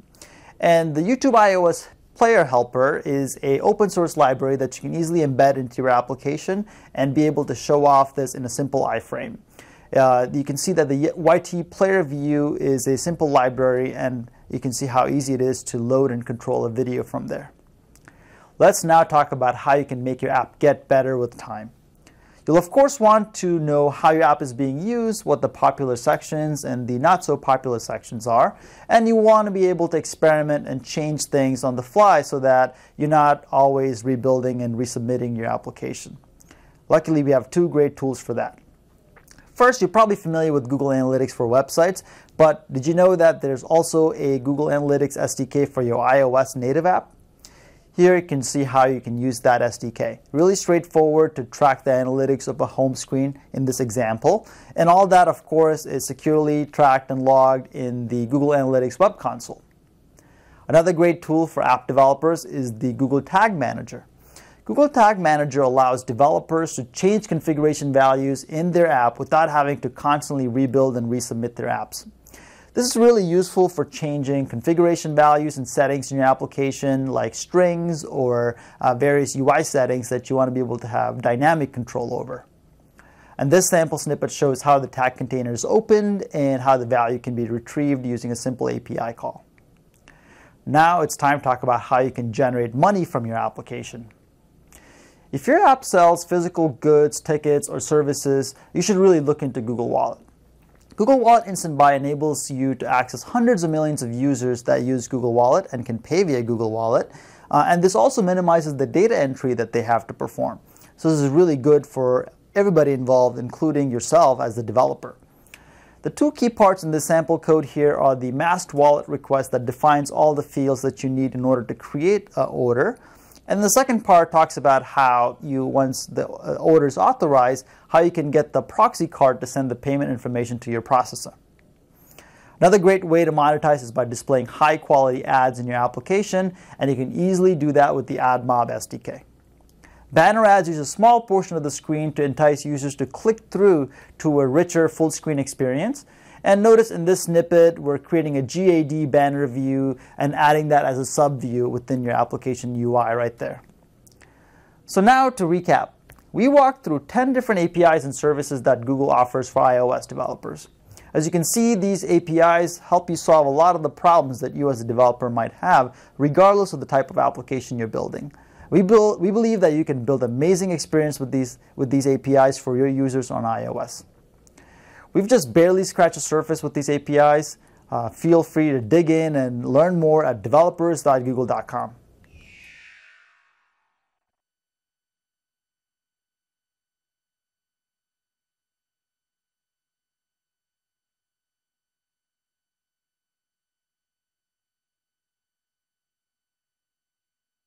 Android apps today present a massive opportunity for developers. And with the mobile market emerging as a global force, to really make an impact, you have to think and act globally. Worldwide, 1 billion Android devices have been activated, with more than 1 million apps in Play Store and 50 billion apps downloaded in over 190 countries. This is huge opportunity. My name is Manish. I'm from Google Internationalization team, and I want to show you how to crack the code to engage with the next 5 billion users. Let's look at where these users are coming from. If you are developing for and targeting to only one region or a country, you're only getting a piece of the pie. In particular, with North America, you're only getting 11% of the internet users. Similarly, supporting only one language in your app gives you a fraction of the users. For example, supporting only English gives you 1/4 of the chunk. You are missing out on 75% of potential users. Now let's look at where these future users are coming from. Let's focus on year-over-year growth numbers. We observe double-digit growth for emerging markets, 26% in India, 58% for Indonesia. Compare that to 3% in the United States. Now let's look at the population penetration numbers. India at 11%, Indonesia at 23%, US at 78%. So the growth numbers for emerging markets are strong, but what is even more striking is that the room to grow is huge. Now let's look at the revenue opportunity.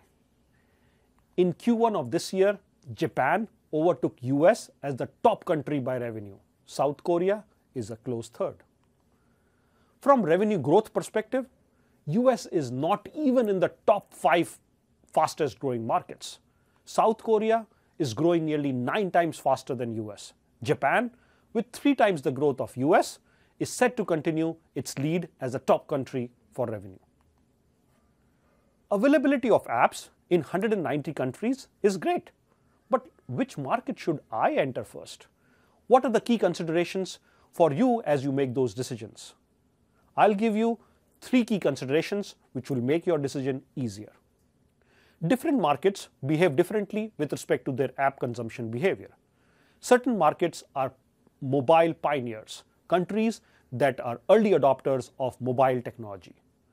Notice on the far right are many large countries like Brazil, Russia, and India, as well as some smaller but influential countries like Switzerland and Israel. Besides sharing similarities in app usage, these countries tend to lag behind in adopting mobile technologies. Another totally different consideration is effort required to support group of languages. You can support Latin script languages easily by doing additional testing after translation. CJK, Chinese, Japanese, Korean languages need attention to font size, input, and vertical display.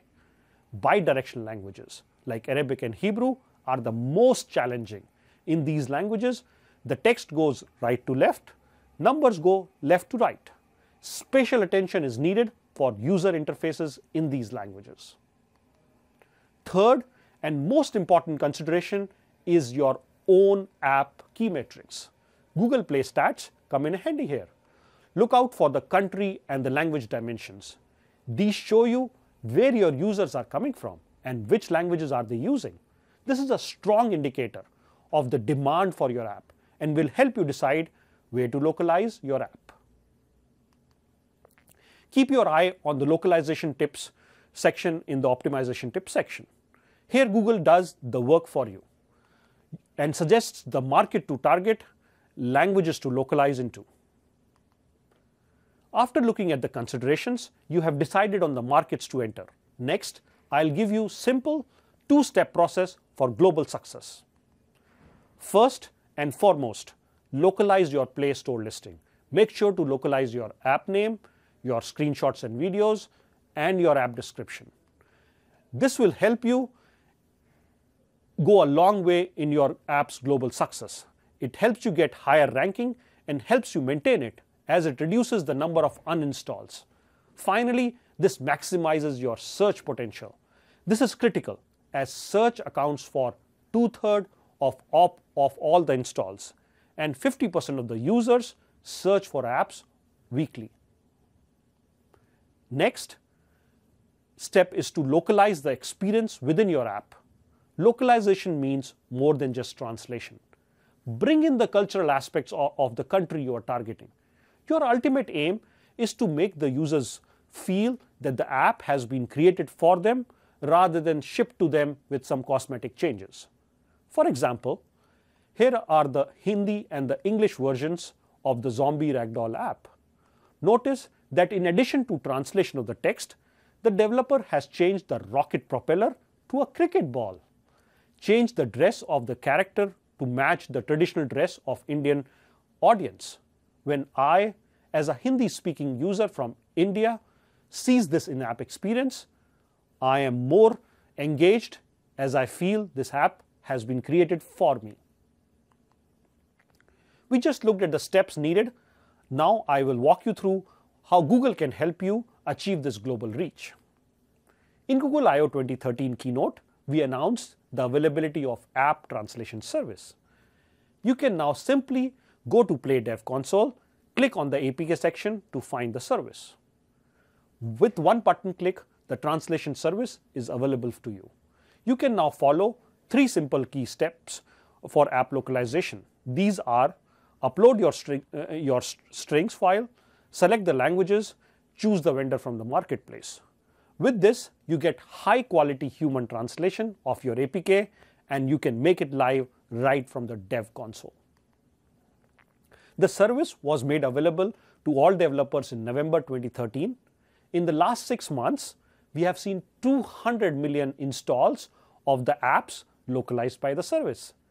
Using this service makes the process easier, cost-effective, and the turnaround times reduces significantly, from weeks to days for Indian Rummy app, one of the early adopters of the service.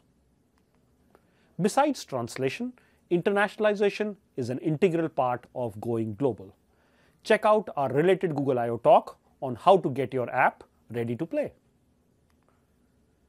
If you have not embarked on your journey of going global, now is the perfect time to do it.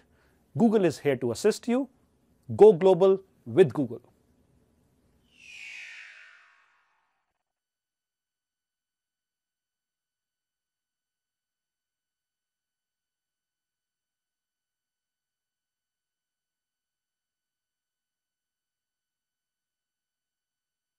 Hi, I'm Barak Michener, a software engineer on Google's Knowledge team. One of my favorite additions to Google Search has been the integration of Knowledge Graph. We've been working to add great features based on facts and relationships to more directly answer your questions every day. From charting and comparing public data about countries, to relating facts and entities that allow our users to more easily explore what they're interested in. All possible because these facts are related inside Google's Knowledge Graph, based on publicly accessible data from Freebase, Wikipedia, and the web. But why shouldn't you, as a developer, be able to build your own, smaller knowledge graph? Today, I'm excited to show you around my open source project, Kaylee, an open source graph database.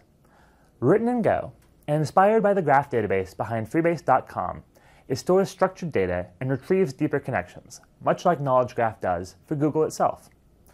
So here's what I'll cover. First, how Kaylee fits into a development stack. Then, I'll demo Kaylee and step through writing a few simple queries. Next, if you're coming to this video from part 1 of this series, we'll then use Kaylee to load and query the music data that Yarek generated. And finally, we get to have a little fun and show off visualizations that come built in. So where does a graph database fit within your data stack? A graph isn't meant to be a replacement for traditional data stores. SQL is still great for tabular data, and key value stores are great for scale and speed. But graph stores are meant to provide developers with another tool to query graph-shaped data. What form does graph-shaped data take, and why is it useful? Graph data comes in the form of triples. These are the edges of our graph, where some entity relates to another entity through some type of relationship. For instance, Arthur Cayley, the mathematician for whom the project is named, was born in the city of London. A triple is simply these 3 strings in our graph. Further, the relationships you use or as it's called, your schema, depends on the specifics of your dataset. These are sort of the phrases you might use, converted into a machine-readable form. There are many kinds. I use a lot of Freebase schema, but Yarrick based his music store on schema from schema.org. By thinking in terms of entities, the nodes, and relationships, the edges, we can define a complete schema, a way for graph databases to represent connections that humans understand intuitively. But why use another type of data store? Graphs afford you a few key things. 1. The ability to simply represent more complex data structures, such as hierarchies and lattices. It's also great for social graphs. 2. The ability to more flexibly change your relationships, where SQL has traditional schema-first decisions up front, and key-value stores are fast but schema-free. A graph straddles the line by allowing schema to be more easily changed, what one might call schema-last. 3. Graphs have the ability to have self-defining relationships that can form a greater ontology toward greater abstraction and composability, which is really just a fancy way of talking about combining relationships to form new relationships, like inferring that my father's father is my grandfather. And finally, the ability to use a broader mathematical theory. Graph theory provides many algorithms and metrics, like distance, topologies, clicks, and neighborhoods, all fairly intuitively derived. So that's a bit about where and why graph data can be useful. Next, let's dive right in and take a look at Kaylee and run a few queries against the music graph. Here's the query editor for Kaylee. The editor comes with the server and uses the same HTTP API that your applications might use. It's a way of exploring your data and testing your queries on the fly. In this instance, we've loaded a dataset on music, sourced from the Freebase data dumps provided by Google. Because Freebase is open to the community, its data, about 2 billion triples in total, is licensed in the Creative Commons. For this dataset, I literally ran grep across the data dumps and pulled out anything related to music and all of the name relationships, which happens to be 134 million triples altogether. Back to the query editor. First, you already know the query language. It's just JavaScript, the lingua franca of the web, executed by the graph server itself.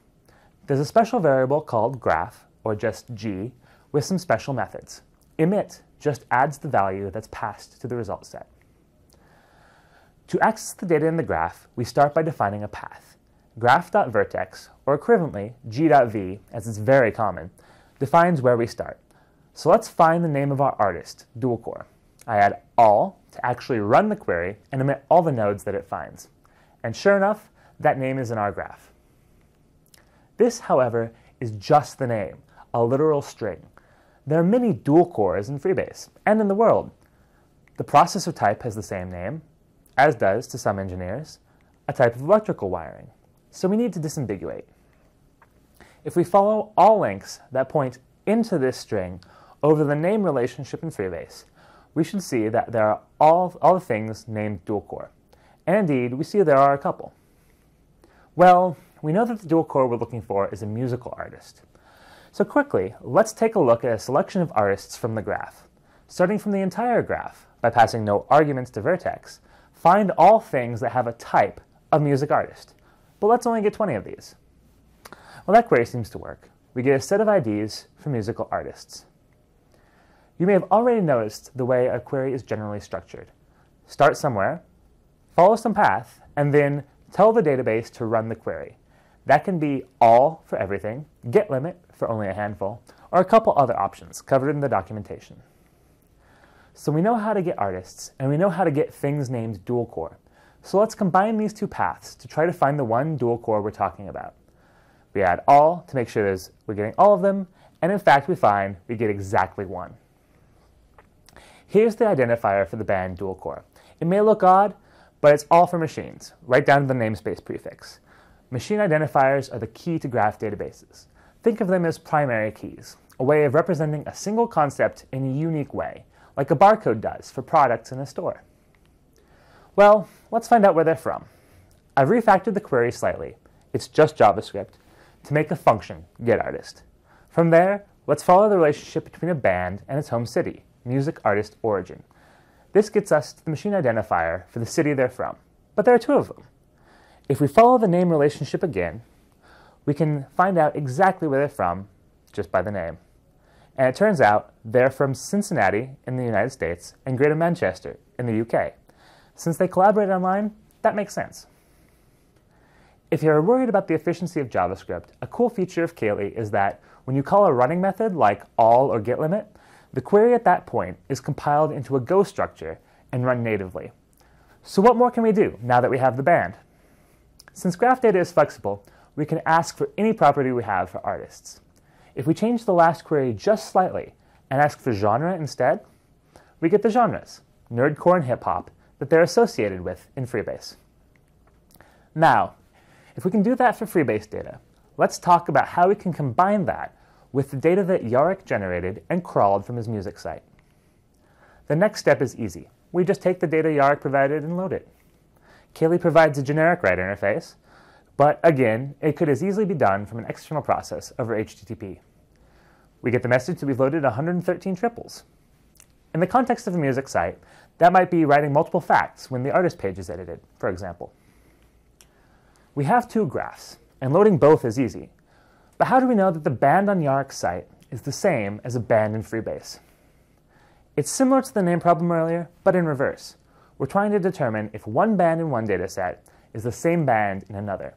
This is called reconciliation, and it's an art as much as it is a computer science problem. It happens even in conversation. I'll mention Sean, and you'll ask, which Sean? And I'll reconcile, oh, Jarek's friend who DJs. To help do the same conversational trick for machines, there's a special link called SameAs, which will tell us that a machine identifier in one graph is the exact same concept in another. Unfortunately, Jarek has already added these to the linked data on his site, so it's just another triple. Let's use that. Here's the URI that Jarek's site uses, straight from the web. It doesn't have a Freebase name either. I would try that, but again, it has information that isn't in Freebase schema yet. However, we know it has a SameAs link, so we can follow that link first, which takes us to the Freebase identifier, exactly the one we already found. Now that we've merged Jarek's data into our graph, it's just the same as before. We have a Freebase entity. Let's go ahead and find the genres and hometown for the band. We copy and paste our thing, we change the string to music artist origin, and when we run it, we get exactly the same result.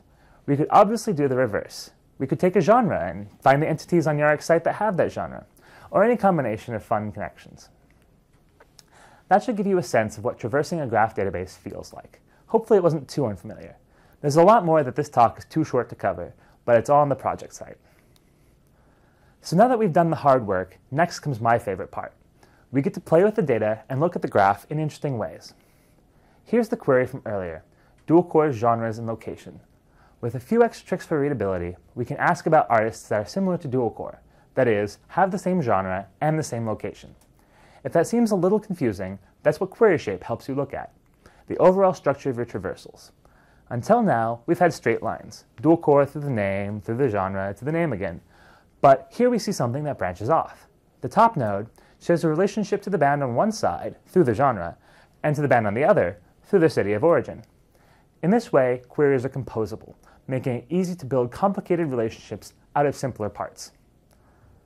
But what about the shape of the graph itself? Can we generate insight into the music influence of an entire city? So this query may look daunting, but it uses exactly the same schema we've used today. Find 1,000 artists, make sure they're from a place named Brooklyn, and get their genres. With the extra source and target tags in place, we can switch to the visualize function, which is a simple web app using Sigma.js on the client side. And when it runs, it gives us a picture of the music graphs in Brooklyn. You might notice a significant East Coast hip-hop hub, with smaller hubs for rock and indie rock in the center. All the bands seem fairly well connected, and they cross genres quite often. It's different across the country, however. So let's take a moment and rerun the query and look into Oakland, California. You see, as it runs, we start to see there's a great hip-hop scene, but other bands don't cross over so much. It's a little more stratified. It's a completely different shape, and it's cool and informative. That's just a sampling, but hopefully it sparked your imagination on how graphs and graph data are useful for developers and can create fascinating apps for your users, much as Google does using the knowledge graph. Thank you so much for watching. Check out the Kaylee project page or play with a smaller, live version on App Engine, or join Jarek for the next video in the series. Have a great day!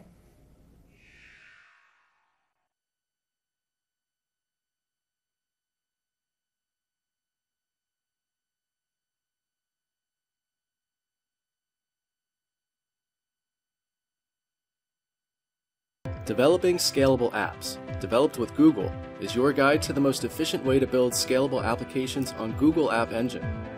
Learn how to architect and build highly scalable, reliable apps by leveraging Google Cloud Platform. This class covers concepts like platform as a service, infrastructure as a service, data storage, caching, cloud endpoints, and more to help you develop a highly scalable backend that works seamlessly with both web and native mobile apps. For more information, visit udacity.com/Google.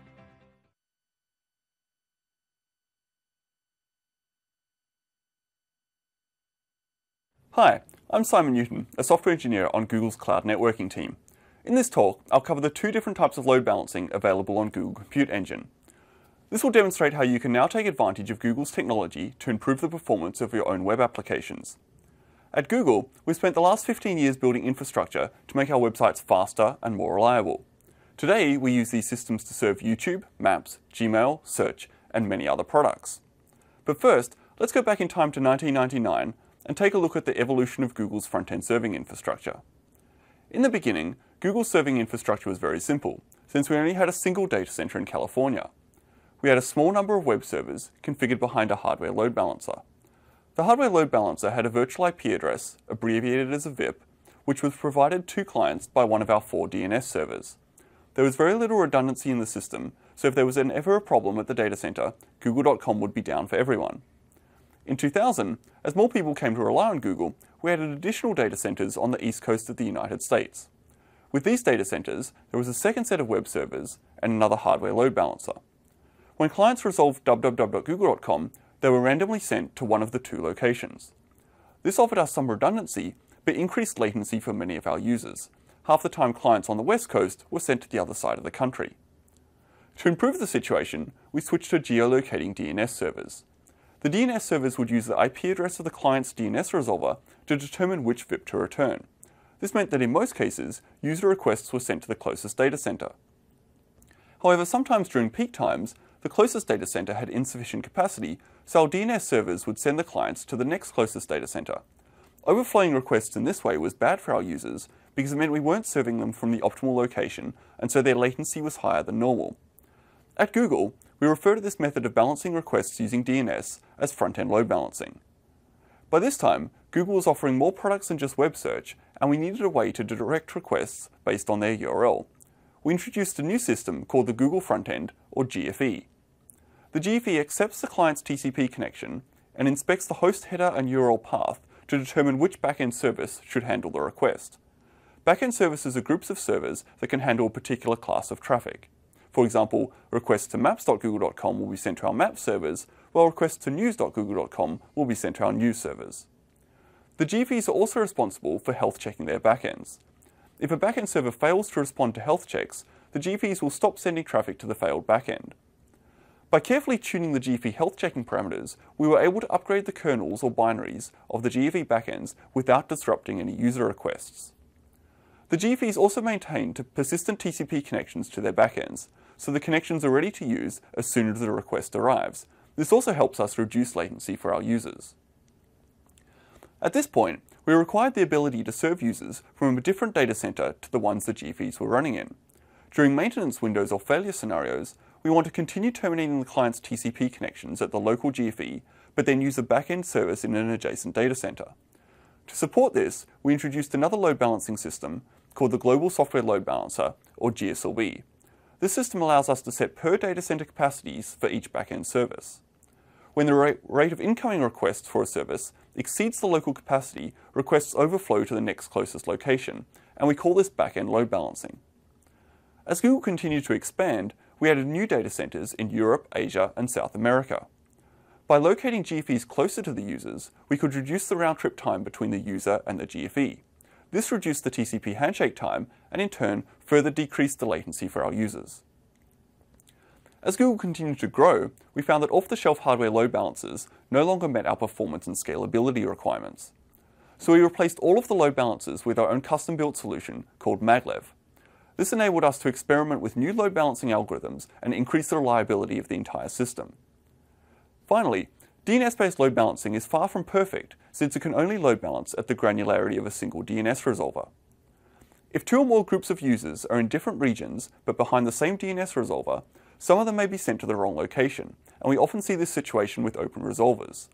For example, if one group of users is in India and the other is in Japan, and both groups share the same resolver, we may end up sending them all to Taiwan, rather than sending each group of users to their best location.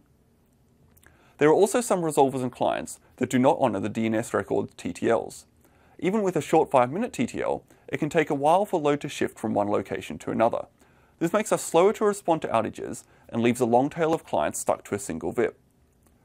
To avoid this, we've developed a method of sending clients to the closest data center without relying on DNS geolocation. This means we can use a single VIP and still give our customers the low latency they've come to expect from Google. Google's global load balancer knows where the clients are located and directs the packets to the closest location. Using a single VIP means we can increase the TTL of our DNS records, which further reduces latency. You can now take advantage of this same infrastructure with Google Cloud Platform. We offer two types of load balancing, network and HTTP. Network load balancing, launched in 2013, spreads traffic over with VMs within a region. It doesn't modify the packets, so VM instances can use the source IP address of the client if required. Network load balancing can be used with both TCP and UDP. The second and latest offering is HTTP load balancing. HTTP load balancing offers a single global IP address. It uses the latest techniques described in this video to send requests to the closest VM instance with available capacity. This means DNS-based load balancing is not required, so we avoid the issues with split resolver populations. HTTP load balancing uses Google's global deployment footprint. By connecting clients to the closest GFE and taking advantage of persistent connections to the VMs, we can reduce the latency of web applications even if the VMs are located in a single region. Advanced customers can also take advantage of URL maps with HTTP load balancing. Just as Google uses different backend services for different products, URL maps allow customers to send portions of the URL space to different groups of VMs. For example, you may want to serve static files from a different set of VM instances than the dynamic content. HTTP load balancing allows you to do this. Hopefully this gives you a glimpse of how Google's front-end infrastructure has evolved and how you can take advantage of it to improve the performance and reliability of your own applications. So whether you're a large enterprise or a new startup, we invite you to benefit from using Google's cloud platform.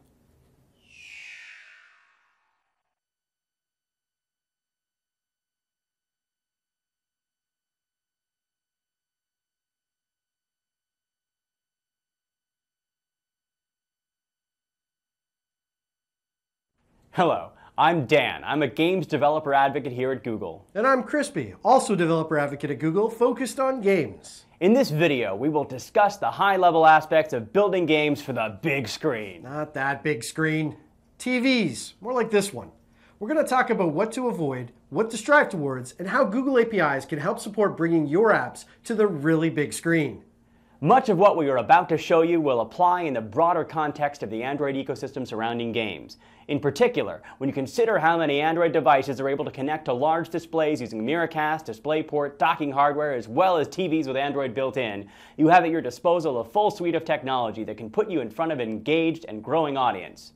There are a lot of mobile gamers in the world, and they're looking to expand their gaming experience onto the biggest screen in their home. We hope that after watching this, you will be inspired to make sure your users get the best gaming experience on the big screen. Android TVs are going to be coming soon to a family room near you, and you better make sure your games look good on it. With Android TV, you get to build on your existing mobile development experience. You can now take full advantage of modern Android, including NDK support, to craft your gaming worlds in unimaginable ways. It's even possible to extend the gaming experience through second screen interactions.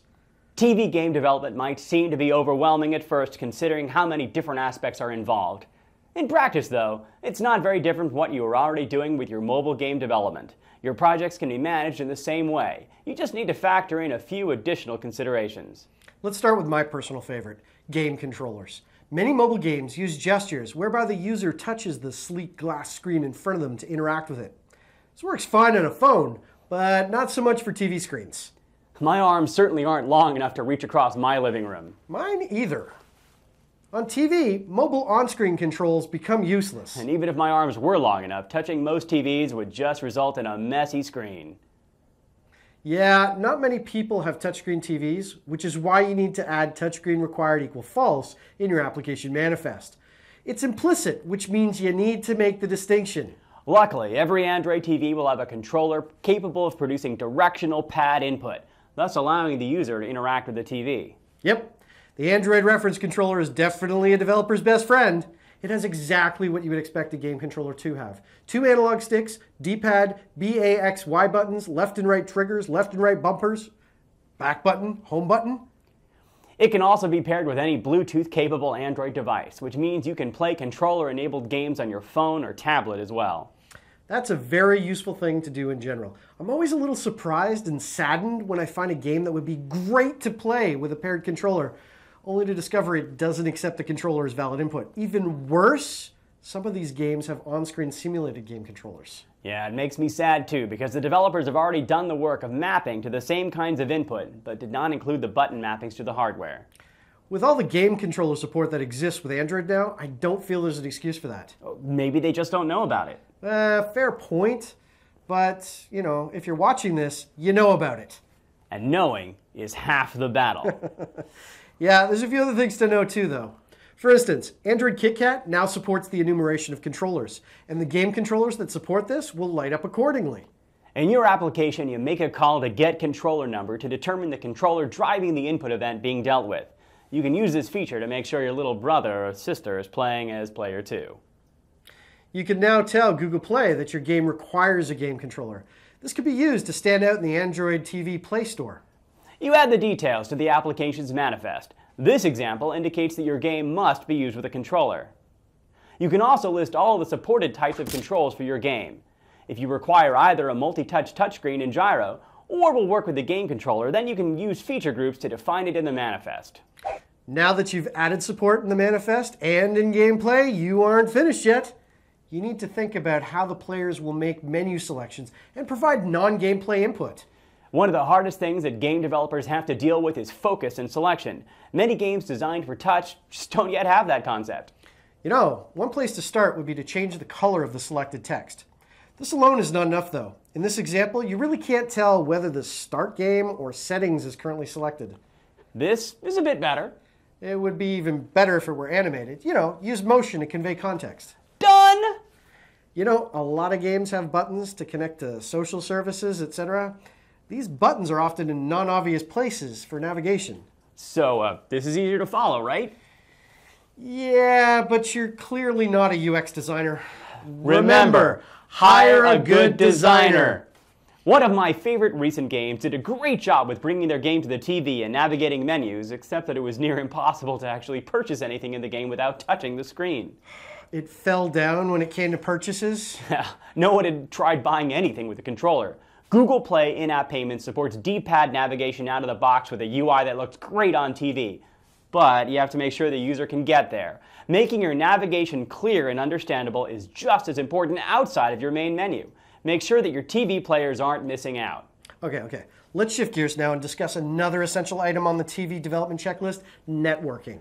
So, you're probably thinking that you know about network detection on Android. However, many developers forget to consider the possibility of Ethernet network connectivity when building for TV. Android TVs have wired Ethernet ports to allow fast networking. This means that Wi-Fi may be turned off, but it's still connected to the internet. Mobile developers have not had to worry much about fixed stationary devices. It's not been common for developers to build their network checking code to consider connectivity beyond cellular and Wi-Fi. The good news is that it's really easy to test for network connectivity without caring about the type using this snippet of code. But if you really want to test whether wired networking is active, you can check to see if the active network is of type Ethernet. Understanding the active hardware allows your game to make good decisions about using bandwidth. Speaking of hardware, Android TVs have graphics hardware exposed to the power of OpenGL ES. You can draw at the full resolution of your TV. With many pixels comes fill rate responsibility. Use your pixel power wisely. Right. It turns out that we're not quite ready to draw graphically intense 4K scenes with mobile GPUs. Yet. But there's an easy way to tell Android that you want to render at a lower resolution. If you're using Java, you can call surfaceholder.setFixedSize, and that will tell our compositing engine to scale your smaller window to the size of the screen. And if you're like almost every game developer out there and not implementing your graphics in Java, you can change the size attribute of the target window. Hey, you can still use GL Surface View with the native renderer. The context are shared. The key thing is you want to make sure your games look beautiful on a large screen. Many of the shortcuts taken in mobile look glaring on a large screen. Low-res textures, low poly count models, geometry rounding errors, poor bit mappings. Look, you know what I'm talking about here. Oh, amen, brother. So with all this cool rendering, there's another thing you have to consider when developing for the TV screen. Other than epic sizeness? Well, overscan. It's something that still inexplicably exists on modern TVs. Effectively, this means that some of your content may be pushed beyond the visible edge of the display. So people should letterbox content and have borders? No, just make sure you fill the screen, but keep the important information out of the outer 3% of the display. Like what kind of important information? HUDs, for example. It's kind of important for people to see those. It could become very annoying for the user to fiddle with their TV settings, trying to see the full UI of your game, only to discover that no matter what settings they play with, they still can't see the whole thing. Keep the edges of your game free of critical information. Oh, I wish every developer knew about overscan and didn't have to know about overscan. Let's move on to what developers can do with Google Play Game Services. Google Play Game Services have been optimized for Android TV with easy navigation and a great new look and feel. You can also utilize achievements, leaderboards, quests, and more. More being multiplayer support. Yes, you can utilize turn-based multiplayer and real-time multiplayer from Play Services. There's even C++ support for turn-based multiplayer. I want to see some awesome multiplayer experiences with people playing on their tablets in the same room so I can hear them groan. Second screen experiences in the living room are growing in number. Game saves can be a great tool for keeping your users engaged. Part of extending the mobile experiences to the TV means being able to continue playing on the biggest, baddest, most overscan-prone screen in my house. Cooperative multiplayer is also worthwhile. Play Games has a great API for peer-to-peer multiplayer with up to 8 players. It's so much cooler if some of them can be on TVs. Everything's better on TV. You know, you can unlock the RTFM achievement. Wait, what achievement was that? Read the full manual. It's not exactly a manual, but rather a website. We're always trying to make it better. And on that note, help us make TV games better. In this short talk, we covered a lot of ground, but there is always more to explore. In summary, we looked at game controllers and the importance of navigation, focus, and selection. Networking and why it's not sufficient to just look for Wi-Fi. Graphics rendering on the TV and the challenges that overscan can present. And finally, Google Play Services and how it can help bring about the best gaming experiences for your users on TV. More details about how to get your game ready for TV can be found on the new developer site for Android TV, including important manifest changes to work with our new lean-back experience. You can get in touch with us at +Dan Galpin and at DA Galpin. And +Kristen Uccello or at _Crispy_. Now go build something fun, engaging, and big for us to play on TV.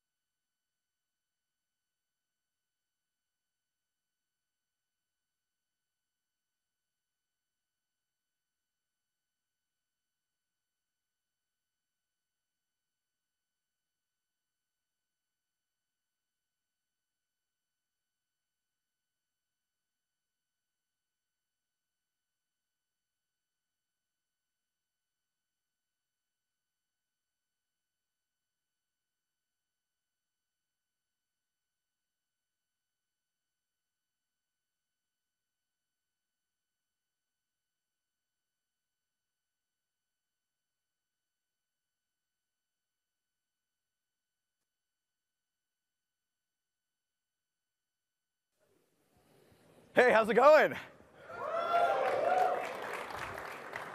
Really excited to be here and talk about the Nest API. It's a long time coming. How many of you guys signed up to hear about this probably about 8 months ago at this point? Exactly. Waiting for a long time. I'm really glad to be able to talk about it now. We've been working on it for about a year, and I think we have fully thought through this, kind of built an entire comprehensive program, and we're going to talk through quite a bit of it today. So things we're going to go over. We're going to go over kind of details of the API, kind of high level what the features are, and also go through some examples as to how to build to it. Mark's actually going to walk through some sample code. Design. Some design guidelines, as well as some kind of tips of the trade of things we've learned over the last couple of years, and some details on how you should test and how we are going to test your apps. So where did this all begin? It began in a garage. So we started in a garage about 3 years ago in Palo Alto off Olive Street. And this is back in the day when hardware was dead. Like no one was going to build anything in hardware. No one was going to fund anything in hardware. And in fact, I think the story is that the days of the hardware startup were long over. But we've grown, and we've built a business. We've grown considerably since we started three and a half years ago. And we have a whole campus now. So if you're down in Palo Alto, there are 3 Nest buildings, and actually we've totally filled them up now. It started with a thermostat, and people laughed once upon a time. Like, can you build a company reinventing a thermostat? It turns out you can, and you could do really well doing it. It started with the idea of, can we reinvent these unloved categories? Can we bring design, technology, connectivity, learning to a category that has none of that? And it's really exciting to see that there's an entire industry now around reinventing these unloved things in the home. I can imagine, actually, how many of you guys are interested in building products for the home? So that's amazing. So if I had asked that question 4 years ago, probably 3 hands would have gone up. So that's amazing. An industry has been created now, and I think we're at a really good place to work together on this. I think with Nest critical mass and your brains, I think we could build some really cool stuff. So taking the thermostat Nest Protect, about a year ago we decided we really need to do an API. We're hearing from you guys. We're hearing that it's time to do it. There's a untapped set of products that we can never go build. Nest can only do so many things on our own. Yes, Nest will continue to build great products, and we've got a ton in development right now. I'm really excited to share soon. But as you can imagine, there's a lot we could do with just what we have today. So what is the Nest API all about? So one, of course, it's about controlling thermostats and things like temperature control, home comfort. And there's a lot of things that we've done so far with home comfort, and we've added features continuously since we launched the company, but there's a lot more we could do, and things that I hope that people will go pick up. Protect events. So we launched Nest Protect last fall, and it's really about safety. And this is a brand new category for us, and things we've thought a lot about. And I think for this first generation of APIs, being able to listen to Nest Protect events and figuring out other things you could do with those events. So I don't know if you guys saw some of the examples that we've launched, but these guys, LifeX, who've built a connected LED light bulb, listen to Nest Protect events and flash the lights red when there's an alarm in the house. I think it makes a lot of sense. I'm curious what other kind of things we're going to come up with this API. Home and away, extremely powerful. And this is something that we've taken years to develop, kind of automation around home and away, where people don't have to go and push a button to do it. So being able to listen to those events and know when people are gone from the home automatically, as well as with the user's input saying, hey, I'm gone, things can happen in my house now that I'm away, and when I'm coming home, do something for me. ETA, so picking back on home and away, but actually providing some input. So a really popular example that we've heard from users and that we've launched now with the API is, hey, I'm driving home. Why can't my house know that? So we partnered with Mercedes-Benz. They were kind of an early beta of the API, and what they've done is super cool. So as you're driving home, the car tells Nest, hey, Matt's on his way home. He'll be there in 30 minutes. Make the house comfortable for him. It's super cool. So it's all about the home. And everything about Nest is about the home. Yes, we get a lot of spillover. People use our products in light commercial and small businesses and restaurants and shops. But most of this program is about the home. And most of what we do is about the home. So we've built an entire program around revolutionizing the home. So kind of some high-level details of the program. So all of the information is on developer.nest.com. very, very detailed specs. So we've had an entire team working behind the scenes for the last 4 months, documenting the APIs, building sample code, going through examples, really getting into the details so that you can pick it up and just go. We're available. We actually have an entire developer support team behind the scenes now, ready to answer questions. And we've actually put something up on Stack Overflow for people to ask questions to us, and we'll answer. But we put a lot of resources on developer.nest.com for people to learn more. We're working with anybody. So not just large companies like Whirlpool and Mercedes-Benz, but small developers too. Individuals who have an idea, who want to get started. We work with everybody. And we've designed the program to be extremely cross-platform. So any connected product, be it a hardware product, iOS, Android, the web, a pure service, the Nest API should work with everything. And we've kind of designed it to be extremely cross-platform.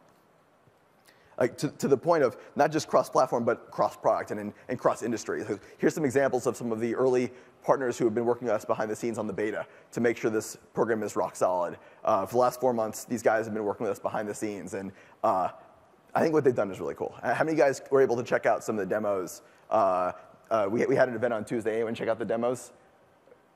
No? A couple of you guys? We put together a video that I'll go through in a bit, kind of explaining what some of these integrations we're able to do. Super cool stuff, and things that we could never have done alone. So we have lots of ideas. You guys do too. I'm really curious when we put our ideas together what we'll be able to do. So completely cross-platform, companies big and small, and also no hardware changes required. Like any internet-connected product should be able to work with Nest. I think this is a really important thing. And you may have heard about other home ecosystem platforms that are emerging, like something from the fruit company down the street. You may imagine that some of these things are light on details, but I can imagine it's not going to work with any hardware out of the box today. And I think this is really important for especially products that exist today. So with a software update, you should be able to work with Nest. And I think that's really important. It's also open today. So unlike other products down the street, you could go and work with Nest today. You don't need to wait. So Nest is in 3 countries today, US, Canada, and UK. We're expanding rapidly, and this program will expand with us. So we expect that as Nest expands, and will expand throughout Europe, throughout Asia, throughout the rest of the world, the Nest Developer Program will go with us. And we'll establish developer communities throughout countries as we go. It's an incredibly comprehensive program. I think we've thought it through end to end. So it's not just about the APIs and the documentation. It's about marketing and about logo assets. So you could put things on your box or on your website to say you work with Nest. It's about having resources that are behind the scenes to help you build your ecosystem. And also, I don't know if you guys saw that we announced a fund with some of Nest early investors that I'll talk about in a bit to help small companies get started in this industry. And we will work with everything from apps to connected appliances to connected coffee cups. And I'm sure some of you guys are probably working on connected coffee cups right now. We will work with everything, and we're really excited to see what those products could do.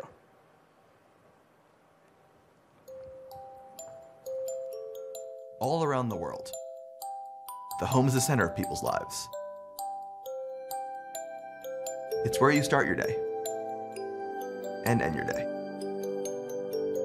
It's where you raise a family and make memories with the people you love. So wouldn't it be cool if our homes could be more aware? If our homes could learn from us and help take care of us? At Nest, we do just that. It all started with the Nest Learning Thermostat. Then came Nest Protect. But for us, that was just the beginning. Our goal has always been to bring this kind of thoughtfulness to the rest of your life. That's what Works with Nest is all about. Works with Nest makes it possible for your Nest thermostat and smoke alarm to interact with the things you use every day. Because when we make connections between these different parts of your life, we can deliver personalized comfort, safety, and energy savings without you having to do a bunch of work. We've been working with companies big and small to make this a reality, and we're very excited about what we've been able to do. Up is a combination of a band that you wear around your wrist and an application on the phone that together help track your movement throughout the day.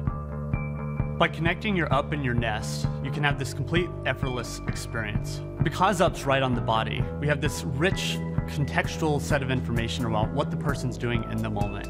And so that means those days that you might wake up a little bit earlier, before you even get out of bed, we can let Nest know that, so it can then adjust the temperature in the room to start to be for my daytime. This is about technology not for technology's sake, but technology in service of a better life, helping us be more human and allowing us to live our lives better. Why would we ever bring the thermostat and washer together? That's a good question. If you look at it from a perspective of energy consumption, it's an easy one. These are the big energy consumptions at the home, and they're also the one which require a lot of day-to-day interaction with the consumer. If you have already the thermostat communicating to the utility company, it's much easier if there's one signal going to the Nest, and that is disseminated through the household to all appliances to basically reduce consumption now because we're at the peak. It's just a tremendous consumer benefit. It just happens in the background. LifeX is a LED light bulb that you control with your smartphone. When we first heard about the Nest Developer Program, we were really excited to be a part of it. With Nest Protect and LifeX, when a smoke alarm event is triggered, we can pulse your lights red, which can help you see in the dark, as well as give extra notification that there's a problem in the house, which is especially good if you're hearing impaired. Nest brings this whole other dimension to LifeX. Who would have thought by combining Nest products and LifeX products we could help save lives? Automotive industry is in a very deep change.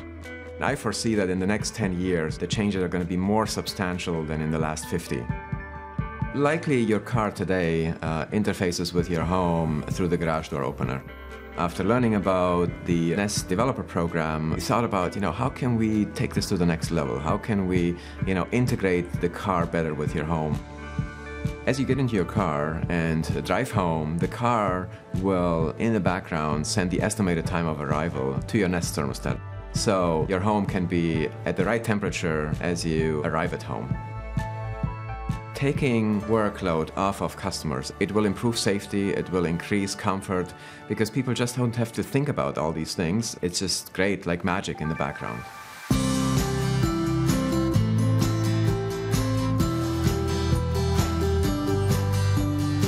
At Nest, we believe these experiences are the future. We're able to connect things inside and outside your home to better anticipate your needs. We're already doing some pretty incredible things, but this is just the beginning, and we can't wait to see what's next.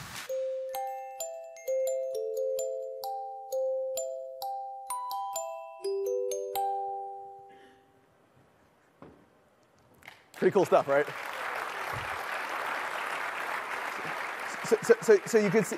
So you can see what we mean by building out the conscious home. It's not just about building connectivity. It's not about just building products that connect to each other. It's about building experiences. And if some of these early partners can show, there's some amazing things that we could build. So I'd like to invite up Mark McBride. So Mark McBride leads the development team that actually built the Works with Nest program. And he's going to talk to you about some of the examples and how to build apps. Oops, clicker. Hello, thanks for coming. As Matt said, we're going to talk about some of the specifics around the API. We'll talk about how we're authenticating users and protecting user information, walk through some sample code, talk about some UI guidelines, and talk about some of the testing tools we built to make putting together client applications super easy. As Matt covered, right now, Nest sells thermostats and smart smoke and CO detectors. And these two things have a primary function that they execute in the home. The smoke detectors monitoring your environment for smoke and CO and setting off alarms. The thermostat's doing the same with the actual environment and controlling HVAC systems. But given the sensors they have, there's secondary functions they can perform as well. And we use that to determine things about the home itself. So our data is not just device-specific, but it's also home-specific. The other thing that we thought about when we were building out this program is you're not always at home. When you're outside the home right now, Nest has some capabilities, but our partners can offer us a lot more. And so we built the ETA API as something totally new that allows partners to tell us when they're coming home. We'll talk about some of the specific devices now. The thermostat has about what you'd expect from an HVAC control system. You can monitor current environment of the house that it's in. You get access to target temperature controls, to HVAC modes. You can operate the fan if one's in there, and all the things you'd expect from a regular thermostat control. What's interesting about HVAC systems is they're surprisingly complicated. You'll notice in the API documentation that current temperature is not a writable field. That one's read-only. Target temperature is writable. There's a variety of systems that we operate to make sure the target temperatures are achieved. There's emergency heat, there's multi-stage compressors, there's heat pumps, there's radiant heating. All of those things work together to make your home comfortable, but there's things you can do to them to put them in situations that are pretty nonsensical. It's a lot of power, it's a lot of responsibility. Where possible, we're trying to absorb that responsibility. So our API has safeguards built in. If you try to put the environment in a state that doesn't make sense, you'll get an error. We won't let you do something dangerous to the home. So when you're building these integrations, just watch out for things that come back that say, you're not allowed to do this. There's usually a textual description that you can interpret and make sure you don't do that again. Also with the thermostat, we realized about 1.5 years, 2 years ago, that we had access to a device that controls the largest energy consumption source in the house. So we partnered with energy programs, utilities around the country to provide what's called rush hour rewards. On hot days, usually, when there's going to be peak demand on the grid, an energy company can tell us we would like some load shed between certain hours so that we don't have to start up coal-burning, usually dirty power plants to meet peak demand. We've made this available to our partners too, because while HVAC's the largest energy consumer, it's not the only one. And we'll talk about some demos and some integrations our partners have done around that a little bit later. The Protect right now is pretty simple. This has alarm states, it has battery level states, and it also has an overall device state. So in our UI, we paint the smoke detector a single color. We don't have lights for smoke and CO and battery. Rather than have all of our clients try to interpret those 3 different alert levels and try to come up with the right color, we have an additional field that's overall device state that you can use to keep your UIs in sync with ours. We don't have a lot of constraints around how you use our data, but in particular with Nest Protect, it's a safety device. And when users are looking at data from this device, it's likely an emergency, and we don't want people to be confused. So we do ask that the alert levels provided by the API are the ones you use in your client applications. Don't try to reinterpret these as, get up, get out, et cetera. Just use the text we have in there. So we talked about the primary and secondary device functions we have. The most prevalent, or probably the most used one we have right now is what's called home and away. So we have PIR sensors, or motion detectors, on the thermostat and on the smoke detector. And using those, we can make pretty good guesses about whether somebody's in the house or not. So our structure has a field that's called away. There's 2 different subdivisions of this. There's manual away and auto away. Manual is exactly what you'd think. The users explicitly said, I'm home or I'm away. We won't use sensor data to override any of those states. The user said what it is. We take their word for it. There's another state called auto away. And if this is enabled on devices, if we don't sense motion for a certain period of time, we put the house into auto away. And the difference between that and manual away is when we do sense motion, we take the structure out of away and put it back into home. Currently, we use this to control temperature. If people aren't in the house, we have secondary target temperatures that are usually more efficient but less comfortable, and we'll revert to those settings until somebody comes back to the house.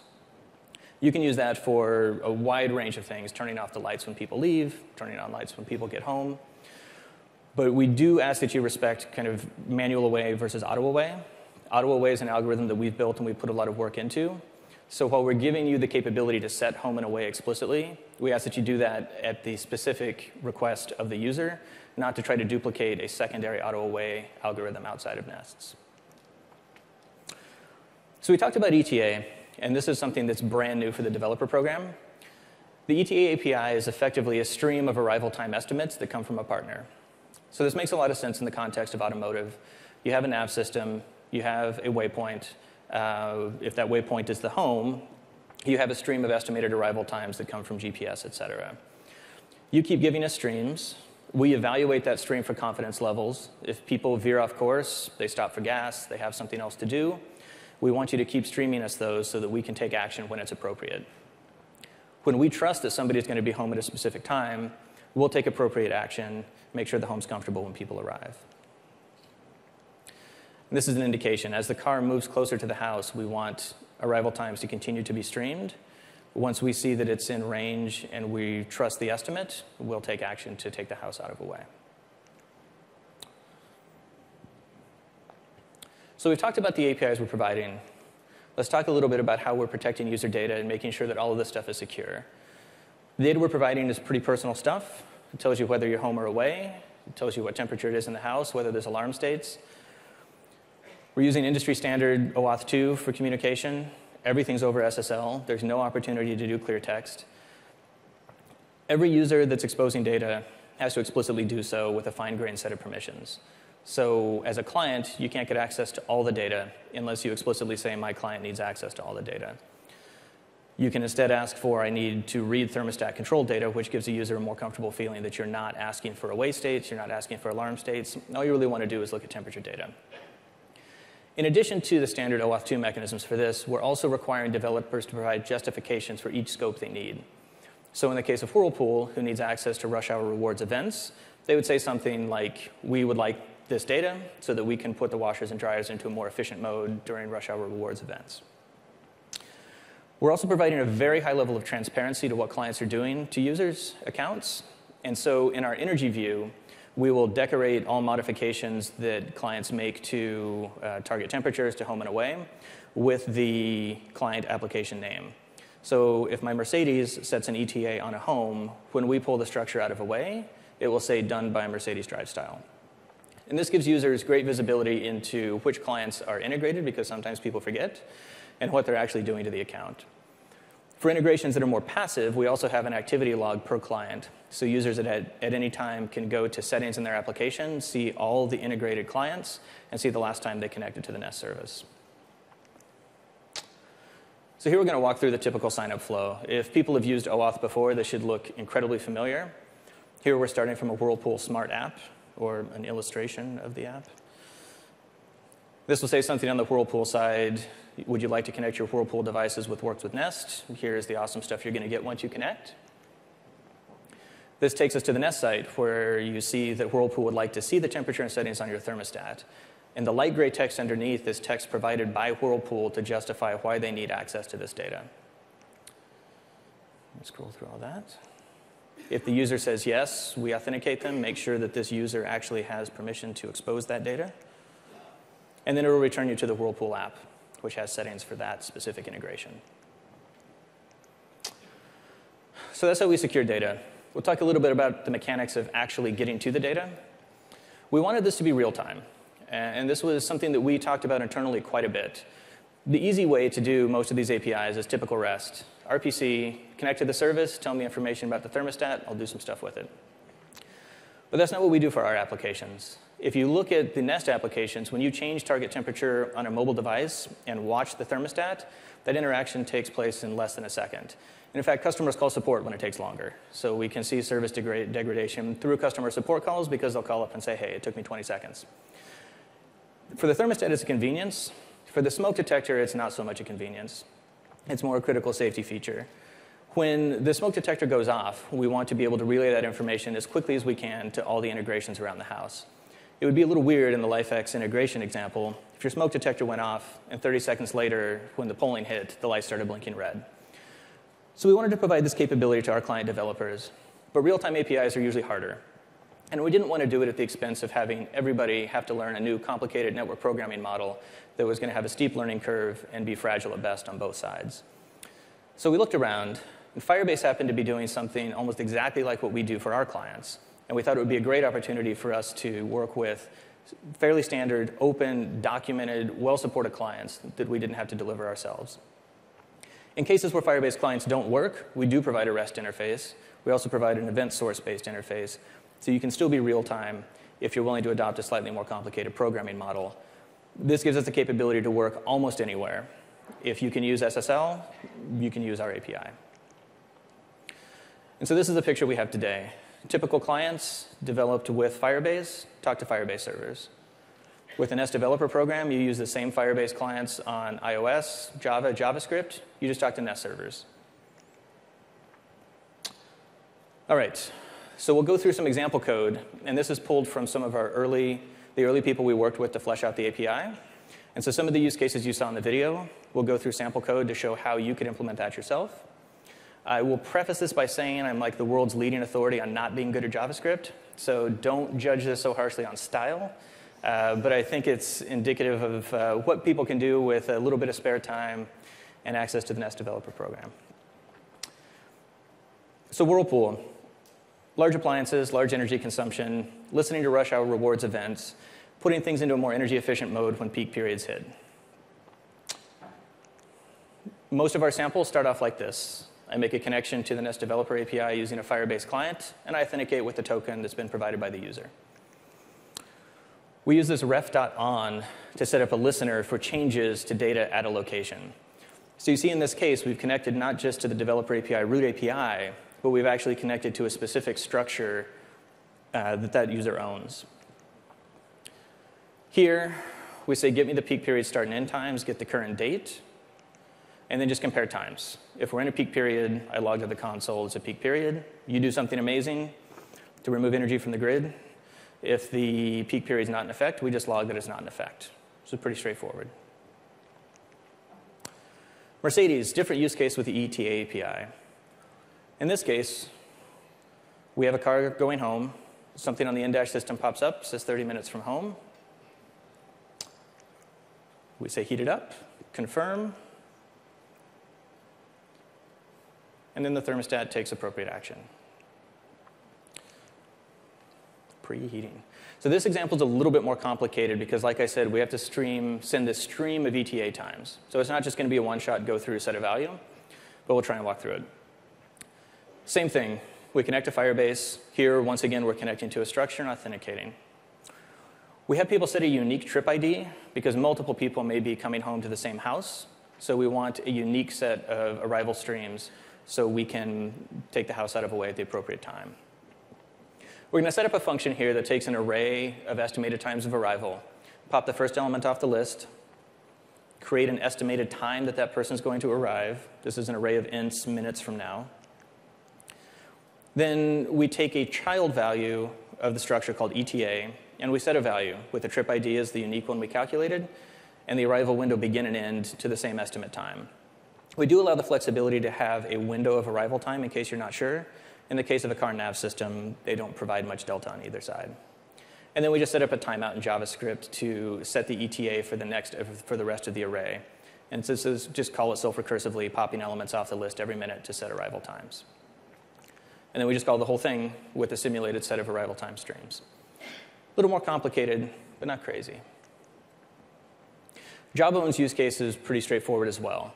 The wristbands know when you go to sleep, they know when you wake up. With Nest devices, we have motion sensors around the house, but typically not in the bedroom in a real-time capacity. So this allows you to get better presence information or activity information into the Nest API. So the comfort of your home can be set earlier than it would be if you just walked by the thermostat. So in this case, we sense motion on the Jawbone wristband. That makes a call to the Nest service and sets a target temperature. So let's walk through this. This should look very familiar by this point. Connect to Firebase, authenticate with a token. I'm going to compute a wake-up time. This is setting an alarm earlier in the evening. Set the timeout for when I should set my target temperature, and pick a target temperature. Usually this is presented in the UI of the integration we're doing. This call is a little bit different. This is not ref.on, this is ref.once. So Firebase also allows you to just get data once and process it. This won't be called every time data changes. This is just called the first time. And this shows how you would walk through all the thermostats in a structure. So for each thermostat, set a timeout to change the target temperature at the time I'm going to wake up. Pretty straightforward. The last one we have is LifeX. This one is using the Nest Protect APIs to respond to changes in alert state. When it senses smoke, it can change the lights to blink red, which gives people better visibility in smoke, and also provides visible cues for people who are hearing impaired. So again, this will look really familiar for the first couple lines. Oh no, it changed. Look, here we're going to set up some functions to set lights and blink lights, but now it looks familiar. So we connect to Firebase, we authenticate with our token. All right, there's more code. Here we call once again, and we're going to walk through all the smoke detectors in a structure. And here, we're actually going to say, for each smoke detector, I'm really just interested in the smoke alarm state. So set my callback just on that one. I don't care when battery level changes. I don't care when CO changes, although we probably should blink lights in that case as well. But this shows that you can listen to specific data elements in this document and not have to respond to the whole thing. And here I basically say, if it's warning, why don't we blink the lights yellow? If it's emergency, set the lights to red. If it's all clear, set the lights back to white. So there's 4 integrations. Somebody who's not very good at JavaScript was able to whip this out in 30 to 60 minutes total. I actually ran them in a browser and they worked. But they're pretty compelling use cases, we think, for integrating with data provided by Nest devices and really, really extending the reach of what we can do with a more responsive home. Next, we'll get into user interface. We have a detailed section on UI guidelines on developer.nest.com, and we'll just touch some high points here. We don't want you to build Nest apps. We built those. We think they're pretty good. We'd like you to build your apps based on Nest data. The only things that we ask you to respect are there's a few key things. Home and away are very critical concepts, and so we prefer that those stay home and away. And Nest protect event states, like we talked about. Those are security things, safety things. We don't want to confuse users in the case of an emergency, and don't try to be too cute with the house is on fire. There's also a list of trademarks, logo usage, et cetera, et cetera. There's a whole page on it at developer.nest.com. When you get ready to launch, I suggest going through that. Testing. Nest devices are really, really simple from a UX standpoint, really, really complicated for the kinds of hardware they actually have to work with. And we touched a little bit on the complications of HVAC systems earlier. But when we were thinking about this, if we hand developers a physical thermostat and say, why don't you test all the corner cases, you're going to have to wire the back plates to like 75 different combinations of has cool, has heat, doesn't have cool, has a common wire. So we've created a Chrome extension that allows you to create what we call virtual devices. And the capabilities of virtual devices are extended to allow you to physically modify the wiring, not physically, virtually modify the wiring of the device. So I can create my fake device, I can set it up with an air conditioner, run my tests, I can take away the air conditioner, which on the actual thermostat would be the equivalent of pulling it off the wall and removing a wire, which allows me to test a wide range of permutations of hardware without having to set up a really crazy test lab. We also have measures in place to protect both the devices and the service to make sure they're available for everybody all the time. And so we have two different types of rate limits. The first set of rate limits are designed to protect devices. Our devices are highly constrained. They're stealing power from the HVAC system at really, really low current levels. And so you can't make an unlimited number of modification requests to thermostats and expect them to continue to function. So when we think the device is getting into a state where it may not be able to execute all its functions, we'll start rejecting developer requests. So if you see something that's a 429 response or an error code in Firebase that says device can't service this at this time, it's time to back off.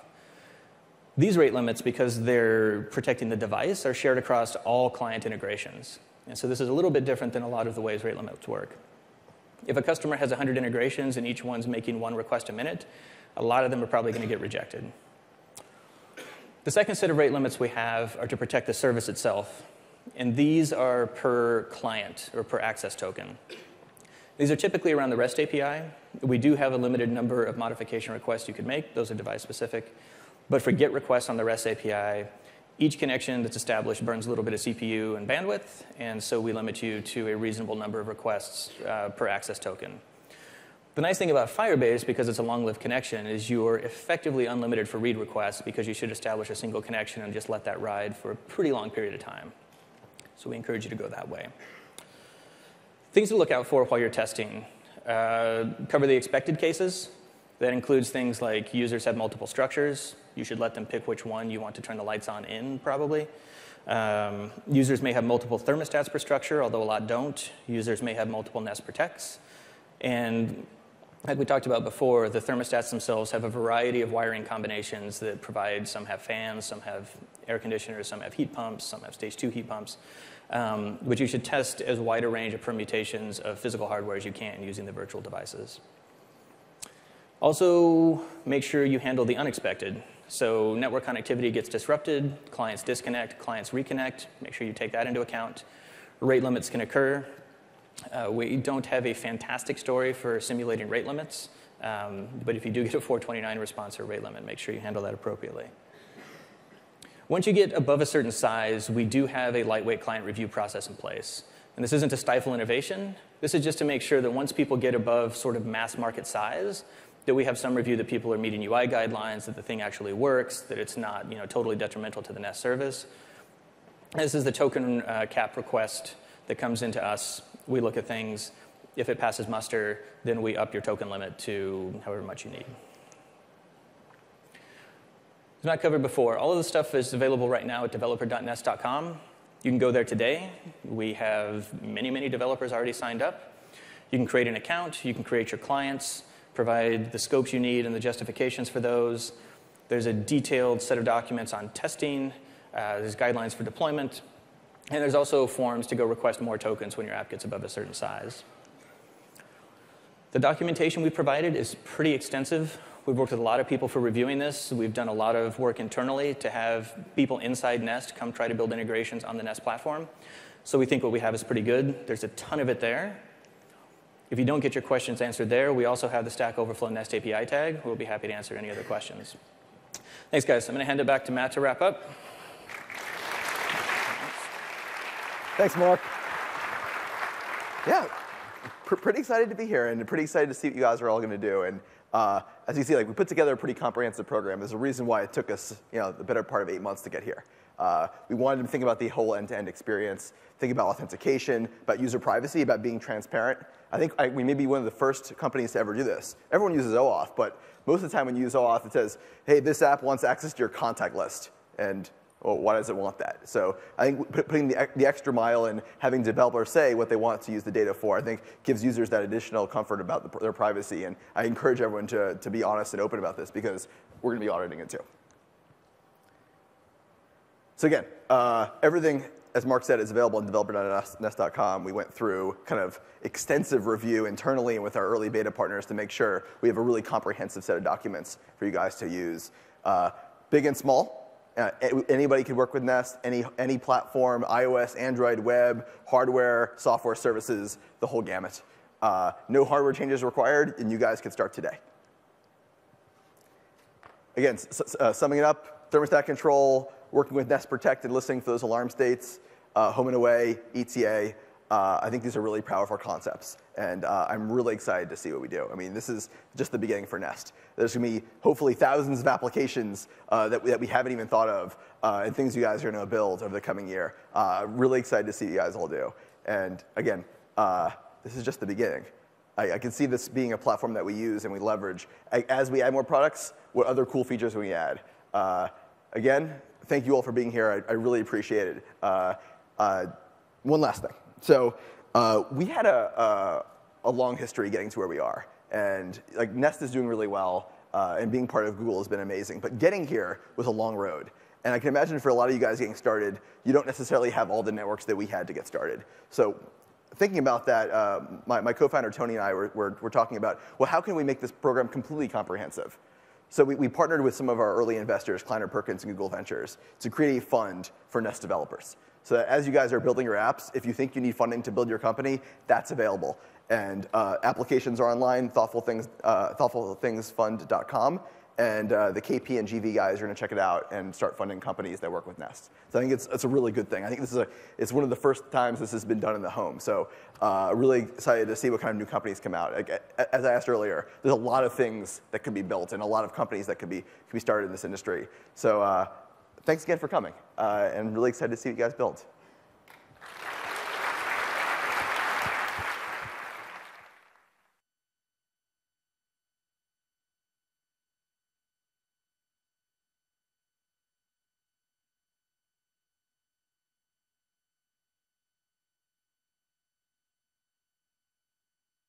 Learning to develop on Android is much more than learning APIs or shortcuts. It's training your brain to think like a mobile developer. Android Fundamentals, developed with Google, tells the story of Android's history while you build a real app, exposing you to current APIs and battlefield experience that will help you think and code like a seasoned Android developer. For more information, visit udacity.com/Google.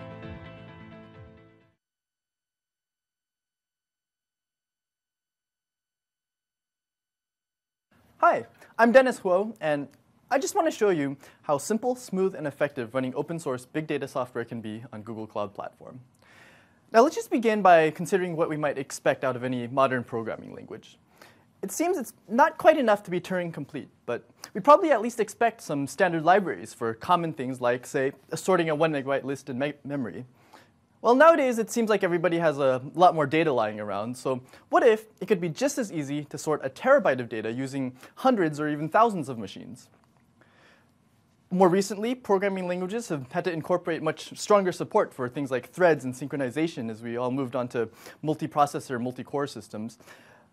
Nowadays, it's pretty easy to distribute work onto hundreds of threads. What if it could be just as easy to distribute work onto hundreds of machines? Nowadays, it's also pretty common to find some fairly sophisticated packages for all sorts of things like cryptography, number theory, and graphics in our standard libraries. What if we could also have state-of-the-art distributed machine learning packages as part of our standard libraries? Well, if you've been watching the code snippets over here the last few slides, you may have noticed that none of what I just said is hypothetical.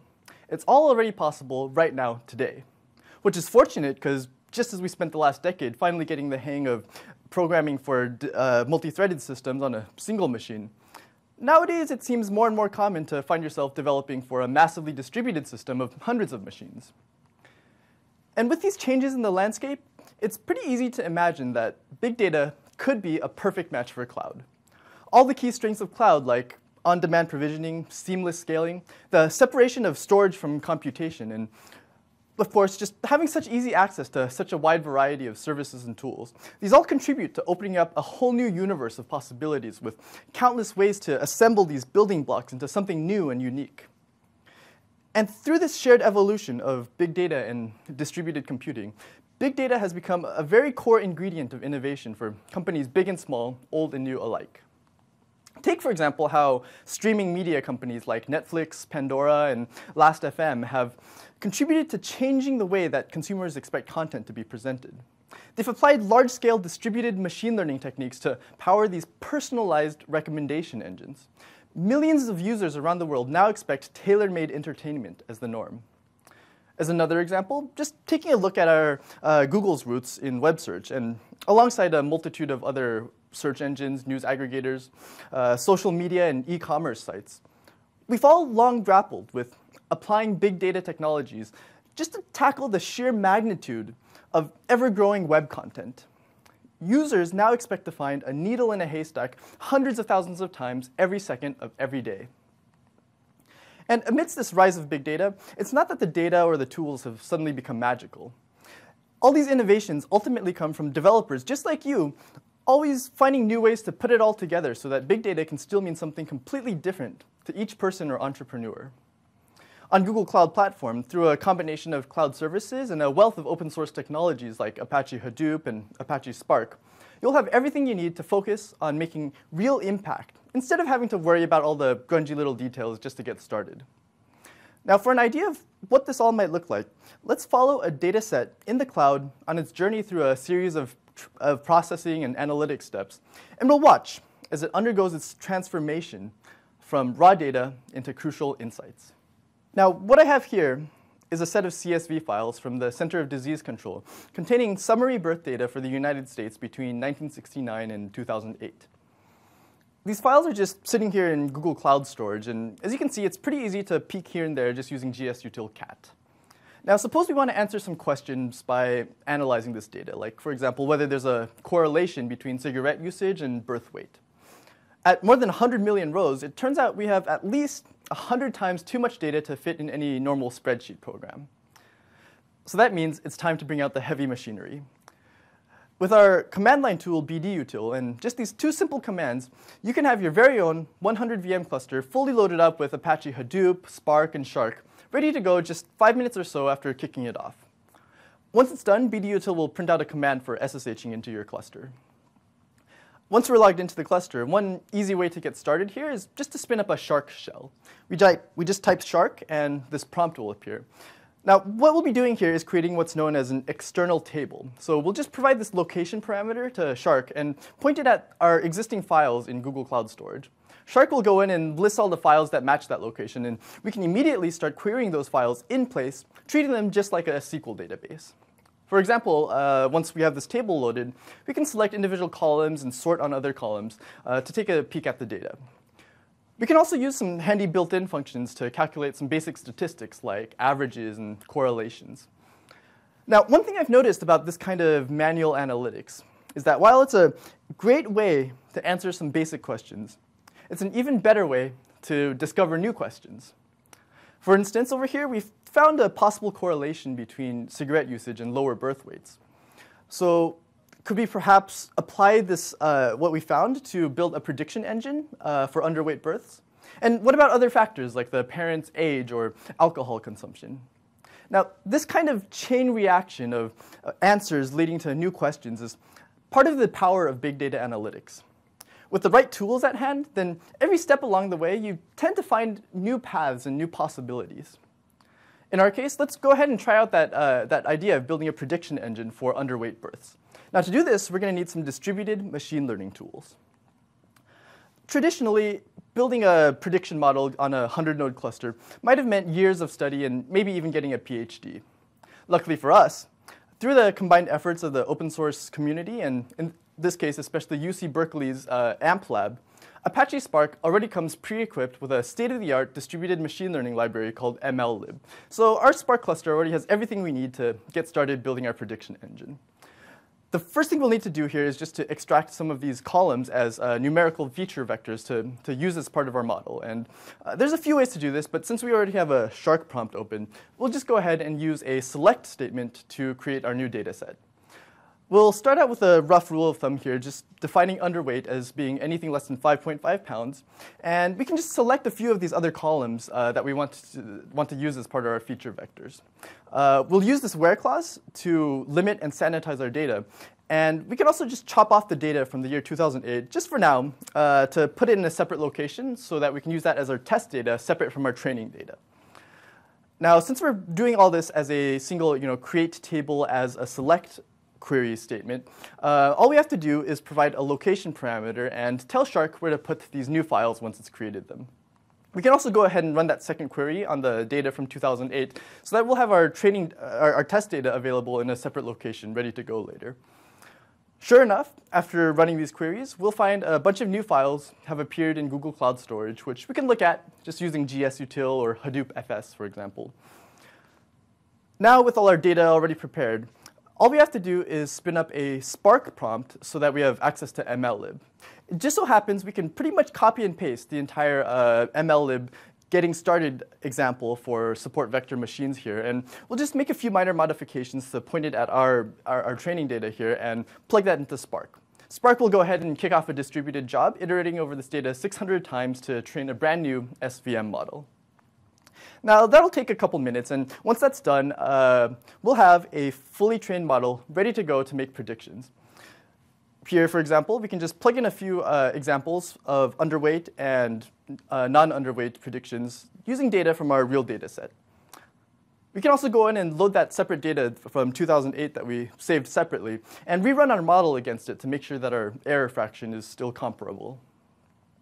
Now, taking a look at everything we've done here, I'll bet we've raised more questions than we've answered and probably planted more new ideas than we've actually implemented. For instance, we could try to extend this model to predict other measures of health. Or maybe we can apply the same principles, but to something other than obstetrics. We could also explore a whole wealth of other possible machine learning tools coming out of MLlib.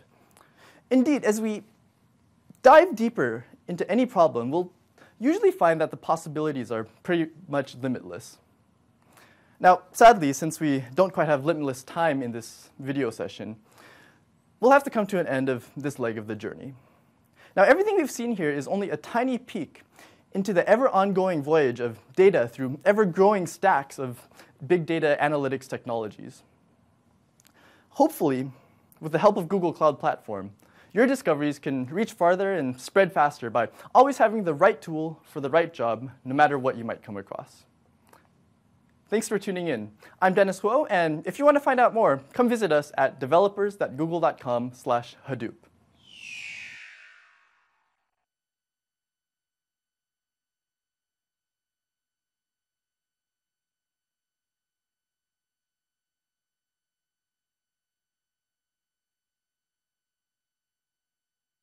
Hi, I'm Chris, and I work at the developer relations team at Google.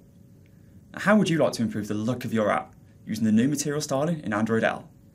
I'm going to show you how to do this alongside my Bainty top tips. But first, here's an introduction to the new material design principles. They've been created to work across all devices from Android to the web, and are a comprehensive guide for the visual, motion, and interaction design for apps. Now, to go on this journey, we need a sample app. we'll be using XYZ Reader, which you may remember from the show Android Design in Action. Now this app already utilises some of the things which we associate with a good Android app. Things like branding through colour on the action bar, responsive touch feedback, the use of standard type sizes, prominent use of imagery both on the list and the detail UIs. Now our goal is to make it look like this.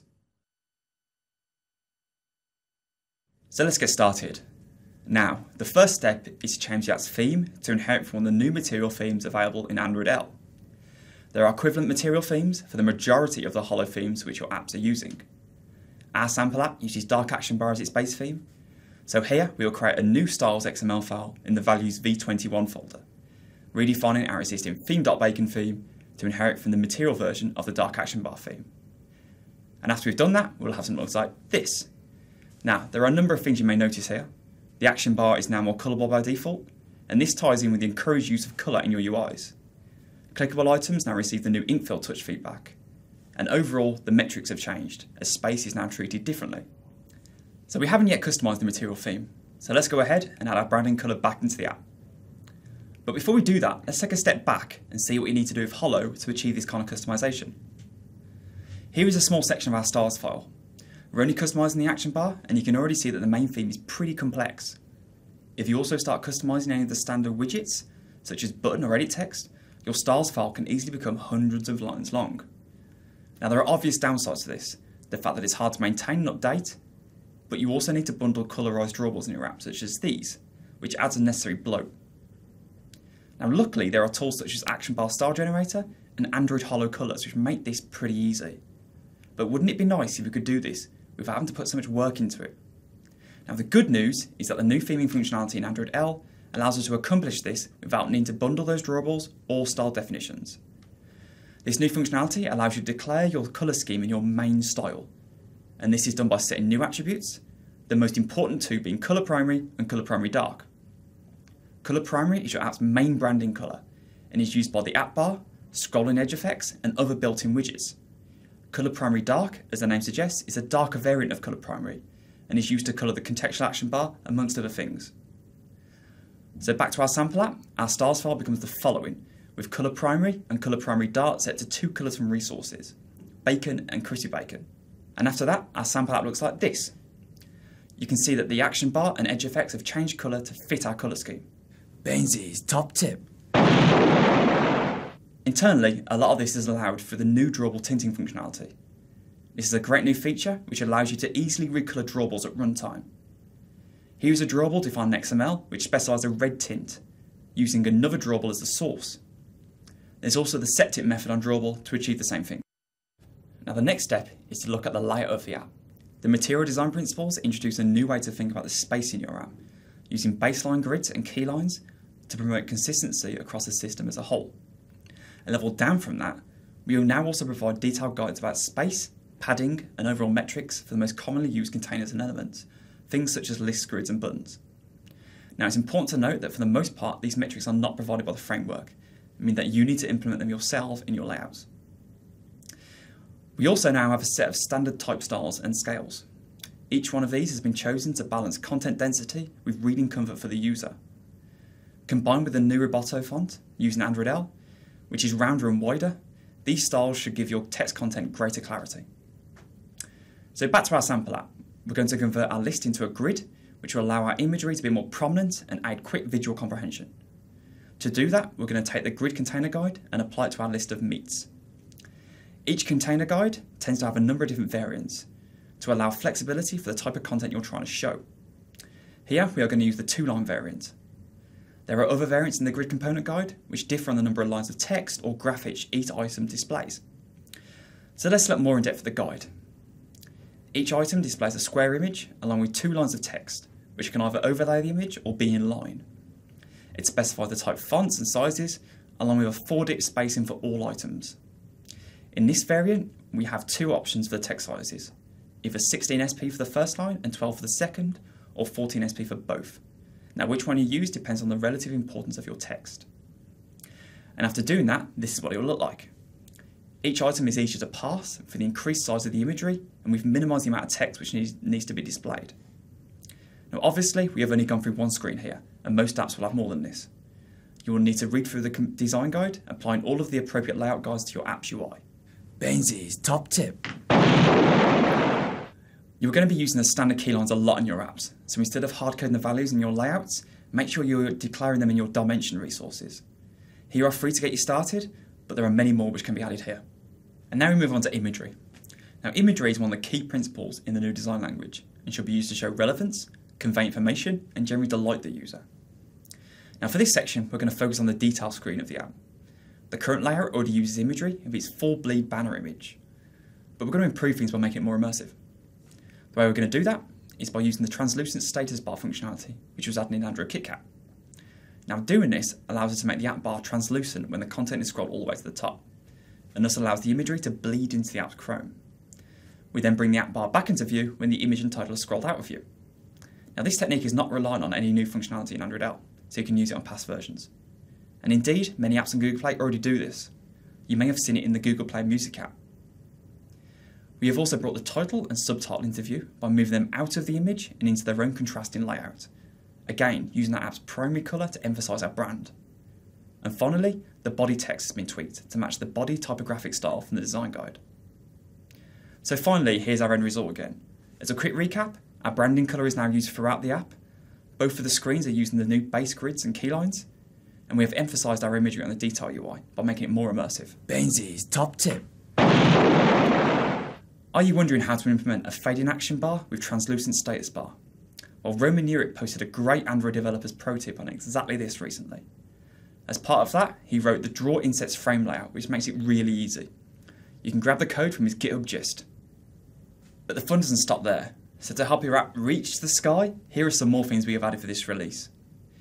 Activity scene transitions, which allow you to use the Scene and Transitions API when you are transitioning from activity to activity. Recycler View is our next generation adaptive view, intended to replace List View and Grid View. Recycler View has been designed so that the logic for laying out items is pluggable, meaning that you now have complete control over how your items are laid out. Android has gone 3D with Elevation and Translation Z. So as well as being able to move views in the X and Y axis, you can now move in the Z axis. And this allows your views to come away from the screen, casting a real-time shadow to create depth to your UIs. And finally, floating action buttons are a new type of button which are reserved for your most important actions. They are recognisable as a circular icon which floats above your UI. So thanks for watching. Now show us what you can do.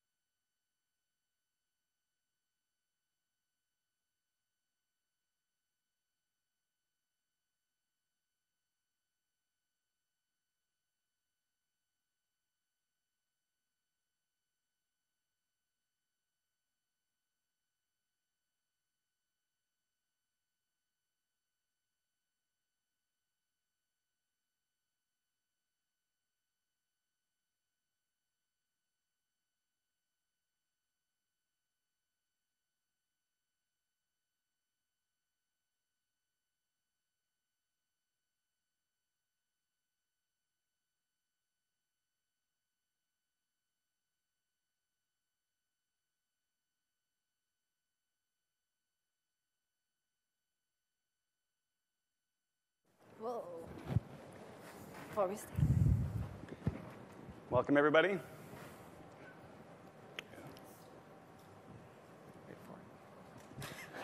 Hi. Hey. There we go. Worked. Hi, I'm Rachel. I'm Victor. Hi, I'm Hannah. And I'm Christian. And we're designers that have been working on this material design project, helping our various products at Google to bring the material design to it. So yesterday in the keynote, we introduced this concept of material design. And it's a system that uses the classical tools of print-like graphic design, along with some new dynamic surfaces that appeal to our innate understanding of physics and material. So today we're going to talk about how some of the visual design concepts that help to define that system. So it's not often recognized about design that a good portion of it happens behind the scenes. People don't actually recognize or notice actively a lot of the things choices that we make as designers. Sometimes even people thinking about visual design think of it as a skinning or a covering that's kind of happened at the very last moment. And today we want to show that beauty isn't skin deep. We want to challenge that idea of visual design as a skin. We want to talk about the visible and invisible structures that make the material UI work. So we'll show how invisible grids can hold the structure together.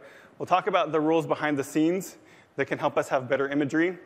And we'll pull the camera back to show the lighting and the shadow systems. So I'll start with one of the more invisible, yet visible everywhere design practices, typography. Typography is a lot more than just the choice of typeface, but the letter forms are a good place to start. So I'll start talking about Roboto. Roboto is a custom typeface that's designed with UI specifically in mind. It's a digital native. And we're using a new cut of Roboto as the default typeface for the material UI. We've extensively reworked the outlines to make sure that the types work not just on mobile and tablet, where we've started using it, but across the various form factors that we're now covering. So here's some of the changes. This way you'll be able to pick out the new version versus the old version and impress your type-obsessed friends. So we've calmed down some of the more unruly characters. We also rounded out the square sides on the caps, as well as the dots and the punctuation. We also completely redrew the numbers. And getting into the details, we reworked all of the italics so that we have better optical correction to the diagonal stroke. So if you look at the right leg of the A versus the left leg of the A, you might notice a very slight difference. So really, we tweaked almost every single glyph to polish and tune. There's a lot of changes in the spacing and the metrics. I'll spare you the rest of the details. But the typeface itself really is only a part of typography. In fact, if you call a type designer a typographer, they'll point out the difference between the two. Typography is the use of type. One of our design principles was to enable content that's bold and graphic and intentional. And this graphic character starts with the typography. In fact, when you actually look at UIs, it's clear that on almost every screen, type is the primary element. So if I block out just the type on the right, you can see how the screen really is structured by the typography. In fact, this is a good exercise as you're designing things to just block it out and just look at the type itself and see if it contains the structure. UI design really is typography. If we're drawing screens, whether we know it or not, we're typographers. So this design system uses really big type to be expressive, but also to create clear hierarchies of information. It's tempting when we're doing UI design to, just because we're always dealing with dynamic content, it's tempting to just use the smallest size possible because we don't know in a music player if the band name is going to be super long, or we don't know if in a calculator that we're going to have a calculation that's super long. Instead, we can use large type and then adjust the size to accommodate the copy as needed. So it's these large display sizes that are also another opportunity for branding where you might consider using a custom type, commissioning a new type, or even licensing a type. It's easier than it might seem. So to help us manage the sizes, we use a tool called a typographic scale. This isn't a new idea. This has been around in print for a long time. In fact, the classic typographic scale uses the same math as the musical pentatonic scale. It makes sure that there's enough contrast at each step. And what it really does is reduces the amount of distinct sizes on any one screen so that information is clear and you can tell those differences. A good rule of thumb is if you're using more than 2 or 3 sizes on one screen, you should make sure that there's a good reason for it. And if you are using a size that's not in the typographic scale, there should be a really good reason for it. Ultimately, though, the purpose of type is to serve the content. It's to help people quickly parse and communicate the information. And while typography uses up a good portion of our screen real estate in many UIs, it's hard to beat imagery, both photographs and illustrations, for impact.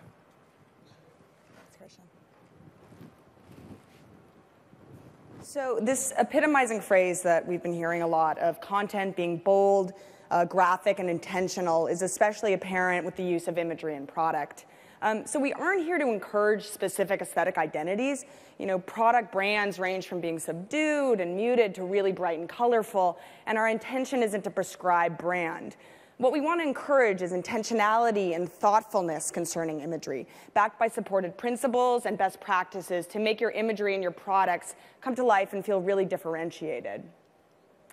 So we define the main principles of imagery in a kind of a 3-part statement. Be personal, be informative, and be delightful. So personalize the imagery where applicable to make your product feel relevant. A degree of intelligence is automatically communicated if imagery accurately reflects the user. Inform the user with a visual translation of information. This facilitates comprehension and allows for expedited understanding of information. And delight. Delight doesn't mean adding superfluous, fluffy imagery just to fill space. Delight really implies aesthetic thoughtfulness combined with appropriate contextual use. Delight can make your product feel not only special, but really considerate of the user. So some additional principles to talk through. Imagery doesn't have to be consistently conspicuous to feel appropriate. So this concept of being immersive, right? The image above is a great example of using imagery to create context and interest without overpowering the primary information. The artist's portrait is a textural background for the interactive music content, which is the primary focus. Use appropriate imagery hinting at contextualization to kind of create this type of depth and texture in your product. So be thoughtfully ubiquitous. So ubiquitous imagery, similar to delight, doesn't imply superfluous use without a rationale. Ubiquity here implies searching for very intentional visual opportunities where previously there might have been disparities. So look for these moments to introduce imagery that supports information, personalization, and delight. So context. Users should feel that in every instance imagery is visible, it feels relevant and appropriate, and not disorienting or misleading or out of place. So this doesn't always mean that imagery has to be a literal translation of surrounding information, right? So the example above is perfect. We don't see the literal facade of the location of your event, rather a feature image from the location that provides context. But context in the type of context such as cuisine and the general aesthetic and vibe, and potentially even the time of day. So this contextual accuracy, combined with really beautiful imagery, will create the best possible experience for your users. So best practices, I want to touch really lightly on some overarching practices when creating or commissioning imagery. From an aesthetic perspective, the main goal, right, is to create beautiful images, right? Your users will feel inspired and excited to use your product. But beautiful imagery is a somewhat broad and amorphous term. So here are some overarching tips, basically, to point you in the right direction. Ensure that a clear concept is conveyed in a memorable way with having a point of focus. This doesn't necessarily literally translate as a single point of focus in your image. Focus more so conveys that there is clear representation that won't be lost on the user. the user should be able to parse almost immediately what the visual represents. Building narratives takes this concept of focus and adds some flavor, right? Is the mood of the image aspirational, somber, celebratory? So this example of Miami is not only visually informative in terms of the location that the user is traveling to, but is meant to also be an aspirational and immersive image, right? Creating really positive connotations with your location. So all imagery is an editorialized decision, right? So make intentional decisions about the narrative of your product through imagery. I want to end this section about imagery speaking about some UI integration and kind of how imagery lives within the material design structure. So scale. Not all assets hold the same visual weight. An avatar and an account switcher is purposely smaller than a main hero image because of information hierarchy, right? So be mindful of these scale differentiations between imagery types, such as avatars, feature images, etc., as well as similar asset types, such as thumbnails within a gallery experience. Scale and hierarchy imply importance, and not all of your assets are equal. Okay, so this seems obvious, but make sure your images are appropriately sized for their containers and across platforms. Material design really emphasizes large containers, large real estate, and ideally these assets should not appear pixelated in your containers cross-platform.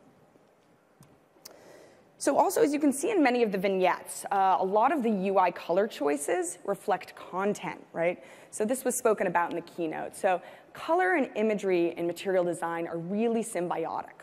These bold color bars, action bars, should look to a really intentional color sampling story.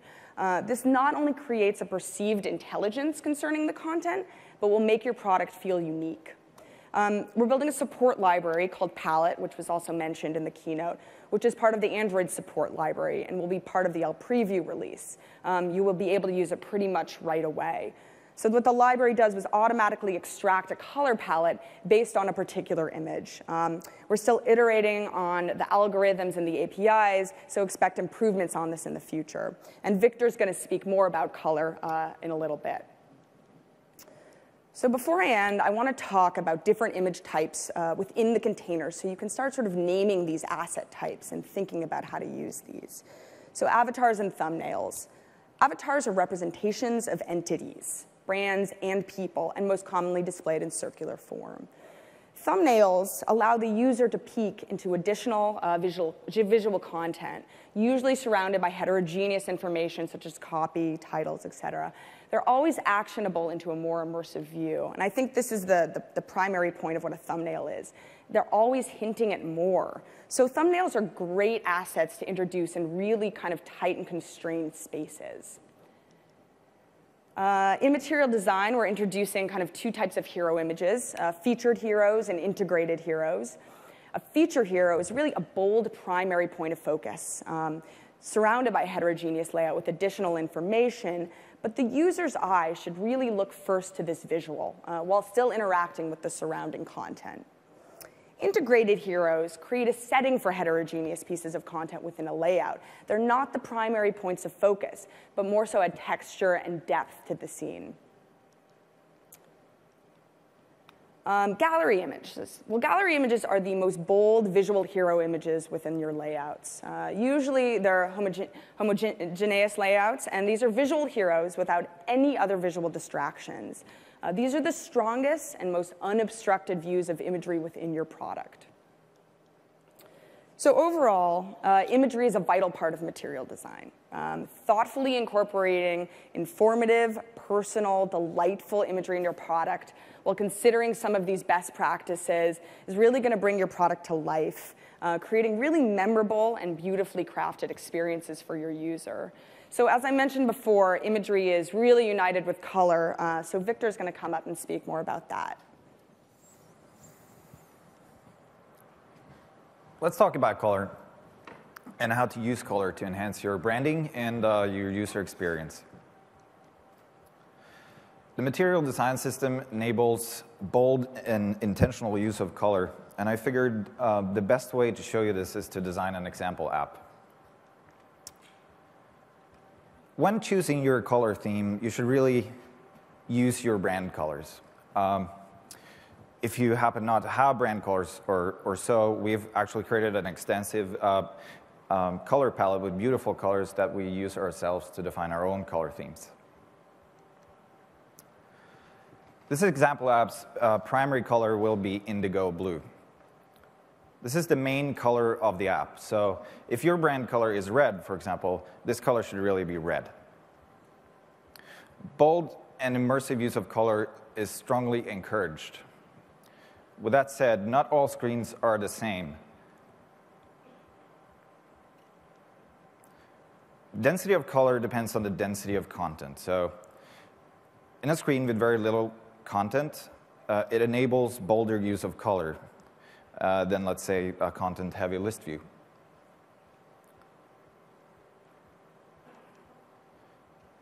Here are a few good examples of how bold color is applied in more generous ways. It brings delight to otherwise utilitarian experiences, such as the calculator, or how it can complement immersive imagery. OK, let's move on and choose the accent color for this app. This color is to provide contrast for important buttons, UI elements, and components. Don't choose an accent color that doesn't provide enough contrast. This color is really supposed to pop. Here are a few good examples of how an accent color can provide the right focus and attention to certain areas or components. If you've chosen an accent color that doesn't work in certain circumstances, don't worry. You can always fall back to a lighter or darker tint of that same color. Pull those colors together, and you'll get your basic color theme.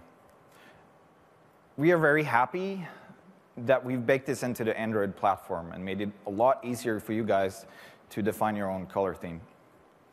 And remember, the strongest tool we have to unite a color or user experience across multiple platforms and devices is color. So we talked about the design principles. We talked about typography. We talked about imagery and color. Let's bring them all together and design a beautiful and consistent UI. As Zach mentioned earlier in the interaction talk, over the course of the design history, there have emerged rules and guidelines that we as designers are really, really excited about, that we bake this in and include it in the material design system.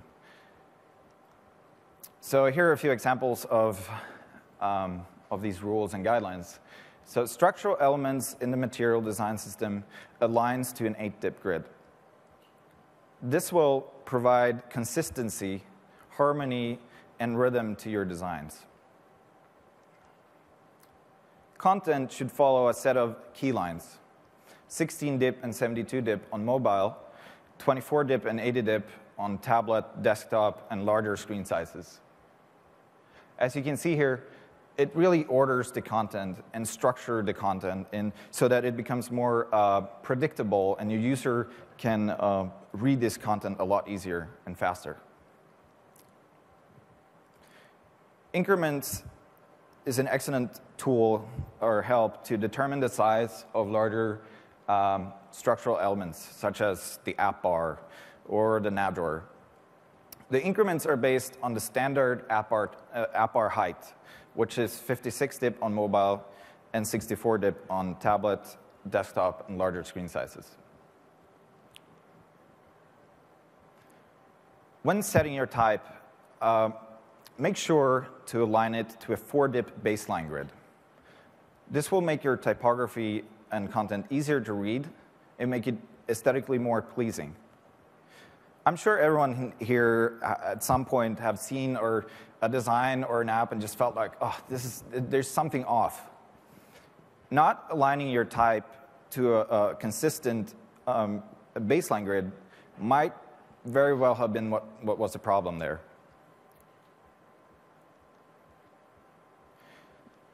Let's go back to our example app again and apply these rules and guides that we've incorporated in the material design system. This is going to be a fairly straightforward list view app, but I wanted to enable bolder use of color, as I talked about before, so I made the app bar 3x of the increment. When designing your layouts, start thinking in blocks. This is extremely helpful and will make your design process easier, faster, and I would say better. For this app, I'm going to use an avatar to the left with two lines of text next to it. So for that, I'll use a block of 72 dip.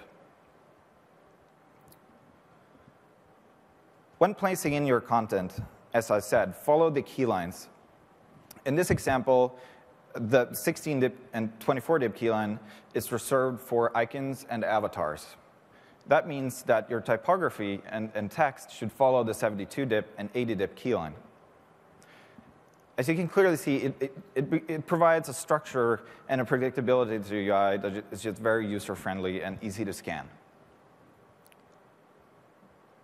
Last but not least, remember the baseline grid. Align your typography to the baseline grid to achieve better typography. And there we have it. By using these, I would say, almost magical tools and guidelines, as well as fundamental tools and guidelines, we've created a bold, beautiful, user-friendly UI over multiple platforms and form factors. Over to Hannah, who's going to talk about surface and dimension.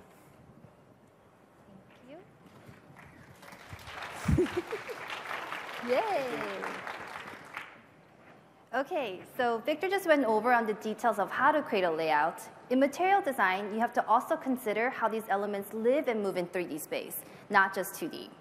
We can model how people perceive material in our UI to group and structure our content. The use of surface and material can solve spatial issues, and they're not meant to be used just as decoration. So in material design, we use this technique to give our UI dimension. So we interact with physical objects every day. The tangible qualities and shadows help us to quickly understand affordances. So we were inspired by the tactile qualities of paper and studied how light interacts with the material to create our shadows. We didn't just apply this approach to our UI, we actually did a lot of studies.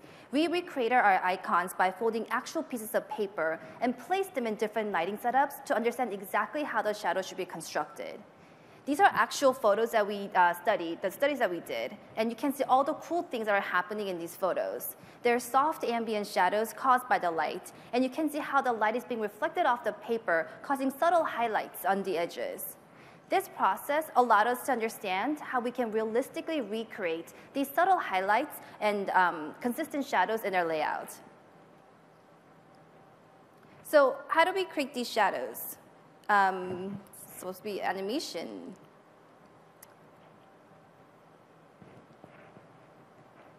Okay, imagine this animating. So how do we create these shadows? In order to make our shadows feel real, we needed to create a technically audacious system that did more than just pre-rendered static drop shadow. So with our amazing engineering team, they've built a system that uses real-time soft shadows. The shadows are projected from a virtual light source that are also being rendered through a camera. So this allowed us to have a consistent set of transforms that keeps this illusion alive as the users move from screen to screen or between apps. Oh, this is the virtual light source animation that didn't play earlier. And there's the virtual camera.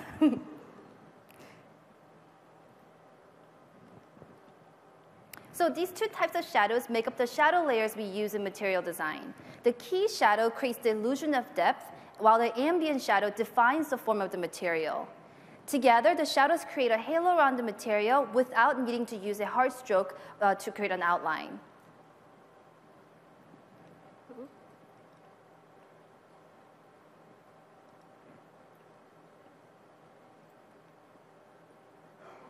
Aha, animation. Okay, shadows also create the separation between surfaces. What this means is that the depth of our shadow changes scale and focus. So elements closer to the camera have more diffuse shadows, and elements further away from the camera, the shadow becomes more focused. So the strength of the shadow really determines the perceived depth of our material. You can really see the differences between the perceived depth in these two examples. The scale of the shadow helps to show where these elements live spatially. In the example on the left, the surface of the dialogue is closer to the camera, resulting in a softer shadow, whereas in the example on the right, cars are further away from the camera, resulting in a more defined shadow. And because our shadows are dynamic, they also move in space depending on the location of the material as the camera is fixed. Like this example, when you start to see the shadows move from the left and right and how it's moving below the surface, you can clearly see how the surface is being brought to life. All of these details might be subtle, but it really makes up the whole experience. The shadows provide a familiar visual cue that we just naturally understand. So all of the theory behind shadows may sound super complex, but don't worry, they're all built into the system. Designers can download an Illustrator file that has the shadows, and you guys can use them to design your mocks, but don't use them to make assets. Engineers can simply set the z-height value and get system shadows for Polymer and Android for free. Now that we've covered how the shadows are built, let's look at some examples of how they're used. A good way to think about these surfaces is that they're tools to help focus attention and create emphasis. So Fab, a floating action button, is a great example of how we use surfaces to help focus attention. Just by virtue of being its own separate piece of material, Fabs have the most prominence in our UI, and this really helps to promote the action. A dialogue is another great example. Bringing a dialogue to surface creates an isolation of the content and allows the users to focus on things that require their decision or action. Here's a bad example of how you can overuse shadows and dimensions in your layout. Having a surface on surface in this layout distracts from being able to focus attention. So if you see that your design requires too many layers, then maybe your content is too complex. Shadows should really be used to determine the surface, where you want your primary content to be.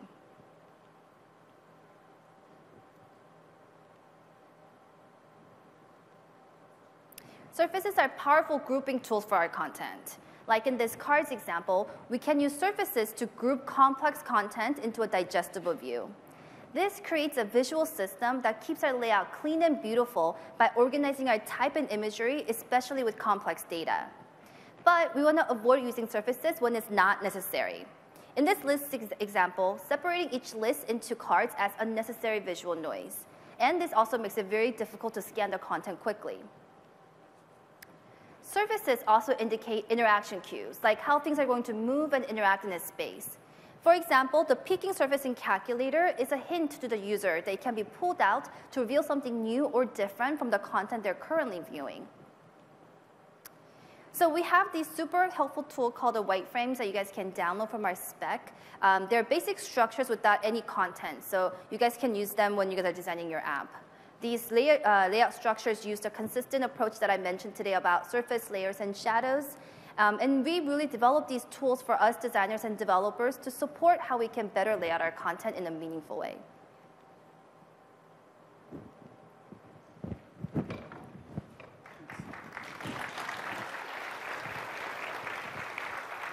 All right.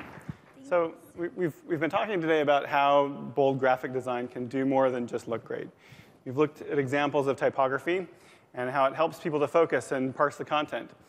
We've seen how the right image at the right time can make all the difference. We've seen how color can bring both brand and also help to divide space, help people to understand. We've seen how that grids and key lines can bring structure, and they're just the coolest. I don't know, I'm excited because they're like this hidden superpower that you apply it and then all of a sudden everything just kind of comes into focus and things just look amazing. And finally, we've seen how implied surface can give people cues about how they can interact, but also help to divide content. It's another tool we can use to structure our apps. Ultimately, though, the goal behind this material design system is to create a common backstory.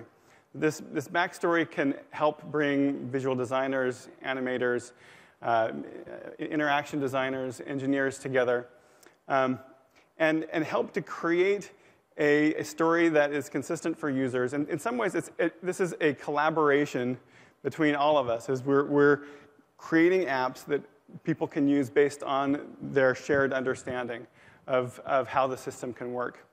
They can know how to do things without thinking about it. So to learn more, check out the information in the preview release of the design specifications. It's not short, so it'll take a few hours to read through, but there's a lot of really good content. Also, if you're interested in following our work or reaching out, you can check out google.com/design. And if you've not been able to catch some of the other design-focused sessions in I/O, you can see them later. And there's one more session this afternoon at 4 p.m. to talk about motion design. The other thing I wanted to point out is there's still a few more hours left. We have designers who've been working on this project over the past, I think it's been over a year and a half, down in the design sandbox. Please take advantage of this. Don't be shy. We're happy to answer any questions you might have. Thank you.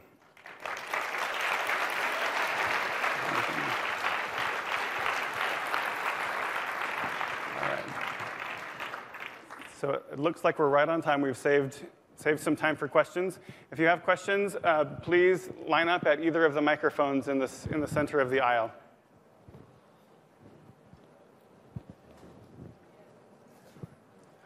Hi. Any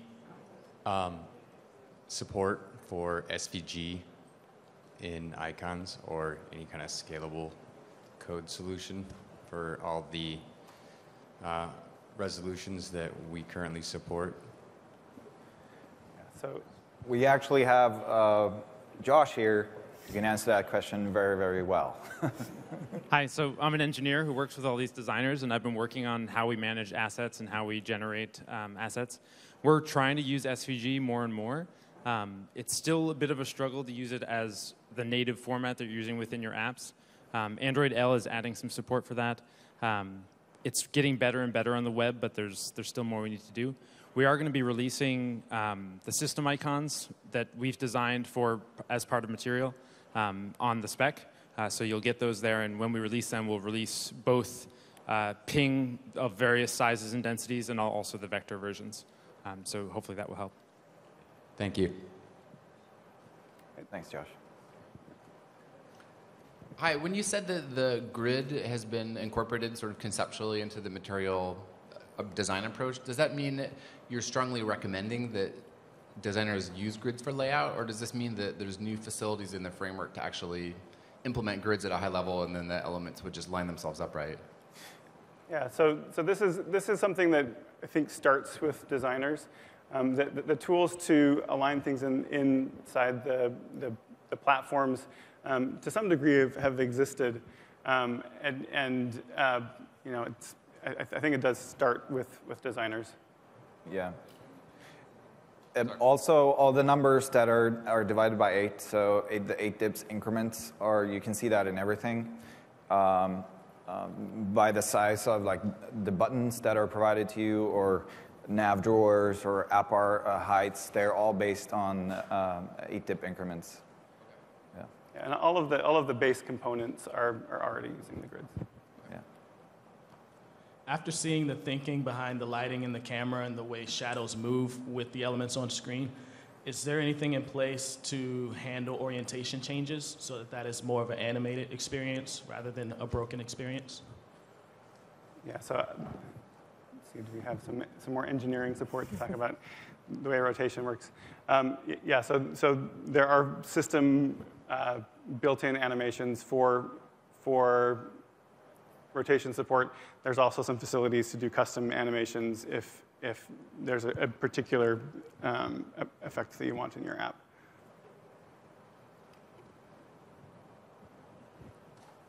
Hi. I'm a UX designer, but I have a background in graphic design as well. So first I want to congratulate you guys on the design side of things. It's really good to see some traditional graphic design thinking and rules being applied to the digital environment. On my UX side, I've noticed that in terms of affordances, there's a few instances where the outlines of buttons and stuff like that is slightly kind of trying to fade away.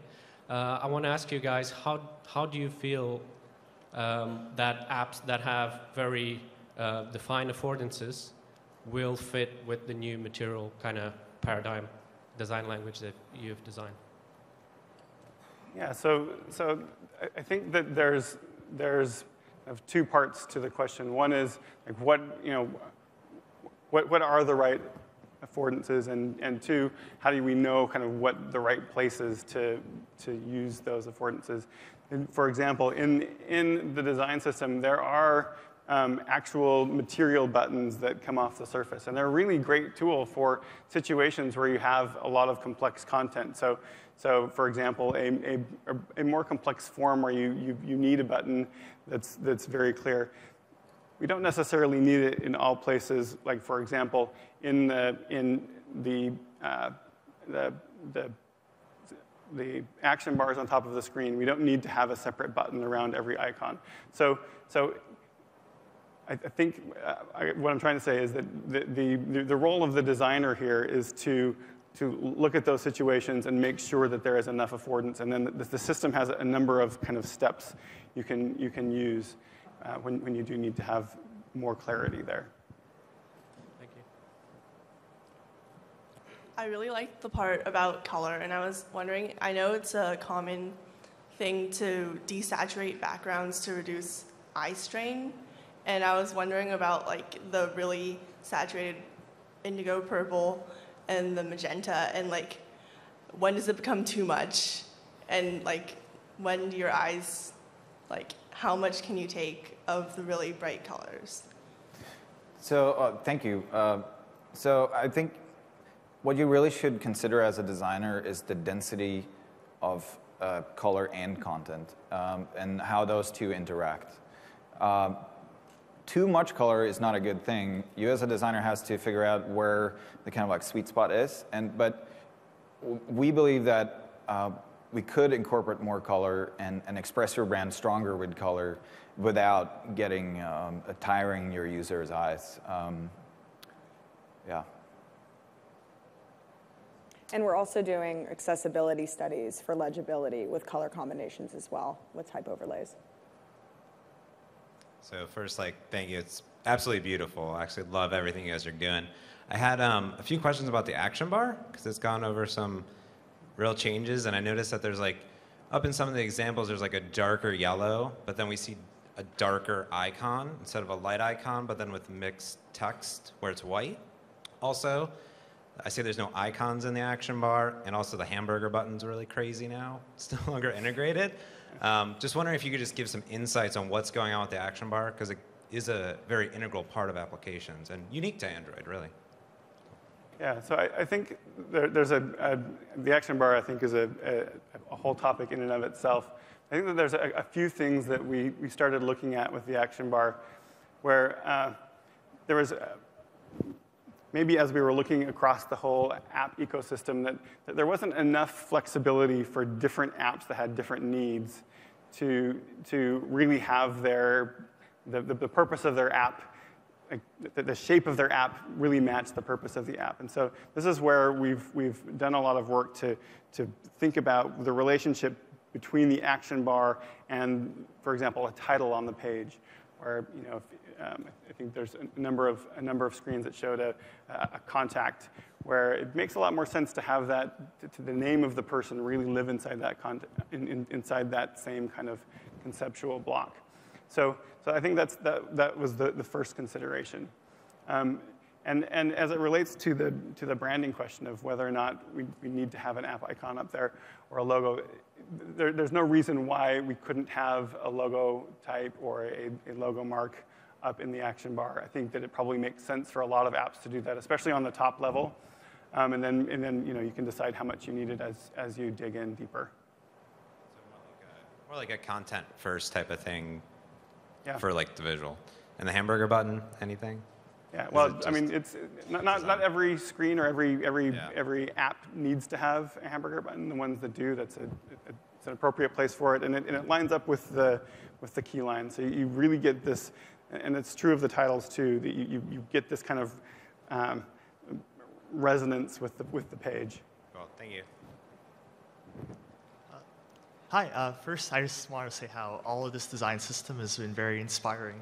And I had a question about hero images. Is like something that I've seen in the past is when we've had designs that are dominated by a bold hero image. Mm-hmm. The problem is if it's submitted by the user, sometimes users don't pick very good images. And I wondered if you had any advice on how you can protect against bad user-submitted images. Yeah, it's a really tricky question. I think one of the things that we were really considering is respecting the user's choices that they're making to really personalize their own imagery. So not manipulating a user's image, I think, is a really important thing to consider. Because potentially it is going to appear pixelated, or it's not necessarily aesthetically pleasing, but they're making that kind of conscious decision to include it. It's really tough.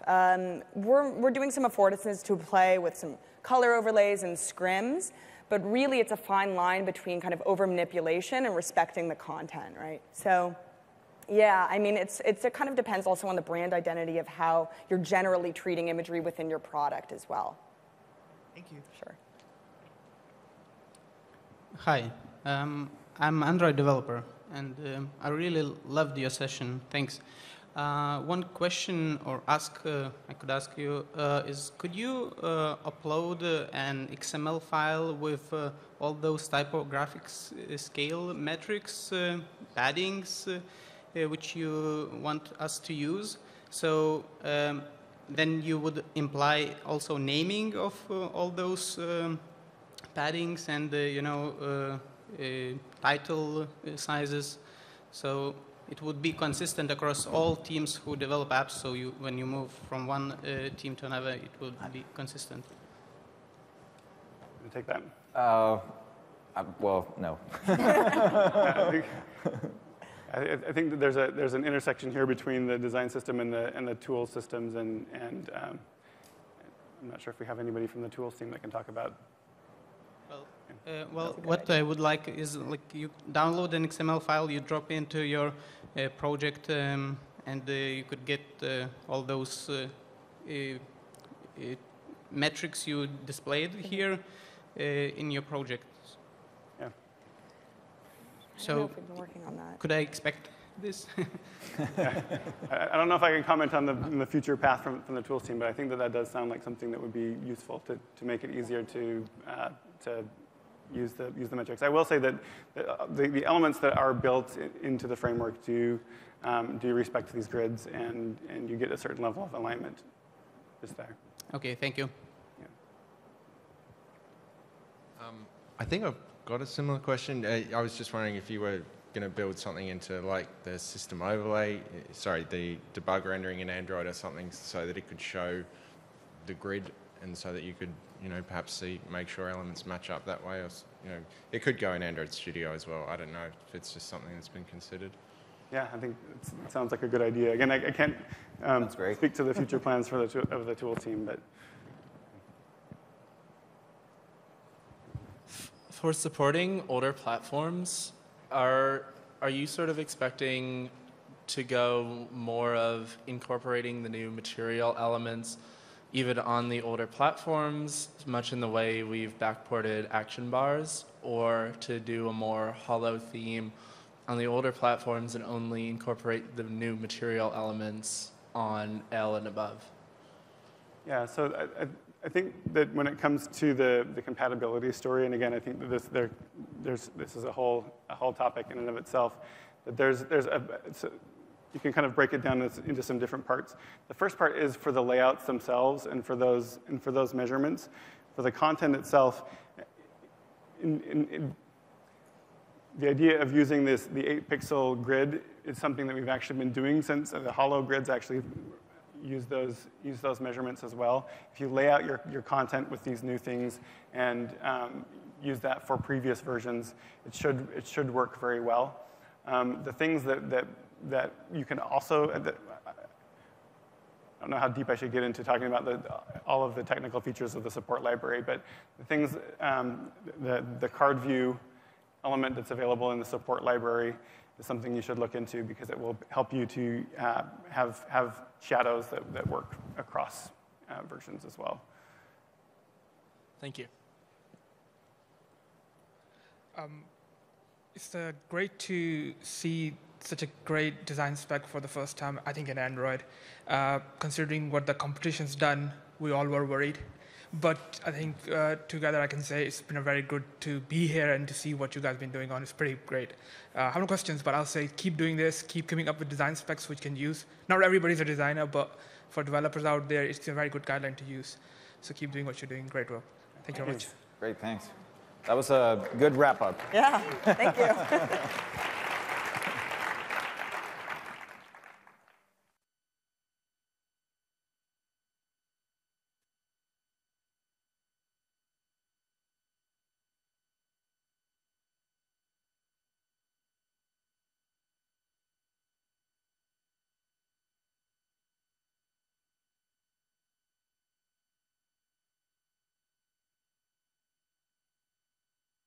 At Udacity, we're reimagining education by teaming up with industry leaders like Google to create courses on the cutting edge of technology. Today, we're announcing 4 new courses developed with Google in Android, Cloud, Web Performance, and UX Design.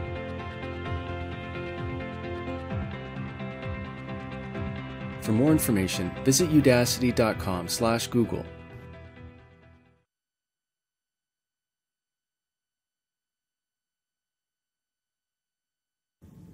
Hi, I'm Matt Gorn, a developer advocate here at Google.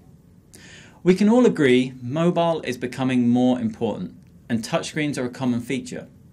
So how can you implement touch in your web app? For me, touch support breaks down into these 2 key areas. First, you have the most basic way of responding to a user's touch by adding styles for states with the active and focus sudo class. Second, you have touch events to implement your own gestures. Let's start with the active and focus state. Whenever you're designing your site, you need to be thinking about the styling for the default, active, and focus states of your elements. Changing your UI with these styles stops the user from questioning if their touch has actually been acknowledged or not, and reduces the perceived latency of your web app. It makes your site feel snappy and responsive. By default, most browsers will add some kind of highlighting to elements. On the left is a slim orange focus ring added to a button, and on the right you can see a blue tap highlight on an anchor tag. Now, personally, I hate it when my UI is altered with some random styling that doesn't fit in with my design. By adding an active and focus style, you get a much higher level of polish for your site. That's the most basic touch response. What if you wanted to implement a custom gesture? That's where we start to use touch events.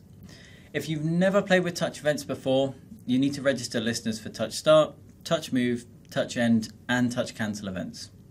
And these events will fire throughout the life cycle of a gesture. You'll see one touch start event followed by one or more touch move, and a final touch end or touch cancel event at the end. The way you use this is super simple. Just get your element as usual with query selector or get element by ID. Add your event listeners with the event name and a callback function. And from this, you can use the event object which is passed into the callback to get the X and Y coordinates out and then react to the gesture. Now, this is the rough outline of how everything fits together, but there are a few best practices you need to follow, otherwise you can really hurt your frames per second. The best practices we're going to cover are binding low and binding late, do as little as possible inside of the touch callbacks, which is always a good thing, and use request animation frames. So let's start with bind low and bind late. What bind low means is that you should bind your event listeners to the element you want the users to touch, rather than the entire document.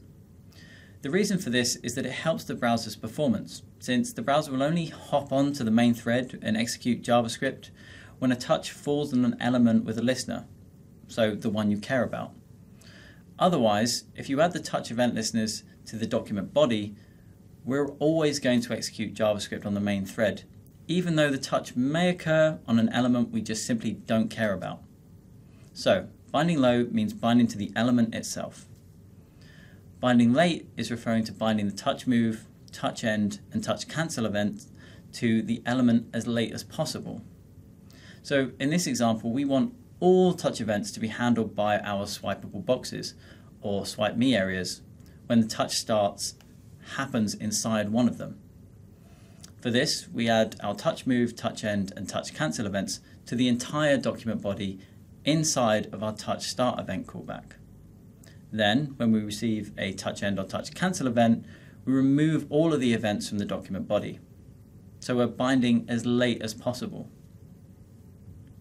You should check out the Show Potential Scroll Bottlenecks feature inside of Chrome DevTools, which is really helpful to ensure your logic is working as intended and helps highlight any potential problems.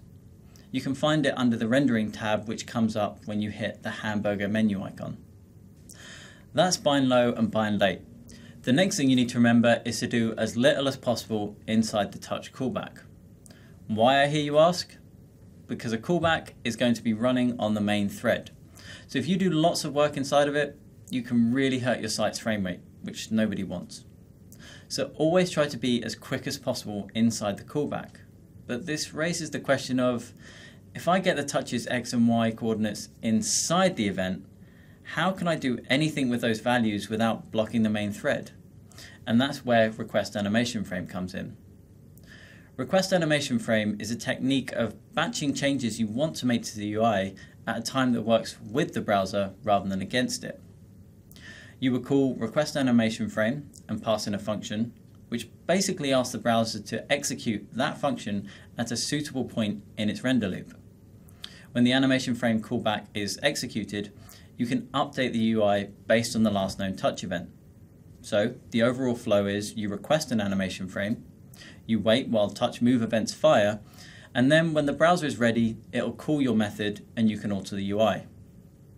The important thing with this is that rather than change the element styles for every touch move, where you might see multiple events fire between render frames, you make changes based on the last known touch move, which is really the only important bit of work that needs to happen. So there we have it, touch on the web. The most basic way to respond to a user's touch with the active and focus sudo class, and if you want your own gestures, use of touch events. Check out the Web Fundamentals URL here for best practices, details on cross-browser implementation, so things like pointer events, and samples where you can steal some code. Cheers.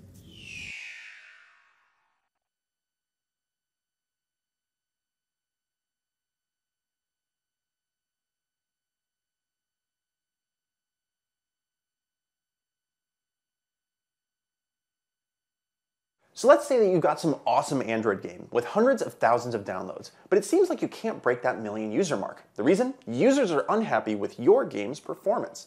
You see, users notice bad performance before any other feature in your game, before your item stats or your UI interfaces, or how in level 3 one of your characters is actually speaking Klingon. And guess what? Users unhappy with performance give bad reviews at a higher percentage than any other problem in your game. So you want to break the million user mark? You're going to have to fix the perf problems in your game. And for modern Android games, that starts with understanding that there exists a delicate dance, a tango, if you will, of interaction between the CPU and GPU in your game that can have a drastic impact on your performance. And the dance works a little something like this.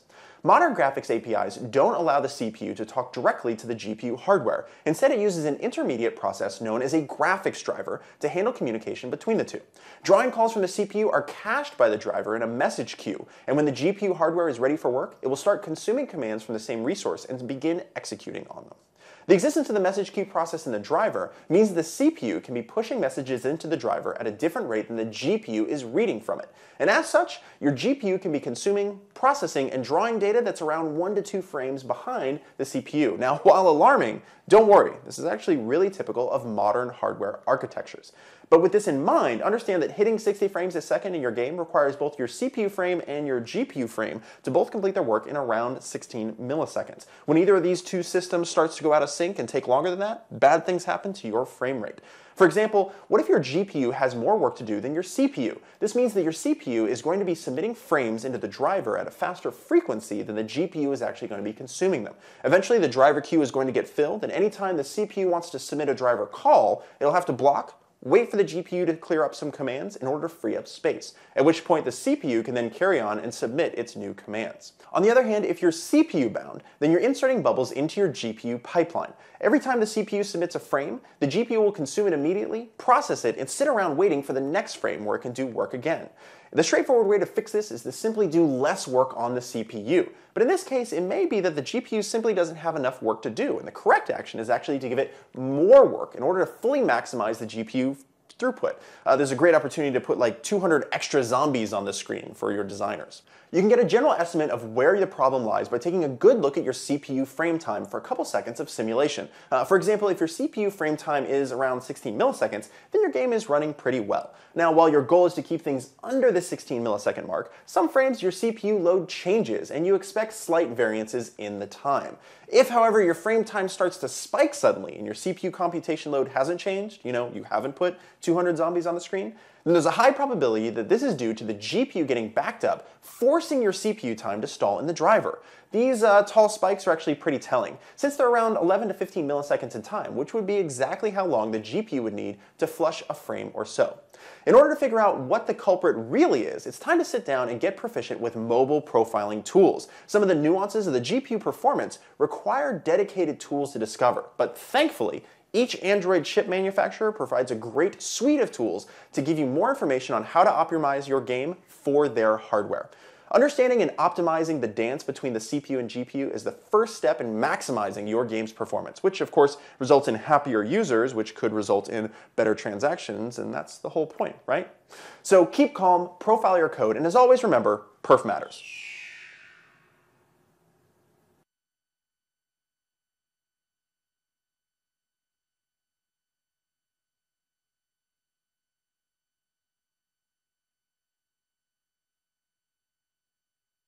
Imagine you walking in the forest and you encounter an object. What questions come to your mind? First of all, what is this? Is this a stick? Obviously it's a stick. Secondly, what can I do with it? If you are a child like this little fellow, poking somebody with it may sound like a great idea. Or if you're older, you can probably use the stick as a walking aid.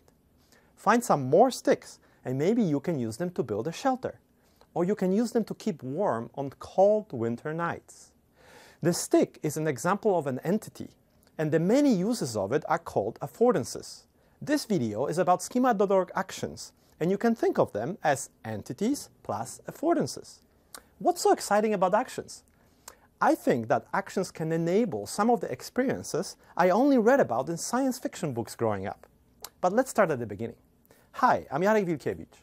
If you watched the previous two videos in this series, you know that my DJ buddy Sean and I built a system to make the data from our music store machine readable and available in the knowledge graph.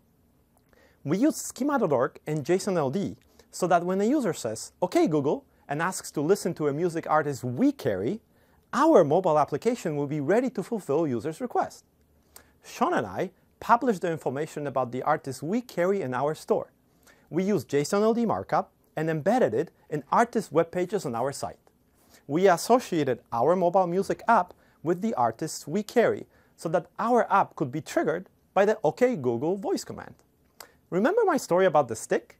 As I told you earlier, the many useful and not so useful things that can be done with it are called affordances. An affordance is a quality of an object or an environment which allows an individual to perform an action.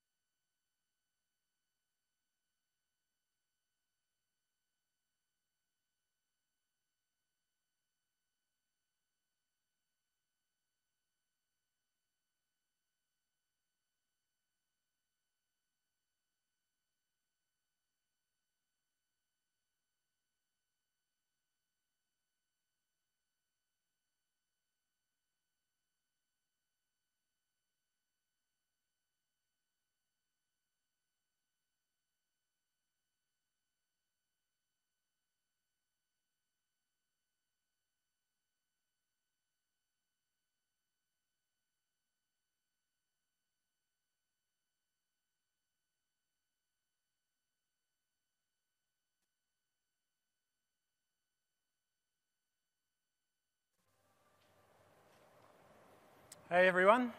Thanks for coming. Today, we're going to talk about the process of redesigning Google Maps. So my name's Jonah. I've been working as a designer at Google for 7 years now. Hello, everyone. My name is Annette. I'm also a designer on Google Maps. I've been with Google for 2.5 years.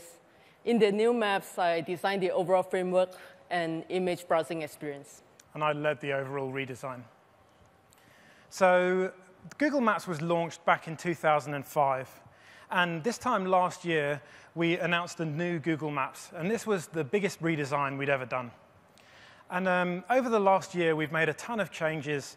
And we had a long preview period. And now it's the new default experience for Maps. And so there are some pretty major changes that have taken place.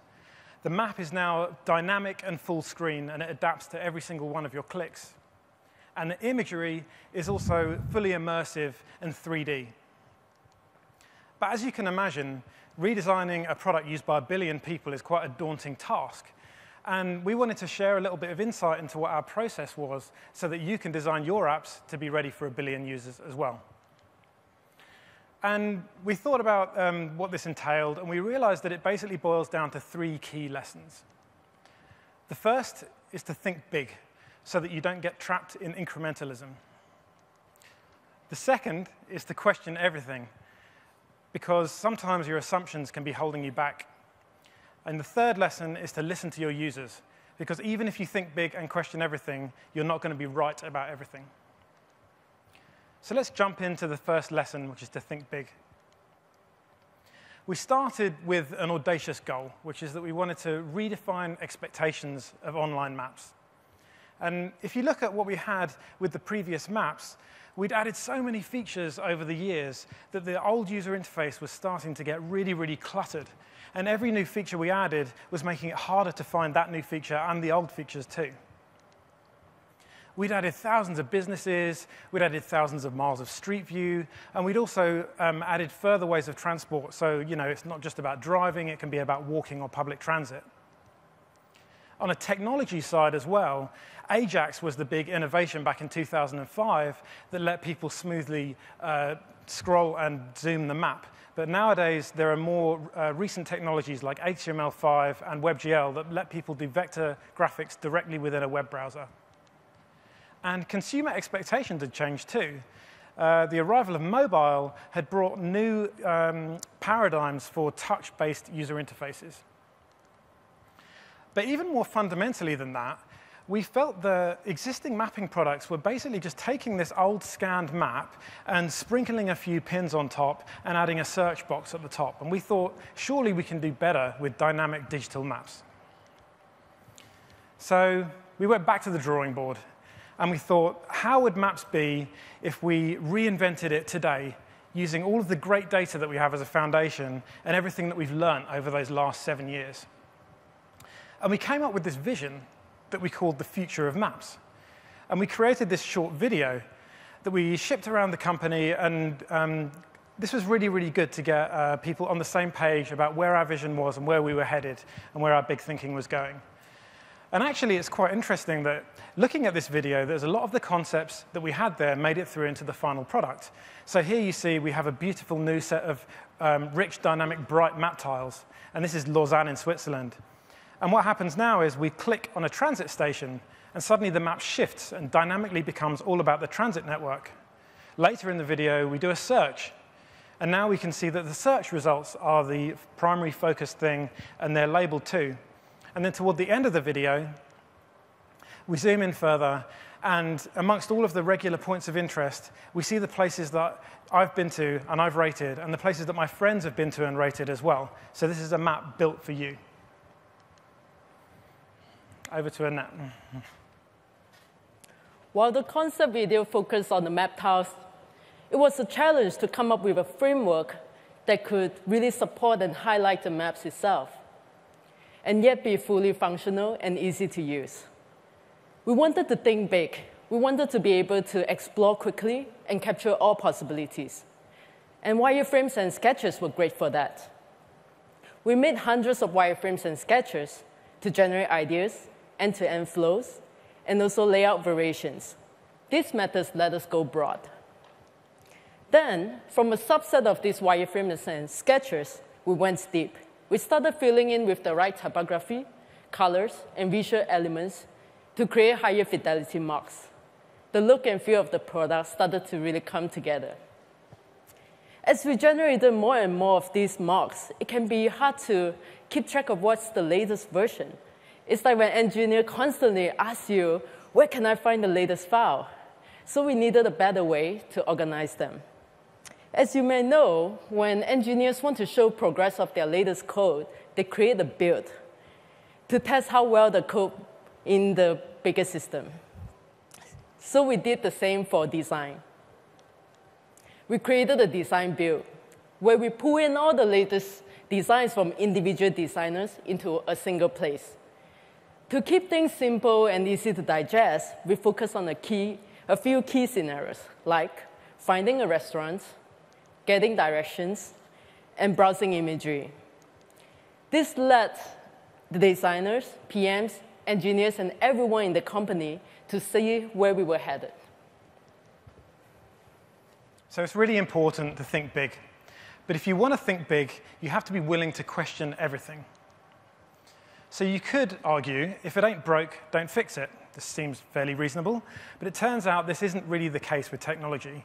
As you saw before, adding more and more features meant that we couldn't stay still anymore, but also the world is changing. So by staying still, you're basically moving backward. So I want to give you a couple of examples of where we were questioning things as we were redesigning different parts of the system. And the first is around the map tiles themselves. So this is how the map tiles used to look when you're looking at a world view. And you can see here that we've got some countries and some states and obviously the land masses and stuff. But we realized that actually this isn't answering all the questions that our users might have. Like, why are people going to a map at this zoom level? Well, first of all, you can't really differentiate between the cities and the states in the US there. You can't really see where the mountains are. You can't see where the forests are and where the deserts are. This map isn't really doing everything that it needs to. So when we did the redesign, we answered all these questions. Now you can clearly see the difference between countries and states. We've got elevation data so that you can see where the mountain ranges are. And we have vegetation data too, so you can see the lush green areas and the more barren orange areas. And plus also, we used a new, brighter, more vibrant color palette, so this feels much more on brand than how it did before. The same is true at deeper zoom levels too. This is the map of how San Francisco used to look. And you can see here our heritage, that basically we just used to be a road map.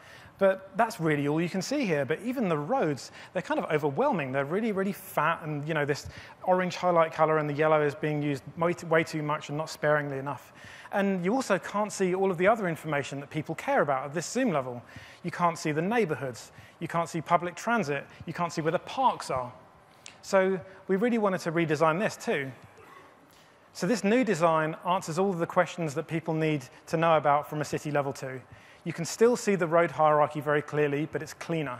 You can now see the neighborhoods too. You can see the businesses, the points of interest. You can see the transit information.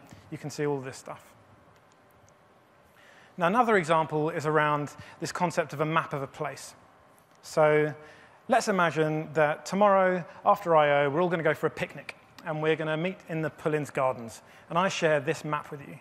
Now, on first glance, this map looks fairly reasonable. But if you look closer, this really isn't the best map that I could have given you. So for a start, there's a ton of labels on here that you really don't need to know about. And some of the labels you wish were there are missing. So if you look at the Pullins Gardens in the middle, you can see Penton Place bordering it, but you can't see the names of those other two streets. So surely we can do better than this. So we took inspiration from the kind of map that you might draw on the back of a napkin if you were telling your friend how to get to this place. In that kind of map, people will only show the most important information. You can see here that all we're doing is we're highlighting the major roads that are landmarks and the roads that are nearby and bordering this place. These are the roads that you need to know about to get to this place, and the other ones are much less important. And we even developed a pretty snazzy algorithm to approximate this kind of data, where we look at anonymized logs of all of the directions that anyone has ever got to this place, and we look at the most popular ones. And if you're interested on how this works, we gave a tech talk last year at I/O that's available online that goes into more depth.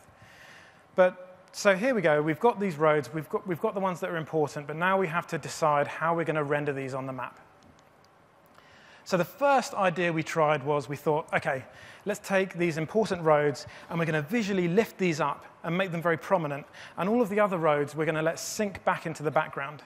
And this kind of conceptually works. You can see that it's a little bit like that napkin map we had. But there's one really big problem with this, which is that we've lost the sense of road hierarchy. You can now no longer tell the difference between the big major arterial roads and the more minor local roads. So we had to come up with a solution that didn't interfere with the fundamental road network. So back to the drawing board. We try another version. And we thought, what if all of the roads are gray, and we can convey the network using widths instead? And what we'll do is we'll light up these important roads. And this actually looks pretty cool, even on the mock, and you can kind of see the concept there.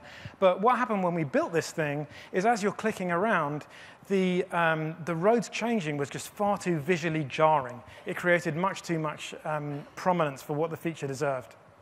So threw that idea away as well. And we came up with this other idea. We thought, well, look, the way the algorithm works is it's basically taking directions. So why don't we just draw these tiny little arrows? Because it's all about getting directions from the north, the south, and the east, and the west. This seems like a cool idea, right? But then we put this in front of people, and this didn't work too well either. We were too close to the algorithm, and it turned out that the users were confused between real sets of directions and these weird kind of little blue arrows we were drawing everywhere. But the good thing about all of these explorations was that we learned something. So that let us finally come up with the end design that we did. This answers all of the problems. Now, the most important roads are brighter, and they're highlighted.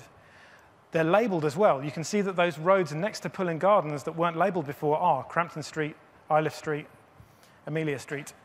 And the changes is actually quite subtle as well. Because the other roads are still there, but they've just sunk into the background a little bit, and the most important roads have lifted slightly, this is not such a dramatic change as you go and click around the map. It subtly draws people's eye without being a massive headline feature. I'm going to give you another example around search results. So here, this is a search for bars in Sydney. And there's something quite interesting going on with this map too, which is that we have a lot of places that are labeled on the map, but none of these are the places that you've asked for. These are all the generic things that were left on the map from before: Sushi Train, Oxford, Vintage Cellars, Darlinghurst. And the very thing that you're interested in, the bars, they're not labeled. They're the only thing we don't label. This is crazy. So we've just got these red pins, and there's a letter, and you have to cross-reference it. And part of this was because we didn't used to be able to dynamically render labels, but now we could. So we thought, OK, we can definitely do better than this. So here's what we first tried. We thought, well, the search results they're conceptually the same as a landmark, really. They're just a thing that we're going to highlight on the map. So why don't we just draw them the same as a landmark, and we'll just draw a little red circle around them to highlight them. But this had problems, which is that it looked kind of messy as you started zooming out. But even more fundamentally, you couldn't tell the difference between the most relevant search results and the other search results. So it could get a bit overwhelming. So how are we going to solve that? We thought, OK, what we can do is we can put the star ratings directly on the map. This seems like a good idea. But actually, here you can see this isn't working so well either. The star ratings and the red dots are kind of competing with each other, and the whole thing looks a bit overwhelming. And it also turns out that star ratings are actually not the best way to differentiate between places, because all the top places tend to be about 4 stars anyway. So what's a more human way of doing this? We thought, aha, what we could do is we could take the top places, and we could differentiate them with some human-readable text. So you can see here that Isan Thai is known for its pineapple fried rice, but Aroy Thai is known for the pad Thai. Now, this seemed like a strong concept, but even this version was lacking as well, because typographically, you couldn't really tell the difference between the top and the secondary search results. And also, we've lost some of the key information. You can no longer now see what type of business each of these are. We don't have the knife and fork anymore. So with the learnings from all of these different explorations, we finally came up with something that really worked. We used a bright red color to indicate the search results. And now they're conceptually very similar than the landmarks, but which are much more set in the background. You can tell the difference between the top and the secondary results through size. And we've still got this very useful text string, which says herb marinated chicken or whatever. And So we put this first in front of users, and we were super excited to see how their reaction was going to be. We expected them to be blown away. Like, wow, labeled search results on the map. This is awesome. No one's ever done this before. And what actually happened was nobody noticed. And we realized that that's actually OK, because of course the search results are labeled. Weren't you doing that before? People instantly forgot that we didn't used to do that. And it's a reminder that sometimes the best design, people won't even notice it. It will just work and get out of the way. So Annette's going to give you a couple more details around place details. Similar to the napkin map design and the search results examples that Jonah given, we also question a lot on the place details. In the old maps, when you search for bars, there's a list of results in the left-hand panel and also on the map. When you click on the result, whether from the left-hand panel or on the map, there was this informational window that appeared on the map. We asked ourselves, why does this informational window have to be that big and cover so much of the map? And secondly, why is the information showing twice? The same information showing in the left-hand panel and also in the informational window. The more we question the UI, the more we can get a better sense of how we can improve upon. We tried a version. What if we took away all the UI and had the search box only appear when you click on a place? It didn't really work well because you expect the search box to be at the persistent location. So you click on the place and it shows up at different location. It just felt strange. So we ditched the idea and tried another version. What if we want to show more of the map? So we show the text on a transparent background. This also didn't really work well because, as you can see, the text can be hard to read against different backgrounds. And also, the actions that you may need, like getting directions and saving a place, are hidden with another click away. What if we try a version that the text radiated from the place you click? Visually, it looked cool and somewhat interesting, but it also opened up another can of worm, right? Like the space limitations and also legibility. And the more we question all these explorations, we learn from them. So finally, we landed on this version where the text, the information about the place is always showing in the upper left corner in a predictable way.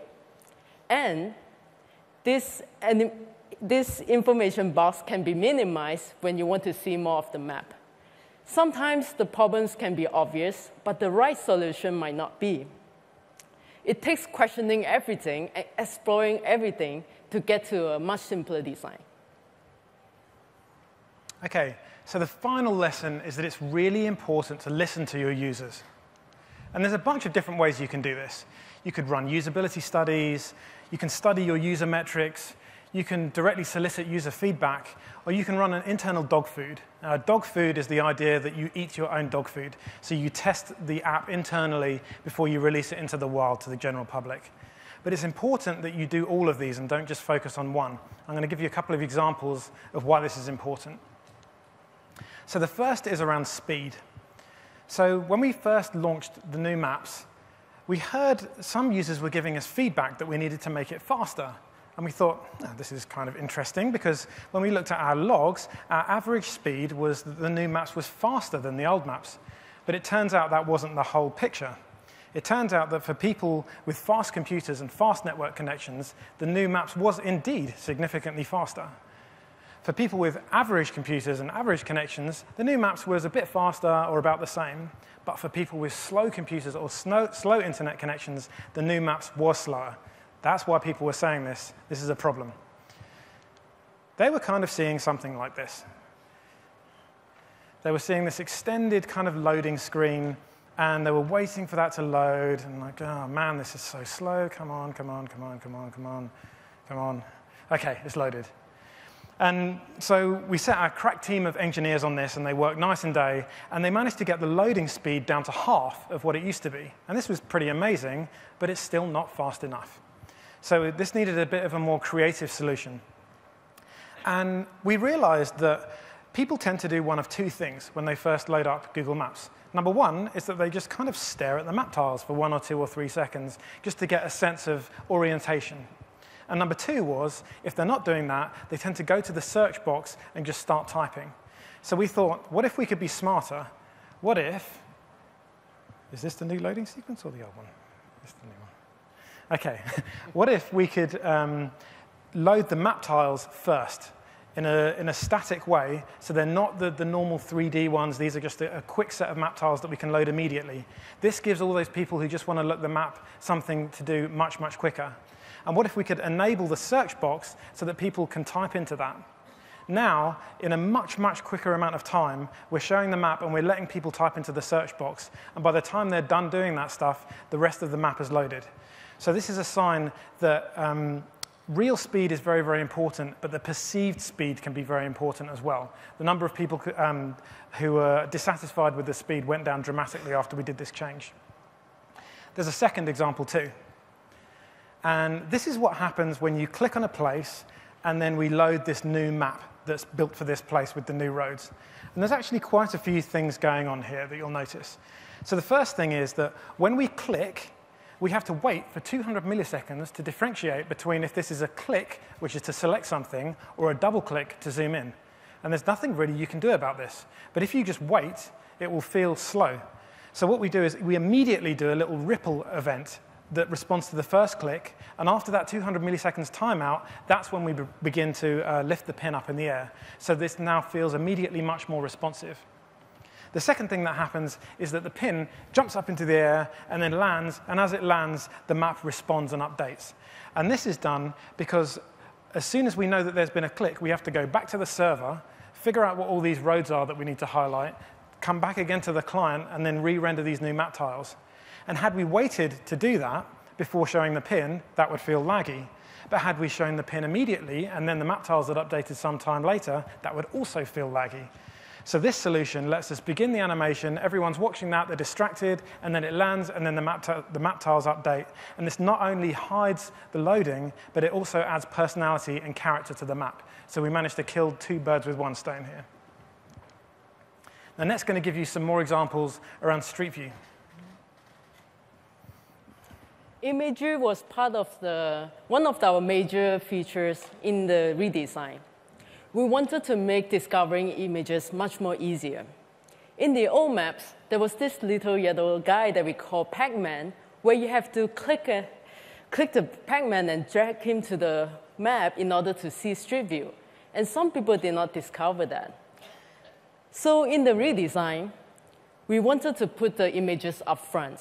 So we replaced the Pac-Man with a sequence of images at the bottom. We tested this design in our internal dog food. We were rather surprised that one of the comments we got was that, where did you put Street View? So in this design, we thought that we had a clean and organized way to organize everything. Information is at the top, and the images are at the bottom. But that wasn't what users saw. When the users saw the information at the top, they were questioning where was Street View. And they saw the images at the bottom, and they questioned what those were. In order to match the user's mental model better, we changed our design. We grouped the information and images together in one place. And users can still see images about the neighborhood by opening the imagery carousel at the bottom. Finally, people are able to get into Street View more intuitively. Problem solved. But there was another problem.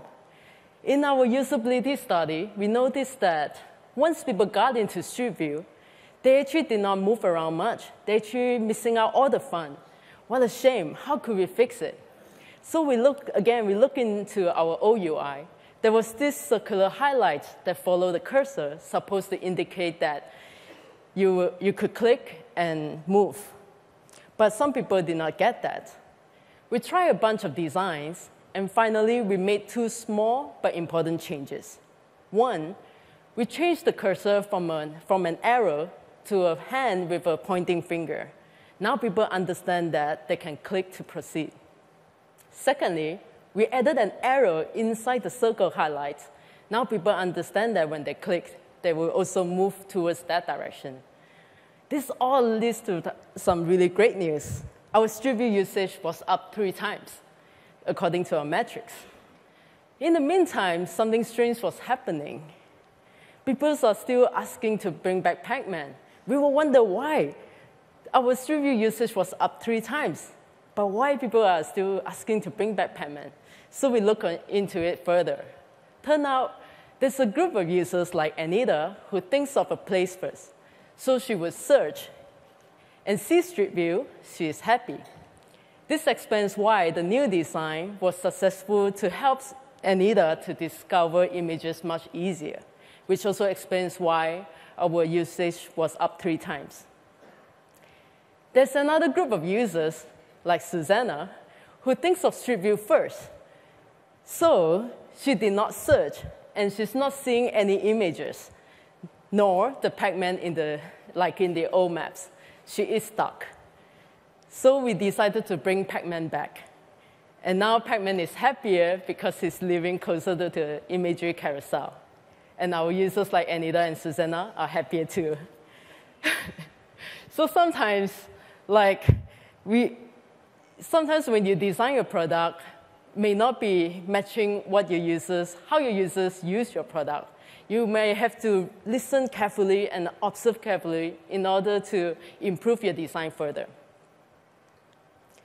Finally, it's really important to close the feedback loop. During our preview period, we received tons of feedback from our users. As soon as we fixed an issue that users requested or suggested, we wrote an email to thank them and let them know that their issues have been fixed. And people love this. 98% of our users who receive our email would like to continue to receive communication like this. It really shows that to your users that you listen, that you care, and they have been heard. OK, so back to the original question.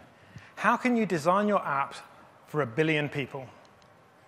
You think big, you question everything, and you listen to your users. Thank you very much. Thank you. And we've got 17 minutes left for questions. So if you've got any questions, there's a couple of mics there. We'll be very happy to answer them. Hey. Hello. Thank you for the talk. Thank you. And also thank you for redesigning Google Maps. I think it's fantastic. I had exactly the Pac-Man issue when Google Maps was redesigned. And as a UX guy, I was like, it felt like a real a misstep for the design. And when I eventually found him down in the bottom corner there, I was a little bit confused as to why you guys moved, like from a purely UI design perspective, why he's down there with the settings and also the tour, but there are also some options at the top right, and you can also do stuff in the top left corner, and there's also Street View in the bottom left corner as well. It just seemed to me to not follow a hierarchy or a functional hierarchy. So can you talk a bit about that? Sure. I mean, the original thinking behind taking away Pac-Man actually was, if you're going to redesign a product like Google Maps, there's thousands of features, and we had to be really, really bold, and we wanted to see how much we could take away and get away with. And 90% of the stuff we got away with, which is good. So you managed to simplify, but we always knew there was going to be some things that we had to bring back. And the Pac-Man was one of them, and it was because of these 2 mental models that people had.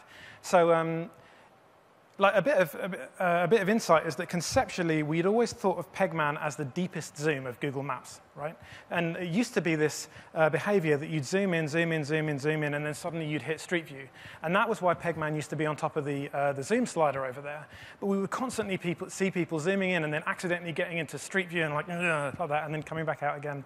So it turns out that it didn't really make sense conceptually to our users to have it that way. And that's why when we brought the Pac-Man back, we brought him back in the imagery area down on the bottom right, because that's where you summon all of the other imagery. If you pull that up, that's where the Street Views live, that's where the Panoramio photos live and everything else. So it felt like that was Pac-Man's natural home, even though it was a different place than where he'd originally been living. So that's why we put him there. OK, thank you. Cool.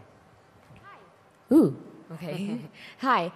When do you make the decision to do such a large redesign? I mean, for applications who have so many users and things like that, at what point do you stop saying, oh, we should do that, and say, all right, we're starting now? we'd kind of reached, I mean, I alluded to this at the beginning, but we kind of reached a stage where most people kind of felt like they were happy with Google Maps, and that was fine, but we realized that, first of all, there was a big opportunity cost because it wasn't doing all these things we wanted it to do. But second of all, we just it was kind of running out of space to adding all these new features. And we were adding features, and all the discussions were always around discoverability because everyone wants their feature to be big and bold, but it means all the other ones can't be discovered. And so we were basically running out of space to fit new features. So we wanted to rethink it and simplify it and also build a framework to let us add more and more new stuff in a contextual way. So it was kind of like 50% necessity, just looking into the future of where we were going, and 50% that we wanted to try something new, and as we mentioned before, just kind of redefine expectations of what maps would be rather than just keep plodding away and adding features to the same thing. Thank you. Hi. So I noticed when you search for cities, you get a nice city border, but when you zoom in enough to figure out whether something's in one city or the other, it disappears. And so there's this frustration of zooming in enough to see what you're looking for, and then you lose your border. I wonder if you could explain the rationale for why those disappear. Yeah, we actually have quite a lot of heated arguments about this internally as well, because it turns out that when people are searching for a city or anything like a neighborhood or a zip code or any of this stuff, you might want different things. Like some people are really interested in the exact border of the city, in which case maybe we should really highlight that, get rid of everything else, just show all these stats about the city and everything. But then some other people, maybe they just want to center the viewport there. And so then in that case, you don't want to draw too much visual attention to it, and you want to show the context too. So we try to kind of achieve a balance between highlighting the thing that you've searched for, but not in such a way that it's at the detriment of everything else. So it's just about kind of trying to balance what everybody wants. And you'll probably see, this has changed in the past. You'll probably see it change again as we're trying to tweak this to best answer all of our users' needs. Hi. I'm wondering if you have plans to include the embed code somewhere in the new UI, because I can't find it, and I always have to switch back to classic maps to get it. I believe the embed code's down in the... Yeah, so it's actually in the gear menu. It's not the most intuitive way at all. We're still looking into finding a better place for that. If you click into the gear menu, you should be able to see Share and Embed Map. Thank you. Hi. I have a question about 3D buildings and mapping and 3D new imagery system. You just abrogated it last year, yeah, and just there were users who can able to build, upload by themselves using SketchUp, using Building Maker.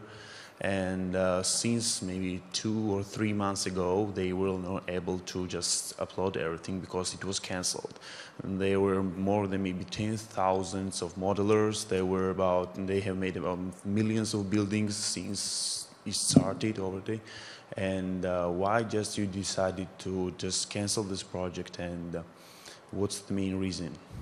So I'm probably not the best person to talk about this, but I can give you like a more of a design perspective. My understanding on this basically is that we try to kind of automatically generate a lot of the 3D buildings we have as we've been flying over cities and stuff and building them up. And we do have some amount of buildings that have been specifically hand modeled, but I'm not 100% sure on the exact policies of what gets included and what not. So if you follow up with me afterwards, we can follow up with Mano, and he'll be able to answer those questions. So come and chat to us afterwards, and I'll give you more detail.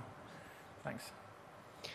Hi, and I was just curious, to what degree was the redesign informed by the needs of low-end mobile users, and whether, versus desktop users, I guess? So that's a really interesting question. So the vision of the future of Google Maps that we talked about was very, very platform agnostic. It was, about this thing that's personalized to you. It's showing the data that you care about. It can dynamically change for every single place. And, we wanted to achieve this on all platforms. And what you saw was that, I guess the first hints of that were with the new iOS app that we built with the new design language. And then a lot of the new functionality and concepts came into the desktop version. And now they're starting to find their way back into the mobile version as well. So all of the platforms are kind of, they're almost like in a race, like, and some are ready earlier than others, but we're all heading toward this unified future. And low-end devices are going to be very much an important part of that as well. It's not something that we've been focusing heavily on to begin with, but definitely we're going to be focusing very much on, speed and devices with, low connectivity and low CPU and that kind of thing. So it's really important to get those things working, especially with the Android One phones coming out and everything. Actually, haven't tried one of those yet, but I'm really curious to see how it works. Hi. More generally about the process, when you do decide to do a redesign, the 3 lessons are sort of like 3 steps. Is there a particular order that you guys followed? Did you listen to users first, or did you try to think big on your own, or is it all at the same time? It's kind of all at the same time, actually, because, the benefit we had of building this, been working on this product for, 7 or 8 years, is that we've, run repeated usability studies. We're getting feedback all the time. So we know what our users' pain points are, and we know what areas of the product are being underutilized. So we knew, for example, that we had all this great imagery, and people weren't finding it. So some of them are explicit issues, and some other things are just opportunity areas. So we kind of just had this idea of like, oh man, this could be so much better. So that was just informing things. And then, obviously, if you want to change something and do something audacious, you've got to question everything, and you've got to think big. So it's all kind of part and parcel. It's not really a step 1, 2, 3 thing. Similarly, like when you build a product, you want to focus on a few key use cases. And then constantly you're looking back what you designed to see if you are matching those use cases. And each time you're not, then you go back to the sketching board or talk to the researchers how we can improve the products further. Hi. Hi. I was hoping you could share a little more about how you conduct the user research, both before, during and after this process for around the world. It seems like a pretty difficult problem. Wondering what the main steps were.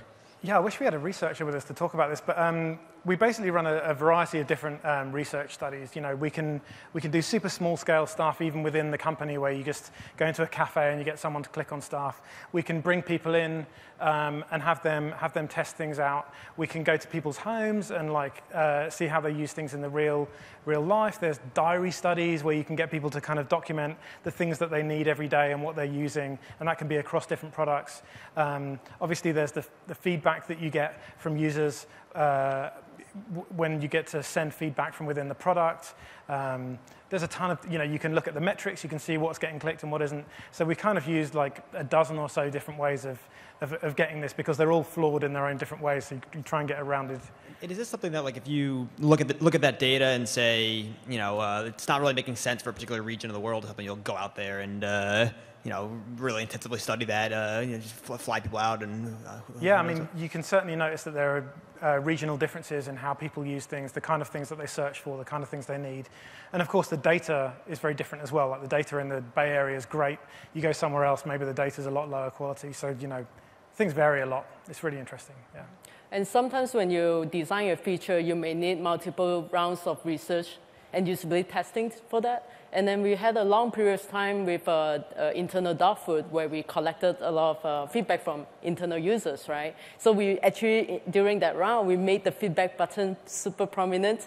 And people, whenever they use and run into any problem, they can just click there, and that would allow them to easily file a request or bug. Yeah, it's also worth pointing out that we're a very diverse team. Like you can hear that neither of us are American here. Like we have teams all over the world, and so I think that actually helps in bringing a very global perspective in building a product like this. That we're not all just focused on one place. We've got people from different point of views. That helps too. That was my additional question. Sorry for interrupting, but I wanted to know how localized the maps are and how different they are in Asian countries, or let's say in Middle East. So we try and achieve like a balance between localization where it makes sense because we want people to feel familiar, and but we also want Google Maps to be a consistent experience so that you recognize it as you travel around. So you'll see that some elements of the design, like we have localized public transit icons, for example, but the things like I I don't know, what else? What's a good example? Things like restaurant icons or something like that are kind of the same everywhere. So we try and achieve a balance of localization where it makes sense to be different, but otherwise we'll try and have a consistent style so that everyone can predict how to use the product. And in terms of the UI, we also created the framework that allows to support multiple languages. Like some language, like you have to read from right to left. So we had to make sure that if the framework could allow format like that. Yeah. I was wondering if you could talk more about the differences between the mobile app versus the web UI, which you were showcasing more in this talk. In particular, I run a UX design agency in our office. We were talking about how much we really enjoyed the updates in the web app, and in the mobile UI, we kept getting lost in how you even start a navigation session. And it looked like some things transferred well and other things didn't, and maybe some things you're working on. So I was just wondering if you could shed more light on that. I would characterize that as saying that we had this vision of the future, and then the mobile and the desktop versions were being developed concurrently, and so they were almost like slightly different interpretations of that same future. So the teams are sitting right next to each other, so the desktop team were borrowing ideas from the mobile team and vice versa. So it's mostly the same. There are some things that are deliberately different. There are a few things that are kind of unintentionally different that we want to fix. But I think gradually you're going to see these things converging increasingly, and especially with the new material design stuff, we really want to have an experience where it's very, very consistent as you go from desktop to tablet to mobile to watch to glass, whatever. Hey. So for new features like highlighting roads next to points of interest, are there any plans to make those accessible via the API or any of the new features that you guys talked about today? That's a really good question. They do show up on the API embed. Follow up with us afterwards. We've got the API guy here, so we can find out more about that. All right. I believe that's everything. So thanks, everyone, for your time. Thank you. Thanks.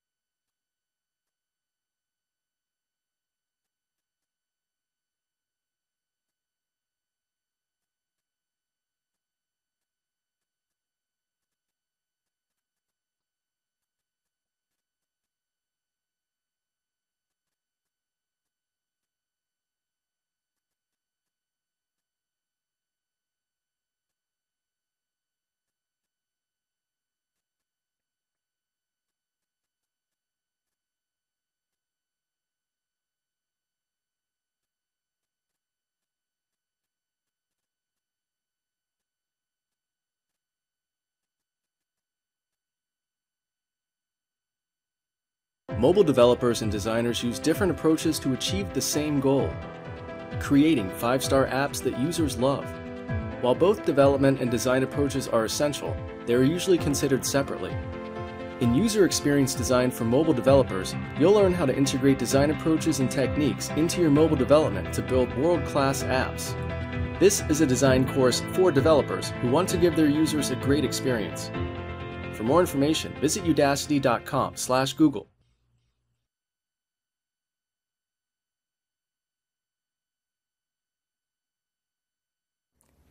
You just built a web app, and suddenly it becomes an overnight success. Now you find yourself struggling to scale it. We at YouTube face the same problems. I'm Sugu, and I'm going to talk about how we solve them, specifically about storage, which is the hardest part. On top of this, we also open sourced the project named Vitess, so you can also use it for yourself. Vitess is written in Go, and since Go is an upcoming language, I'll also talk about how that worked out for us. When YouTube was first built, we started off very simple. We had just one database. Then our QPS started going up. So we added replicas and sent some of our read traffic there. That kept us going for a bit. Then we ran out of write capacity. What do you do now? That's when we figured out how to shard our databases. Once we did this, we thought we had arrived. That's when someone came and asked, what about DR? I was like, DR? What is that? Okay, we'll work on disaster recovery. Once we took care of that and a few other requirements, we ended up with something like this. And at this point, we had created more problems than we had solved. With these many servers, the problems just multiply. The simple operations become complex and error-prone, and things start to fail all the time. And at the same time, the number of developers went up. And every push, we had some toxic query that would keep taking a database down or the other. So this is how Vitess was born. We had 3 goals. 1 was to automate maintenance tasks. 2 is to write a query mediator that will protect the databases from bad elements. And 3, make it such that this big farm appears as one single database. So how did we architect Vitess to achieve these goals? The first thing we did was to write a proxy server that will mediate queries to MySQL. We called it VT Tablet. It actually does some pretty cool stuff. I'll give you a glimpse of what it can do in a moment. Then we built this topology cloud. It's basically a log server to keep track of all our server. It's the one ring. For open source, we use Zookeeper, and internally, we use Chubby. And using this, we took control of common workflows like taking servers in and out of rotation, master failover, etc. And finally, we built VTGate, which is the main server that the apps connect to. This server makes all the databases look like a collective whole. Internally, what it does is to use the topology to figure out where to send a query, which will eventually reach the VT tablets, where the actual work is done. So what does this proxy called VT Tablet do that is so awesome? So the first thing it does is connection pooling. The cost of a MySQL connection is around 2 megabytes. And imagine how much this will be with tens of thousands of connections. And if your app becomes popular, this is the kind of demand you will see. The second thing that VT Tablet does is to have its own cache, also known as the row cache. See, MySQL's buffer cache works well for full table scans because it reads data in blocks. But this is not very efficient for random access reads that fetch one row at a time, which are typical of mobile and web apps. So what VT Tablet does is to store such rows in its own cache.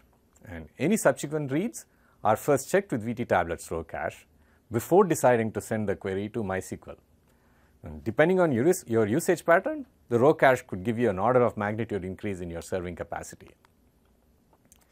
VT Tablet has more optimizations. Like for example, if a query is executing and other identical requests come in, it just holds off on those requests until the existing query has returned. Then it returns that result to all the queries that are waiting on this. You'll be surprised at how often this happens. There are many other safeguards that VT Tablet lets you customize, like blacklisting queries or limiting the number of rows a query can fetch. You can see the full list on our documentation. And finally, there's the stats module that exports all kinds of info about what's going on inside VT Tablet. Our SREs just love this. Speaking of which, how is Vitess performing at YouTube? Well, it's been serving YouTube's MySQL traffic since 2011. And the first problem we solved was the growing number of connections. Our servers now handle tens of thousands of connections, and we serve hundreds of thousands of QPS. And all of this at a low client-side latency of 3 to 5 milliseconds. So, in short, Vitess is a high-performance, scalable storage system. Let's see how it's positioned compared to other products. See, on one side, we have the relational databases that give you rich functionality and data guarantees, but they don't scale out very well. And on the other end of the spectrum, we have the NoSQL solutions that give you good scalability, but they are not strong on data guarantees, etc. So what Vitess does is to push MySQL a little closer to the NoSQL data stores by supporting sharding and replication. And along the way, we make some trade-offs on transactions and data consistencies, and this allows us to scale just like NoSQL data stores while still maintaining some of the cool functionality that relational databases give us. So this kind of summarizes what Vitess is about. I'm going to switch gears now and talk a bit about our experience with Go. So we evaluated Go in late 2010 when Vitess was just being conceived. And the main reasons why we decided to use Go were that 1, we liked how the Go team approached problems.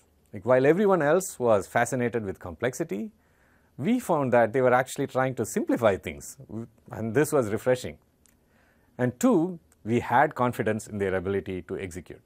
And other than this, we kind of just liked Go's features. In reality, the true awesomeness of the language is something we realized much later along the way. So how does Go stack up against C++? If you are looking at raw performance, C++ will almost always win. But then there are other considerations. Like in my experience, once a server is deemed viable, people want it to just do more and more. And with a language like C++, the code tends to lose maintainability as it grows. And even if you're a good programmer, it becomes increasingly harder to keep it maintainable, and it starts to take longer and longer to produce new features. We haven't seen this happen with Go yet, and at the same time, Go's performance is pretty close to C++, and this makes Go a better choice than C++ for most cases. How about Python? Python's expressibility is amazing. I mean, with Python, you can do with statements, custom list comprehensions, function decorators, and much more. But these are great only if you want to write like a 100 or 500 line program that performs a quick task for you. What if you want to write hundreds of thousands of lines of code using many engineers? Then you start running into a whole class of problems you haven't thought of before. Like, there is this lack of formalism. Like, when you write a function in Python, there's no easy way to tell what those parameters should be. There's the testability problem. It's very hard to prove to yourself that a program will not blow up once it goes live. And at the end of the day, Python is an interpreted language. It eats a lot of CPU. So, Go fills a unique gap for those seeking to write high-performance servers. It's fast enough that performance is not a concern, and at the same time, it's expressible enough that you can grow your server functionally without losing maintainability and readability. So this is a very brief presentation of Vitess and Go. If you want more information, you can follow the links provided here. Vitess is still under active development, but most of its core features are done. The project is open sourced, and you should be able to download it and give it a try. We are behind on documentation, but you can always contact us if you need help, and we are very eager. Thank you for listening, and happy hacking.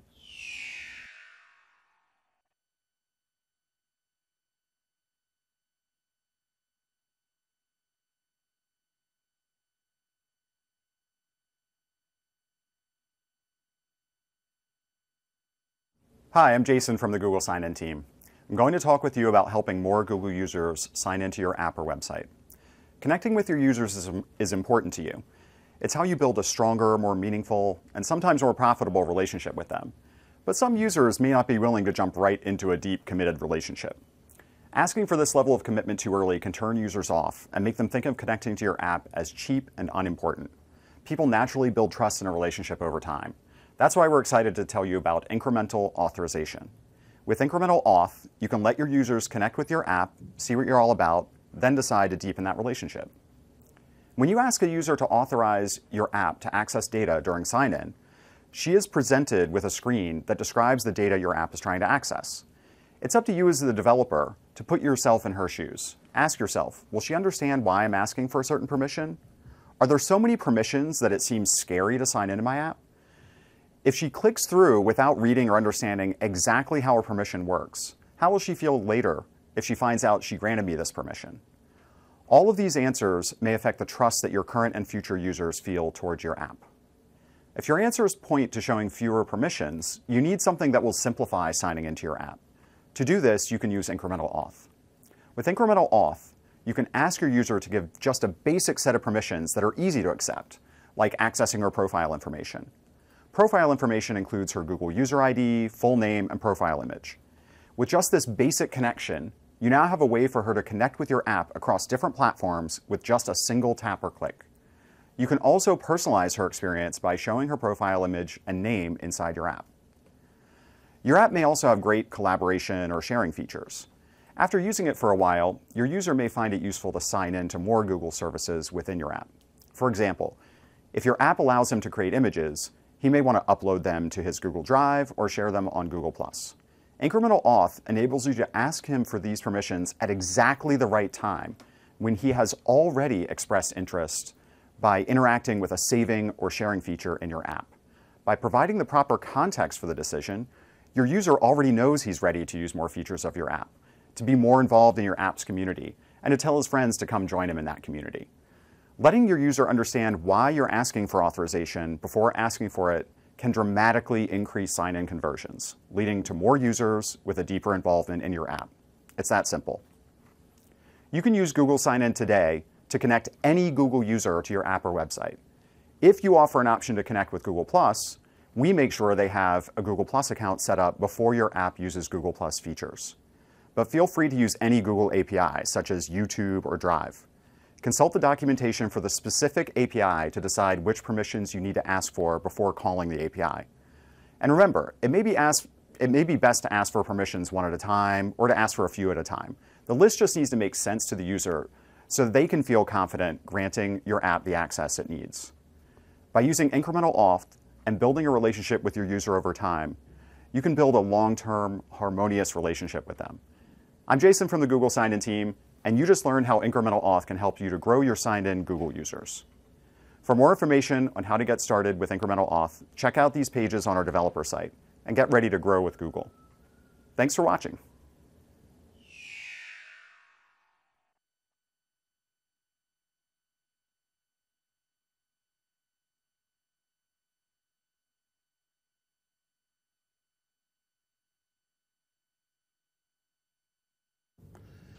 Deciding how to run your application code in the cloud can be difficult.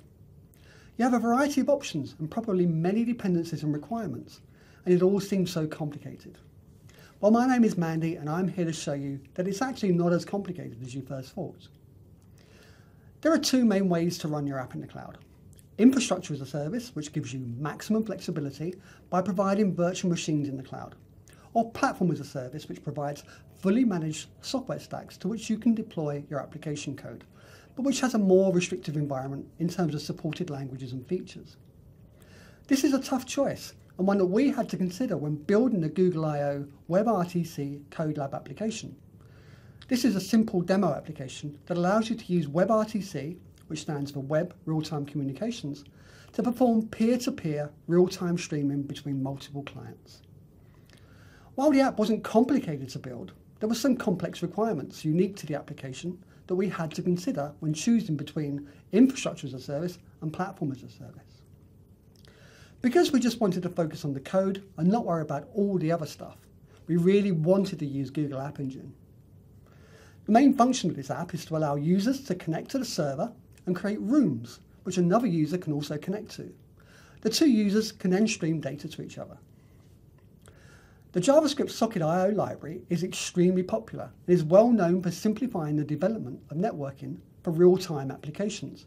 It looked perfectly suited for the task as it has all of our requirements covered. App Engine supports applications written in Python, Java, Go, and PHP. But how can we use it to run Node.js applications? Well, it turns out that App Engine has this cool new feature called custom runtimes. Custom runtimes allow you to define your own runtime stack. As an example, a runtime stack could be the Node.js interpreter, using NPM for package management and running your application code. App Engine takes care of provisioning virtual machines, which are then used for building and deploying your runtime stack onto. You also have the option to define health checks that App Engine can use to monitor the health of each running instance of your stack. Because custom runtimes allow you to build and run your own runtime stacks, you can not only run Node.js code, but you can run Ruby on Rails and Perl too. In fact, you can run anything that will run on a standard virtual machine and which can respond to HTTP requests. Best of all, in many cases, you can run your existing application code on custom runtimes without modification. One of the coolest things about working with custom runtimes is that they are really similar to how App Engine already works. If you're not familiar with App Engine development, you basically develop your application code, pull in any dependencies, and supply a configuration file that provides metadata which will be used by App Engine to deploy and run the app. You can also factor large applications into logical components called modules. Modules within an application share state but have their own performance settings, with each module having its own configuration file. Our WebRTC application has two modules. One is for the front-end component that handles incoming requests and is a standard App Engine autoscale module. The second is the custom runtimes module, written in Node.js and which does all of the heavy lifting via the Socket.io library. The first step towards deploying the example app is to place the application level and module level configuration files alongside the application code and its dependencies. We then need to provide some configuration for custom runtimes, and this comes in the form of a Docker file. Custom runtimes are actually Docker containers running on fully managed Compute Engine virtual machines. Docker containers are portable, lightweight virtual machines that allow code to run in isolation from other containers, but at the same time safely share resources from the host machine. The Docker file defines the configuration of a Docker image and can reference another image which you can use as the basis for a new image. In this example, that's all we're going to do. But you can define more complex images via additional commands in the Docker file. Now when you deploy to App Engine with Cloud SDK, it takes care of building the required Docker images as well as creating and managing the containers and the virtual machines needed to host them. Once deployed, your app is immediately ready to start serving requests. It's really that simple. You can manage and monitor your running application through the developer's console as you would any other App Engine app. And you can also see the status of the managed virtual machines that are running the Docker containers that run your application code. Behind the scenes, App Engine does all of the work to keep your code running, including monitoring instances and checking that they are healthy. Custom runtimes make it easy to run Node.js applications in the cloud. And because you don't have to worry about managing systems and software stacks, you can spend more time writing code, or even using all the time you save for a well-deserved vacation. Go here to find out how you can get started testing with custom runtimes, and go to developers.google.com/cloud for more information about Google Cloud Platform. Thanks for watching. Now go out and build something amazing in the cloud.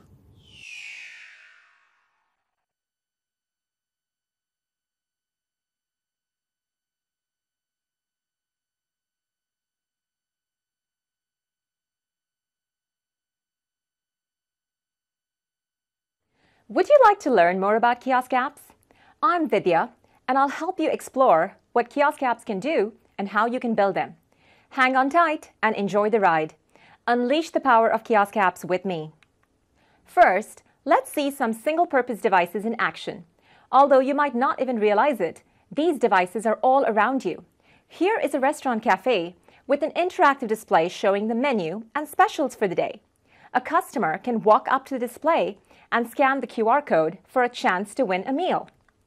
You might also find a device at a doctor's office where patients check in and wait their turn.